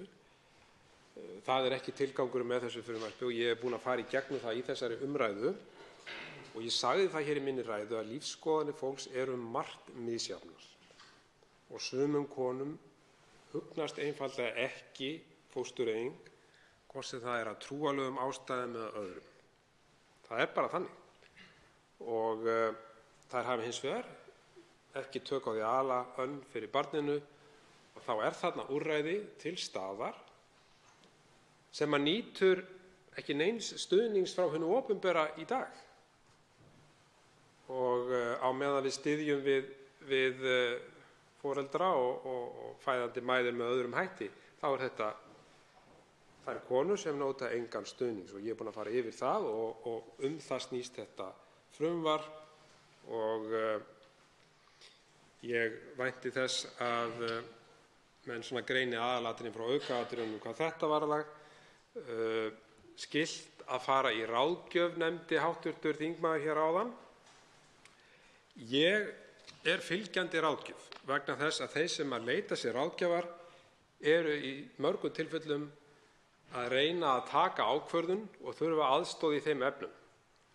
Og við þekkjum það að þessi ráðgjöf sem veitt er konum í þessum aðstæðum, hún er ráðgjöf, hún er ekki til þess að beina þeim í ákveðna braut eða fá það til þess að taka einhverja sérstaka ákvörðun sem er þeim ekki þóknanleg. Það er mikilvægt að hafa það í huga. Þá svarar andsvari hv. 4. þingmaður Reykjavíkurkjördæmis suður, Þórhildur Sunna Ævarsdóttir. Herra forseti, ég þakka hv. þingmanni fyrir andsvari. Ég greindi nú ekki beint spurningu í andsvarinu, en ég tók eftir því að hv. þingmaður ítrekaði að það stæði ekki til að þvinga konur að ganga með börn sem þau vildu ekki ganga með, og ég hef hvergi heyrt af orðum hv. þingmanns og ég hef ekki lesið það út úr þessu frumvarpi að einhvern veginn væri hægt að þvinga konur til þess að ganga með börn. Hins vegar finnst mér vera að setja óeðlilegan þrýsting á konur í því samhengi sem ég hef nefnt. Og ég hefði eiginlega vonast til þess að hv. þingmaður væri að koma upp til þess að einmitt að svara því hvort að hv. þingmanni finnist að konur ætti yfir höfuð að fara í þungunarrof ef þær vilja ekki ganga með barn, eða hvort honum finnist að verði konur þungaðar eða barnshafandi, eins og hv. þingmaður svo áhugavert lýsir, hvort að þeim beri að hans mati siðferðisleg skylda til þess að ganga með barnið og gefa það fólki sem vill eiga börn. Og þá veitir andsvar síðara sinni hv. 3. þingmaður Suðurkjördæmis, Birgir Þórarinsson. Herra forseti, hv. þingmaður spyr mig að því hvort að það sé siðferðileg skylda að konurnar gangi með barnið og gefi það síðan til ættleiðingar. Þetta er að sjálfsögðu ákvörðun konunnar og ég ætla ekkert að draga úr því. En svo ég komi bara inn á það sem ég hef nefnt hér, að álagið er mikið á konuna á þessum tímapunkti og ég tel að hún eigi að leita sér þá aðstoðar sem hún getur til þess að hjálpa henni við það að taka ákvörðun sem að hún er sátt við. Ég persónulega er ekki fylgjandi þessu nýja þungunarfrumvarpi. Ég tel enga ástæðu til að gera breytingar á núverandi fóstureyðingalöggjöf og ég er andsnúinn þessu frumvarpi, þungunarfrumvarpi, svo það komi hér fram. En ég vil hins vegar styðja við þessar konur sem við höfum rætt hér sem eru í misjöfnum aðstæðum, hugnast ekki fóstureyðing eða þungunarrof, geta ekki alið önn fyrir barnið sitt en þurfa aðstoð. Og það snýst þetta frumvarp og hv. þingmaður hefur verið að tengja það svolítið umræðinu þungunarrof og að því sem ég sagði þar. Ég stend við það sem ég sagði þar og hef lýst því hér yfir. Ég er hins vegar í þessu efnum að óska eftir því og vonast til þess að umræðan ættleiðingar fari á svolítið hærra plan hún hefur verið og verði ekki það tabú sem hefur verið nefnt hér í umræðinni og er í dag. Þetta er bara fulla þörf á því að við opnum þessa umræðu og vonast til þess að þetta frumvarp verði til þess. Og þá svarar andsvari síðara sinni hv. 4. þingmaður Reykjavíkurkjördæmis suður, Þórhildur Sunna Ævarsdóttir. Herra forseti, hv. þingmaður segir að ákvörðunin sé konunnar, en hún er það ekki í gildandi lögum. Þetta er ekki ákvörðun konunnar í núgildandi lögum. Þetta er ákvörðun 2 starfsmanna ríkisins. Hv. þingmaður vill ekki breyta því fyrirkomulagi en talar samt að honum finnist ákvörðunin vera konunnar.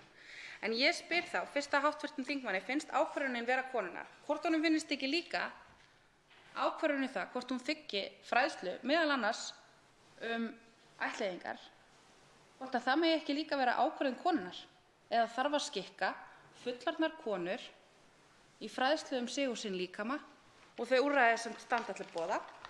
Heldur hv. þingmaður að konur sem kjósa fara ekki þá leið geta ekki lesið sér til gagns?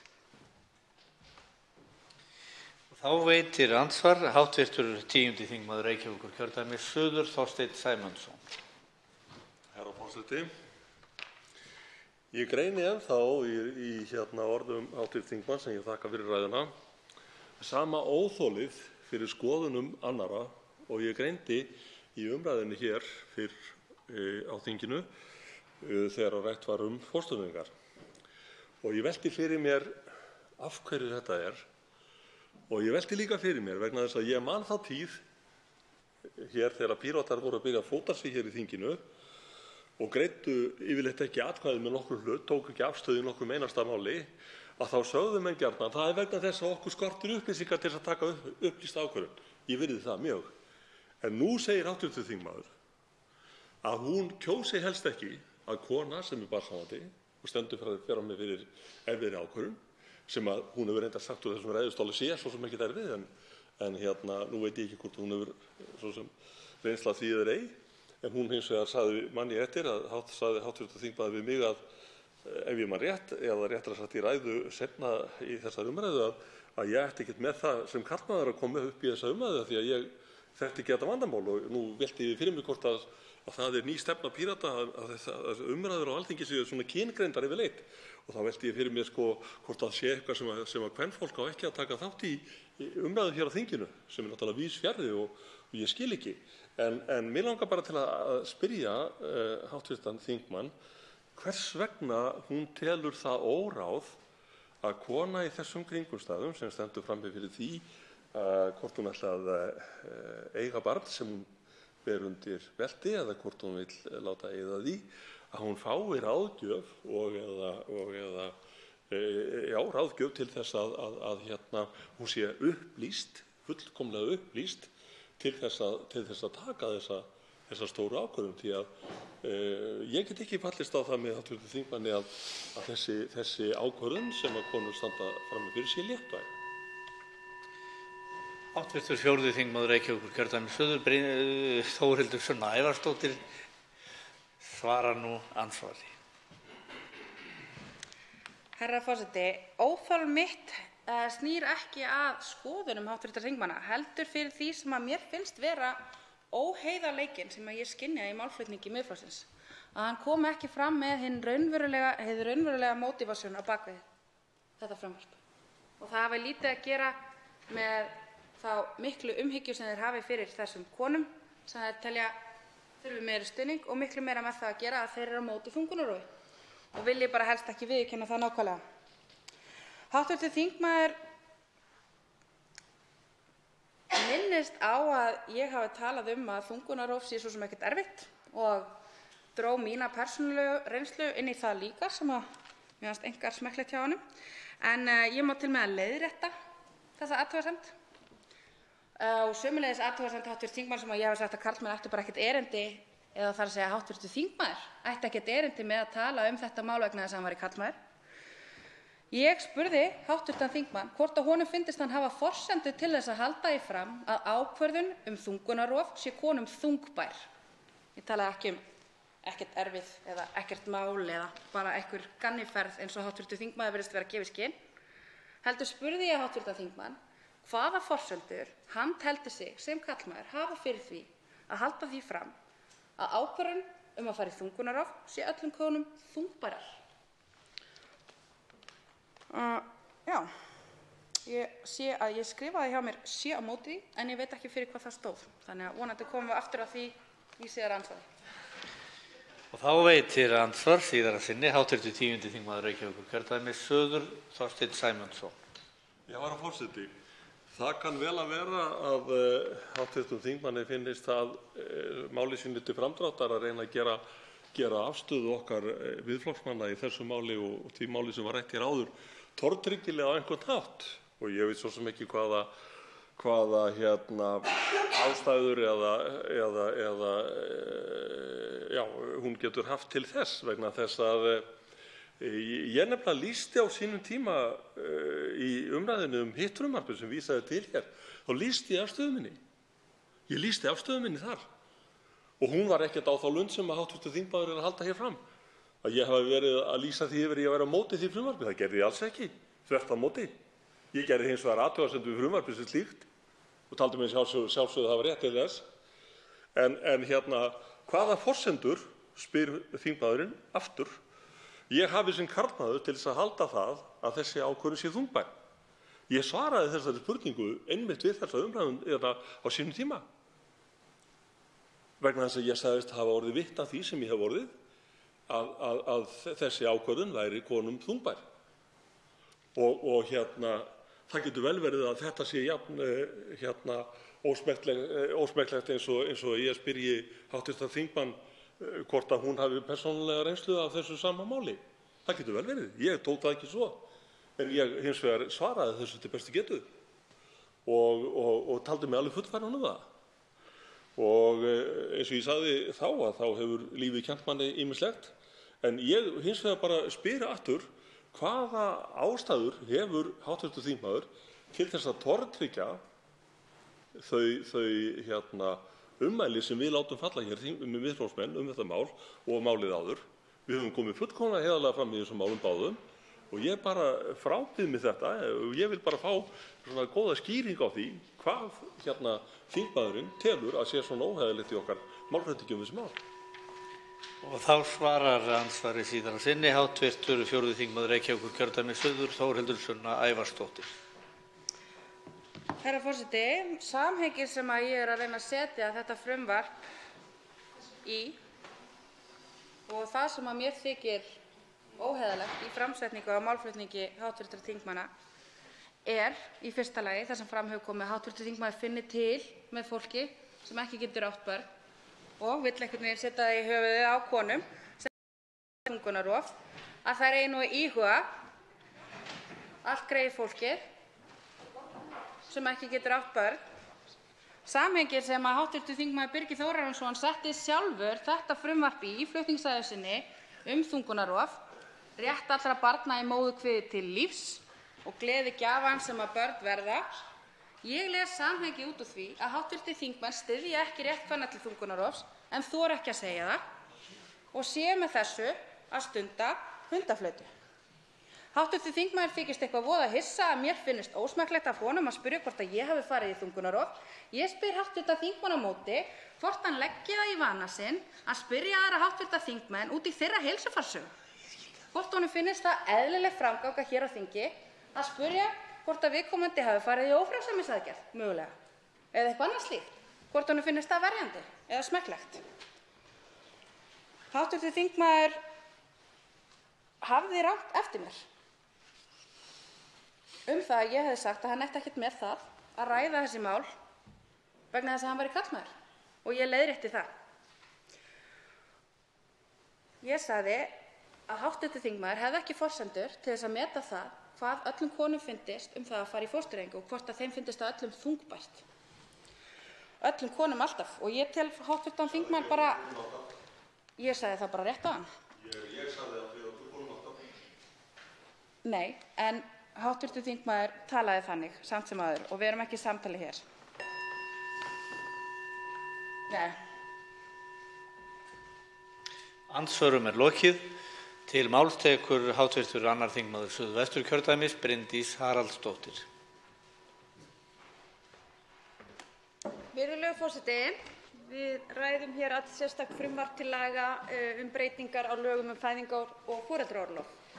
Og mér þykir, virðulegur forseti, umræðan hér farin að snúast allt of mikið annað frumvarp sem til umfjöllunar hér í þinginu, sem frumvarp þungunarrof.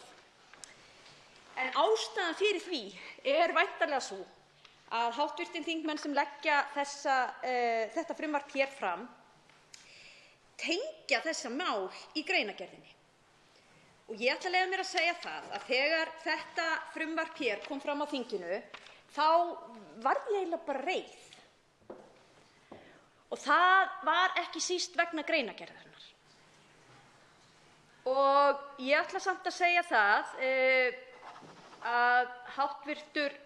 þingmaður, fyrsti flutningsmaðurinn, hv. þingmaður Birgir Þórarinsson, hann hélt hér miklu betri ræðu heldur en greinargerðin með frumvarpinu er. Og það hefði það kannski verið æskilegt að einmitt greinargerðin hefði komið meira inn á þá þætti sem að þingmaðurinn fjallaði í ræðunni sinni. En mér þykir þetta tvö algjörlega ótengd mál, fyrir utan það að við eigum við fæðingu barna. Eða eigum við þungun og svo fæðingu barna. Annars verður búið að blanda hér inn í umræðuna þungunarrofi, að gefa barn til ættleiðingar og svo staðgöngumæður. Í mínum huga þetta þrjú bara algjörlega ótengd mál. Og eitt kemur ekki í staðinn fyrir annað en eitt þess háttar. Ég ætla að segja að það góða kannski við það að þetta frumvarp kom hérna fram fekk mig allavega til að skoða hver réttindi mæðra sem að gefa börn sín til ættleiðingar eru. Og mér sýnist á yfirferð yfir lögin þau vera býsna rýr. Og mér finnst alveg ástæða til að skoða það.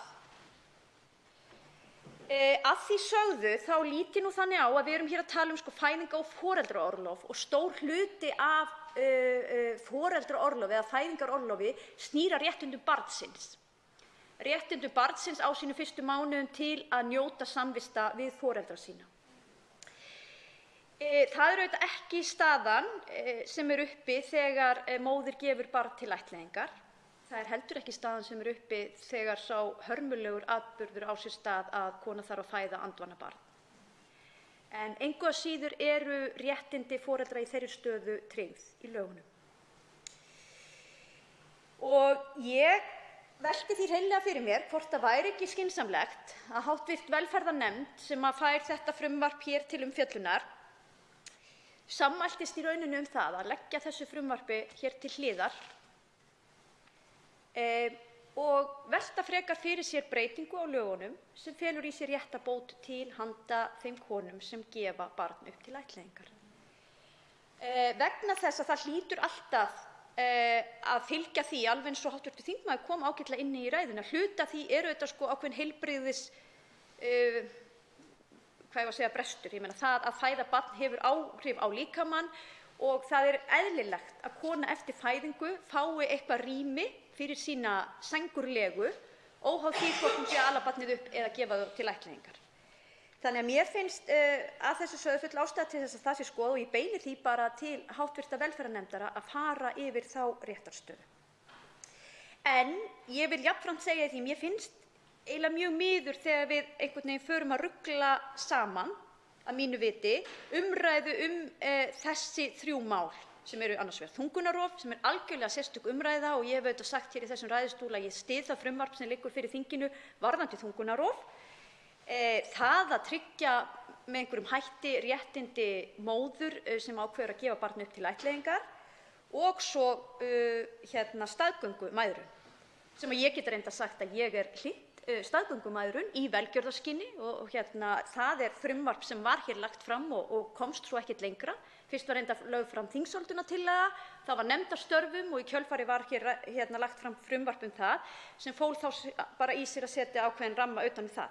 En þetta er eins og ég segi þrjú algjörlega óskyld mál og mér finnst eðlilegt að umræðan sé með þeim hætti að við séum ekki að blanda því saman.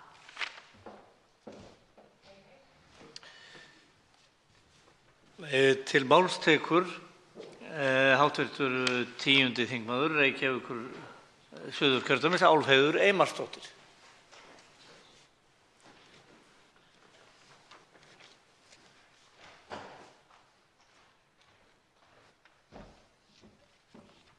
Herra forseti, þetta er búið að vera fróðlegt að hlusta á þessar umræður. Ég efast ekki að tilgangurinn hafi verið góður. Ég bara ætla að trúa því. En eins og þetta er sett upp, þegar ég las yfir bæði frumvarpið og greinargerðina þá sá ég ekki þennan tvíþætta tilgang sem að flutningsmaður vísaði hér í áðan, heldur sá ég tilgang þessa frumvarps sem að mér hugnast alls ekki.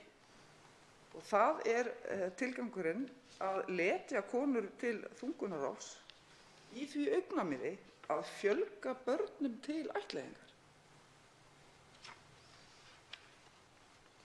En ég veit að það var ekki tilgangur frumvarpsins í upphafi.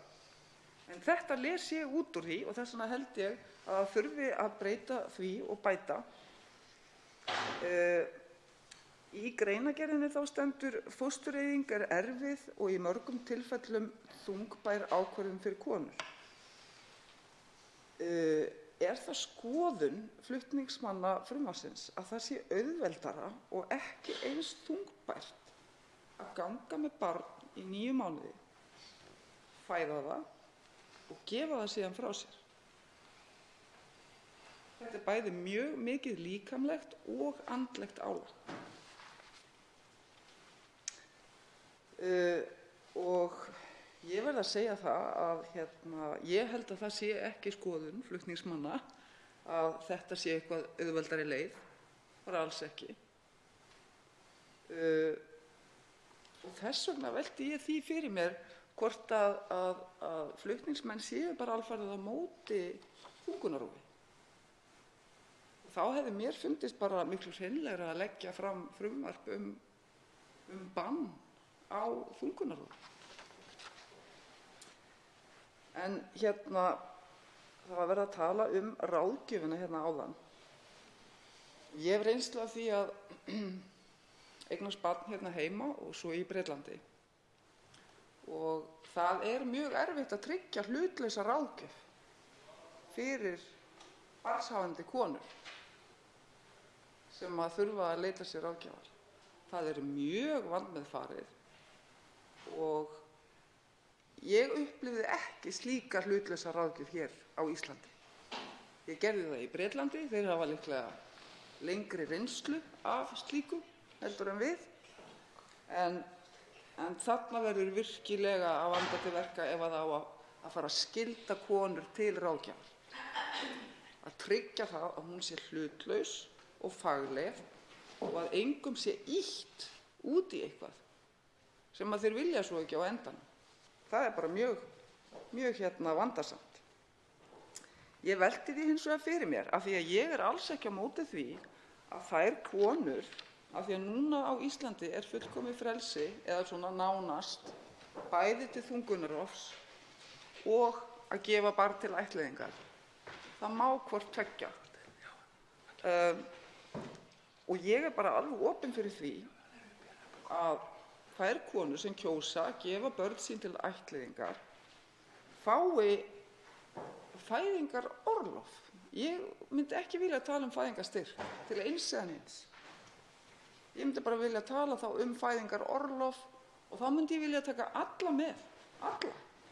Ekki bara konur sem að kjósa að gefa börn sín til ættleiðingar, ekki bara fyrir foreldra sem að kjósa að eignast barnið sitt, heldur líka til þeirra kvenna og stúlkna sem kjósa þungunarrof. Það var að tala um mikilvægi sálfræðiráðgjafar og ýmislegs í kjölfar ættleiðinga. Og ég tel að stúlkur og konur sem kjósa þungunarrof séu ekkert í minni þörf fyrir slíkt heldur en aðrir.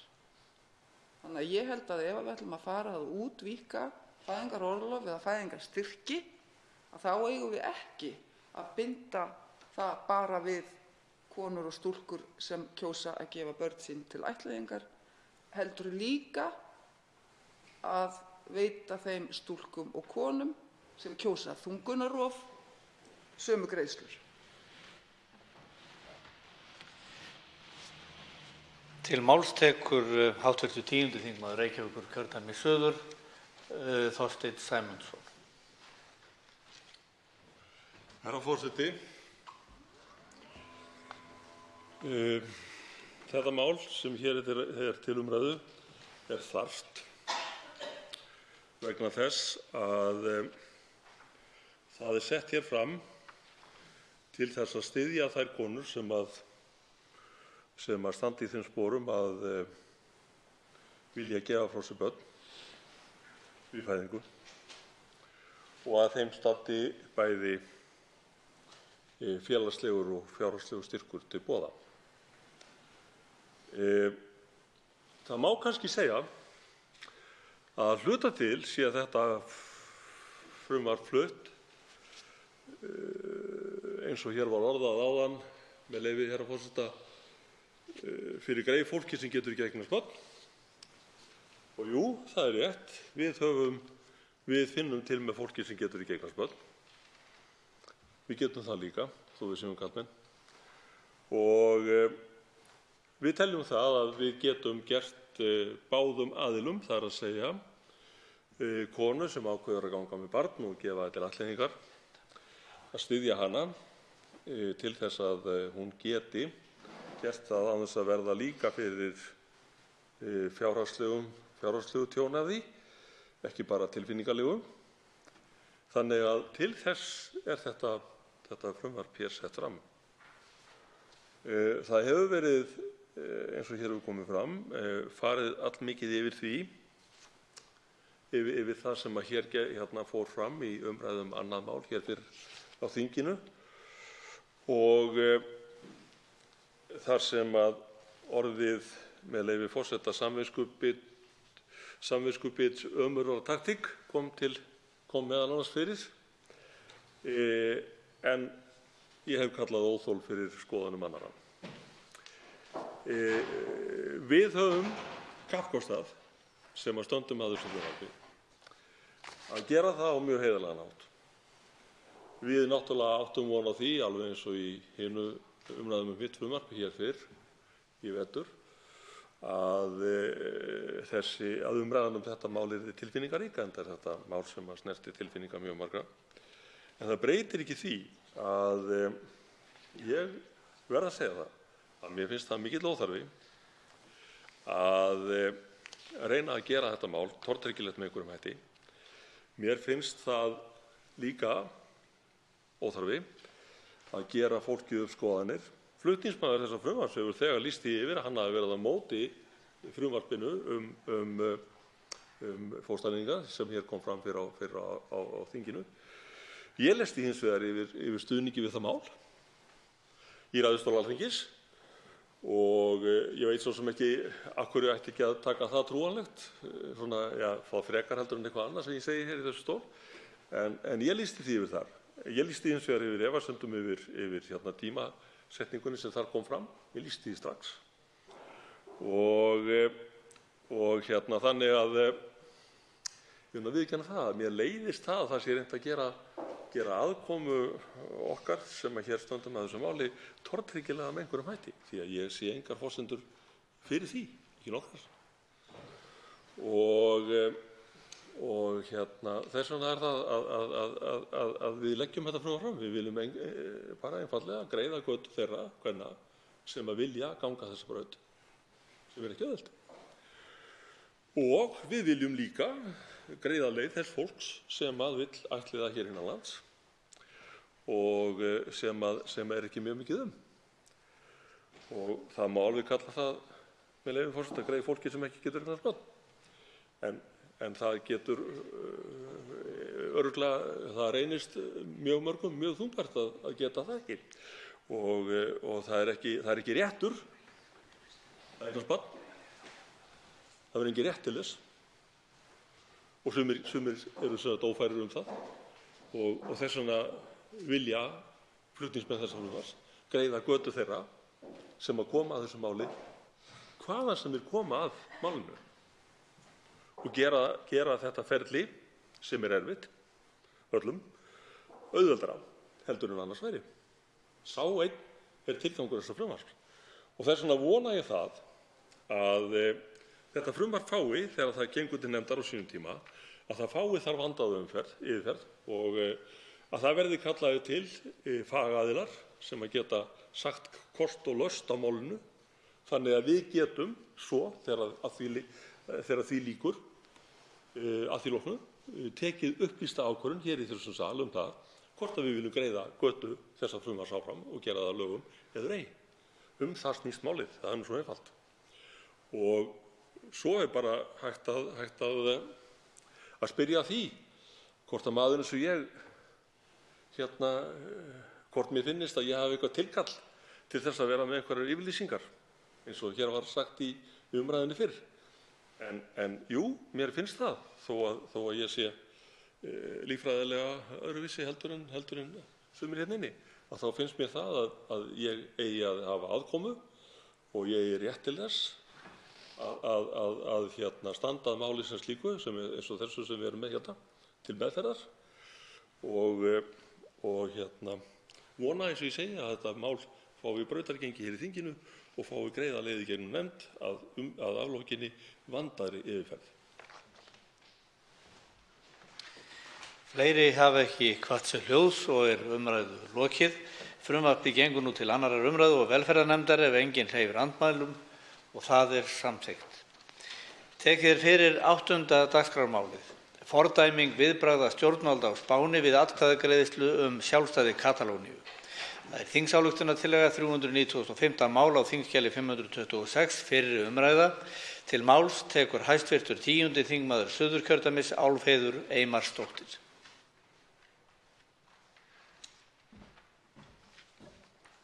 Herra forseti, ég mæli hér fyrir tillögu til þingsályktunar að fordæma viðbrögð stjórnvalda á Spáni við atkvæðagreiðslu sjálfstæði Katalóníu, þar á meðal handtökur á katalónskum stjórnmálamönnum. Með þingsályktunartillögu þessari leitað heimildar Alþingis til þess að fordæma viðbrögð stjórnvalda á Spáni við atkvæðagreiðslu sem fór fram í Katalóníu 1. október 2017 sjálfstæði héraðsins. Hinn 7. september 2017 samþykkti héraðsþing Katalóníu löggjöf sem heimilaði atkvæðagreiðslu sjálfstæðisyfirlýsingu Katalóníu gagnvart Spáni, en Katalónía sjálfstjórnarhérað með sitt eigið þing. Stjórnlagadómstóll Spánar ógilti löggjöfina 7. september. Atkvæðagreiðslan fór engu að síður fram 1. október 2017 þrátt fyrir ítrekaðar tilraunir spænskra stjórnvalda, oft ofbeldisfullar, til að koma í veg fyrir framkvæmd hennar.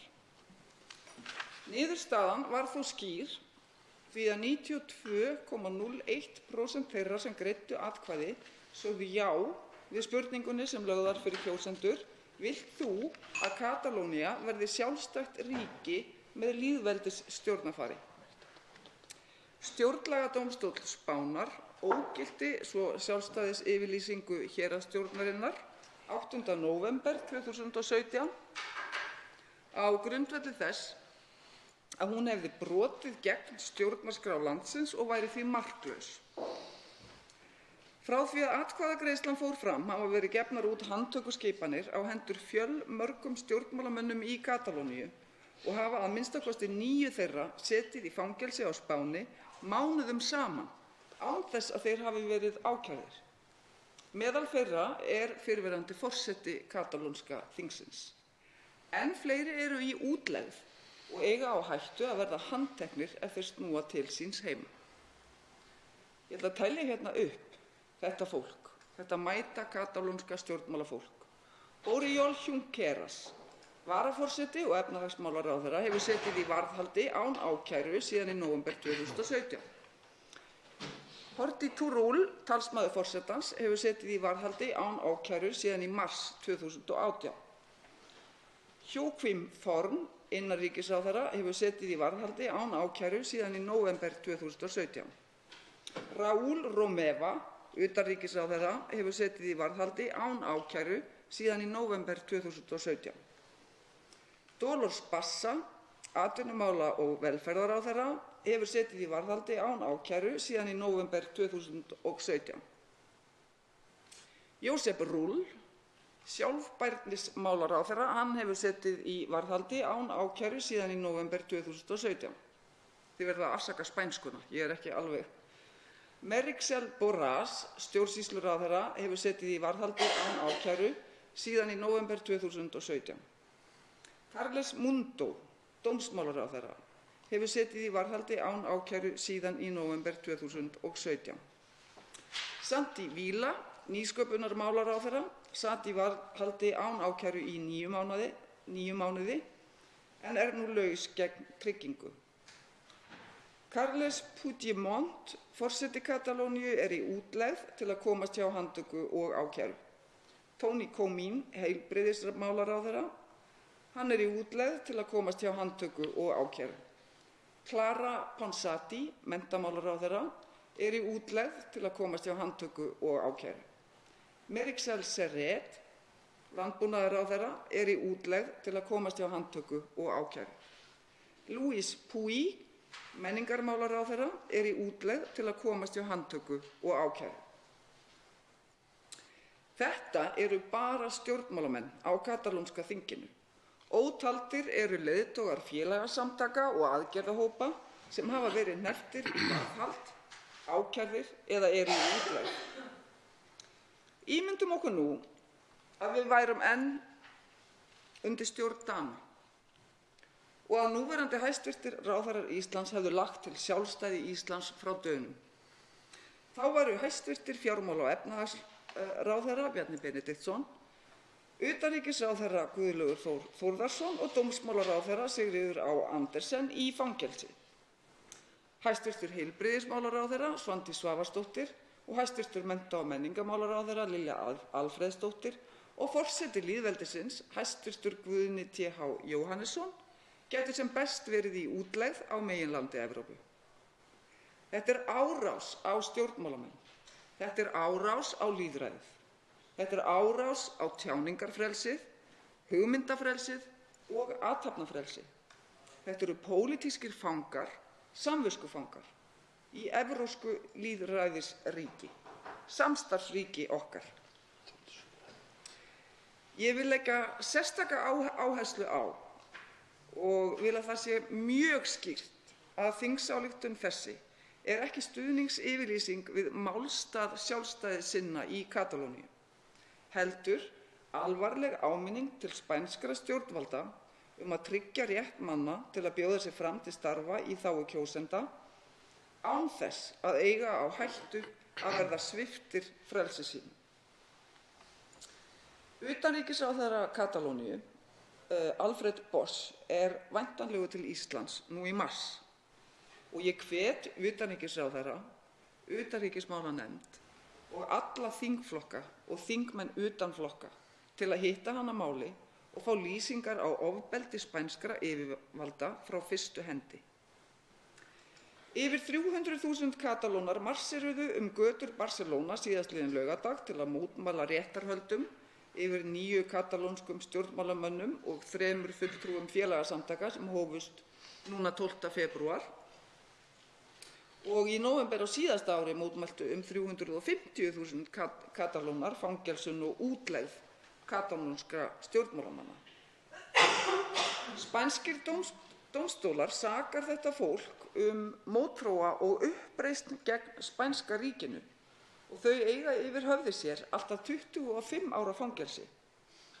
Flestir þeirra hafa setið í varðhaldi núna í 12 mánuði án þess að vera ákærðir.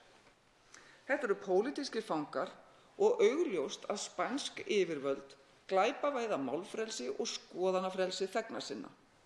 Þetta verða réttarhöld yfir lýðræðinu, réttarhöld yfir skoðana- og tjáningafrelsi. Stjórnmálamenn í Katalóníu hafa ekki rétt til að koma skoðunum sínum á framfæri og eru ákærðir fyrir það. Þó hefur verið bent á það að samkvæmt spænsku stjórnarskránni er bannað að ákæra fyrir pólitískt andóf. Spænskir dómstólar ætla að kalla til vitnis í málinu fyrrum forsætisráðherra Spánar en hafa hafnað Puigdemont, réttkjörnum forseta Katalóníu, sem vitni. Spænsk stjórnvöld hafa einnig neitað fulltrúum alþjóðlegra rannsókna, eftirlits- og mannréttindastofnana að vera viðstaddir réttarhöldin. Ýmsar stofnanir Sameinuðu þjóðanna, Evrópuráðið og SCE sem samvinna 57 ríkja öryggi og samvinnu í Evrópu, Amnesty International, Human Rights Watch, Samtök stjórnmálafræðinga á alheimsvísu og MCT sem eru alþjóðleg samtök gegn pyndingum, ýmis mannréttindasamtök, samtök lögfræðinga og dómara hafa fordæmt þessar fordæmalausu aðgerðir spænskra yfirvalda. Ég vil því hvetja þingheim til að sýna kollegum okkar í Katalóníu stuðning og samþykkja þessa þingsályktunartillögu. Rósa Björk Brynjólfsdóttir, hv. 3. þingmaður Suðvesturkjördæmis, tekur til máls.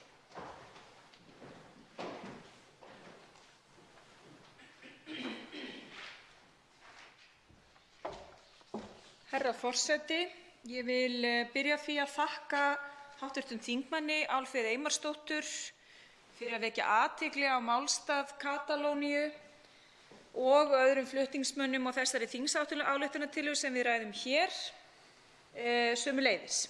Mig langar til þess að fjalla réttarhöldin sem hv. þingmaður talaði hér í sinni ræðu, þar sem að tillaga til þingsályktunarinnar var lögð fram í nóvember síðastliðnum og síðan þá höfum við upplifað þessi réttarhöld sem að hv. þingmaður fjallaði í ræðu sinni. Ég átti nefnilega fundi í Madríd í síðustu viku með katalónsku stjórnmálafólki. Á meðal þeirra var Alfred Bosch, utanríkisráðherra Katalóníu, og þetta stjórnmálafólk var þar statt til að fylgjast með réttarhöldunum yfir 12 leiðtogum katalónsku sjálfstæðishreyfingarinnar, bæði forystufólk í frjálsum félagasamtökum og réttkjörið stjórnmálafólk.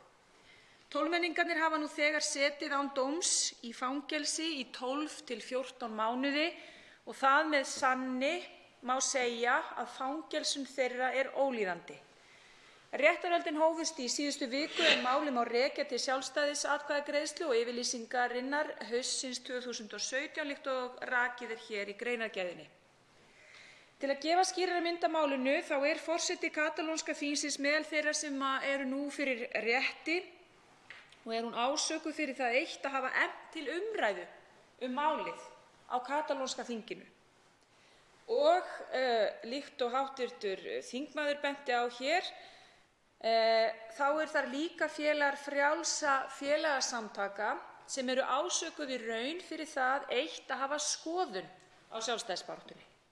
Deilan snýst það hvort þau hafi brotið gegn stjórnarskránni, það snýst málið, en því miður þá bendir ansi margt til þess að það sé nú þegar búið að ákveða að refsa þeim, bara spurning hvaða refsing verður fyrir valinu.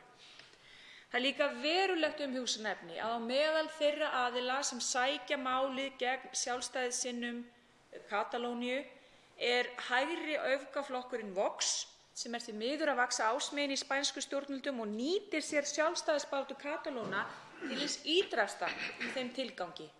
Og það sá flokkur sem krefst þyngstu refsingarinnar gagnvart Oriol Junqueras, leiðtoga ECR-flokksins, en sú krafa hljóðar upp á 74 ár í fangelsi fyrir meðal annars uppreisn og skipulagða glæpastarfsemi. Hinir ákærendurnir, ríkissaksóknari og ríkið sjálft, krefjast áratugalangrar refsingar yfir sakborningunum.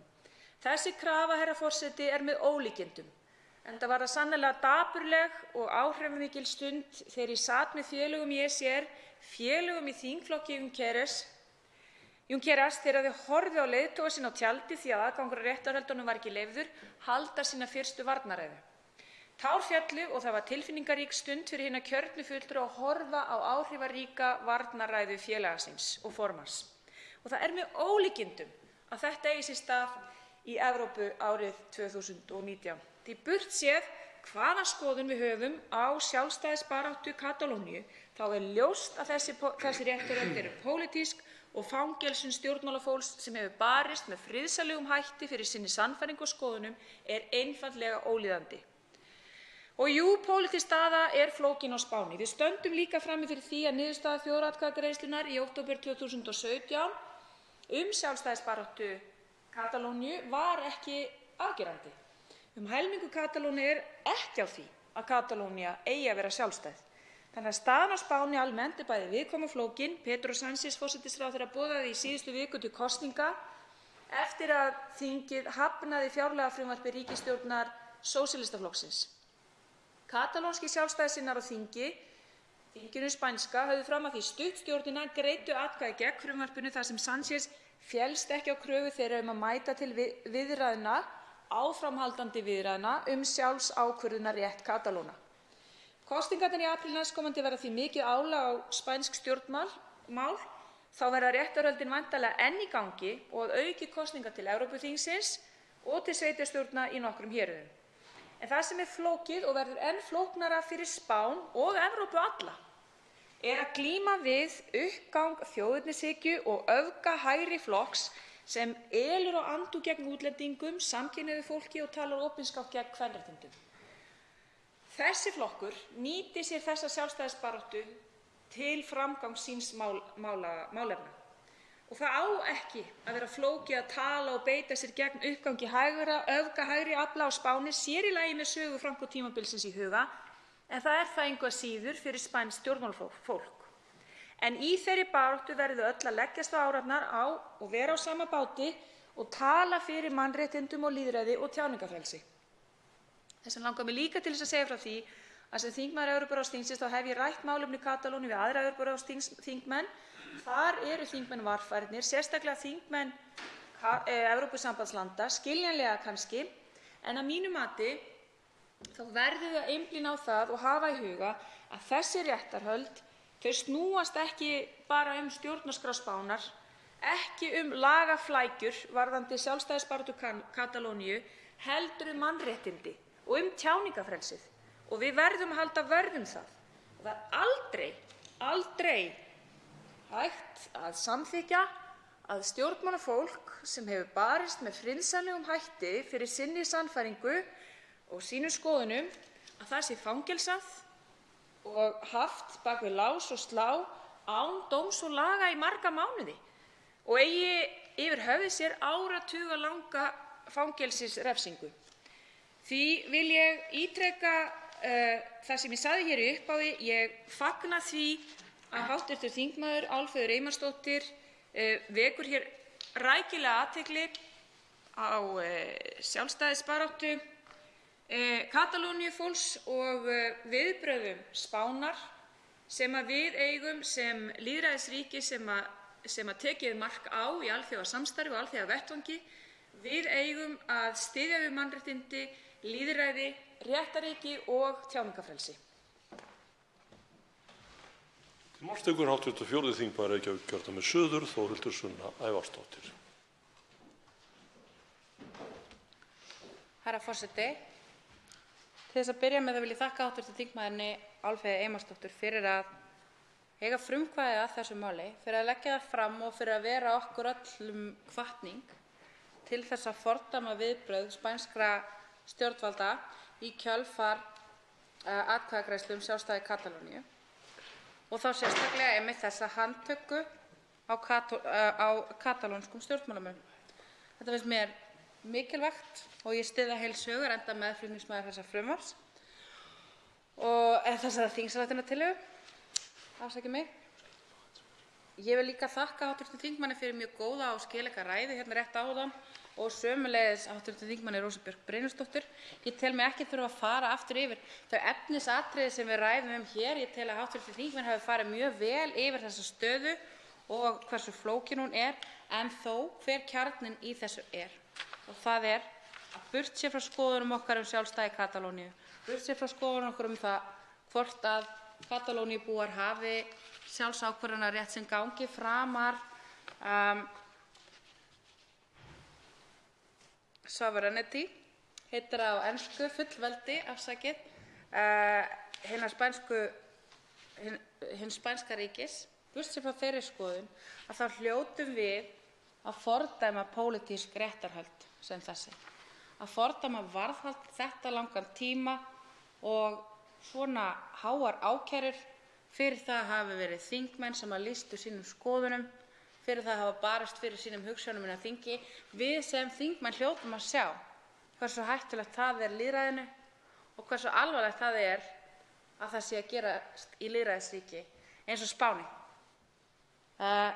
Við pössuðum sérstaklega upp á það við vinnslu þessa frumvarps að taka ekki afstöðu til sjálfsákvörðunarréttar Katalóníubúa vegna þess að eins og við vitum að þá þjóðarétturinn þannig að hann svolítið flókinn þegar kemur að sjálfsákvörðunarrétti þjóða og gengur út á það að ef þú ert með fullvalda ríki að þá geti þjóðabrotið ákveðin hluti af því ríki ekki aðskilið sig ríkinu nema allir greiðum það atkvæði nema þá í ákveðnum undantekningartilfellum sem það meðal annars þegar að þjóðarbrotinu eða landsvæðinu þegar það níðst sérstaklega á þeim, þegar mikið mannréttindabrot, þegar mjög alvarleg mannréttindabrot eða jafnvel þjóðernishreinsanir að eiga sér stað. Og ég myndi nú ekki segja að það sé endilega alveg komið á þann stað en mér finnst spænsk yfirvöld að einhverju marki vera að búa til þær aðstæður með þessari framgöngu sinni. Og það þykir mér mjög leitt og mjög skrítið. En ég vildi kannski bara aðeins koma inn á þetta vegna þess að auðvitað eiga þjóðarbrot sér sjálfsákvörðunarrétt og það mikilvægt að við virðum hann en það geta verið skiptar skoðanir hvort þessi skilyrði séu uppfyllt eða ekki. Og þess vegna var farin sú leið að einblína bara á þau brot, þau mannréttindabrot sem eru að viðgangast, þessi alvarlega ógn að lýðræðinu sem að færa að viðgangast á Spáni með þessum pólitísku réttarhöldum, með þessari fangelsum pólitískra fulltrúa, kjörinna fulltrúa og með því líka að nota Interpol-kerfið og Europol-kerfið til þess að eltast við pólitíska fulltrúa utan landsteinanna hjá Spáni, verandi meðlimaríki í Evrópusambandinu, verandi ekki nágrannaríki okkar í Evrópu en vissulega vinaríki okkar í Evrópu, þá hljótum við að vilja vera sá vinur sem til vams segir.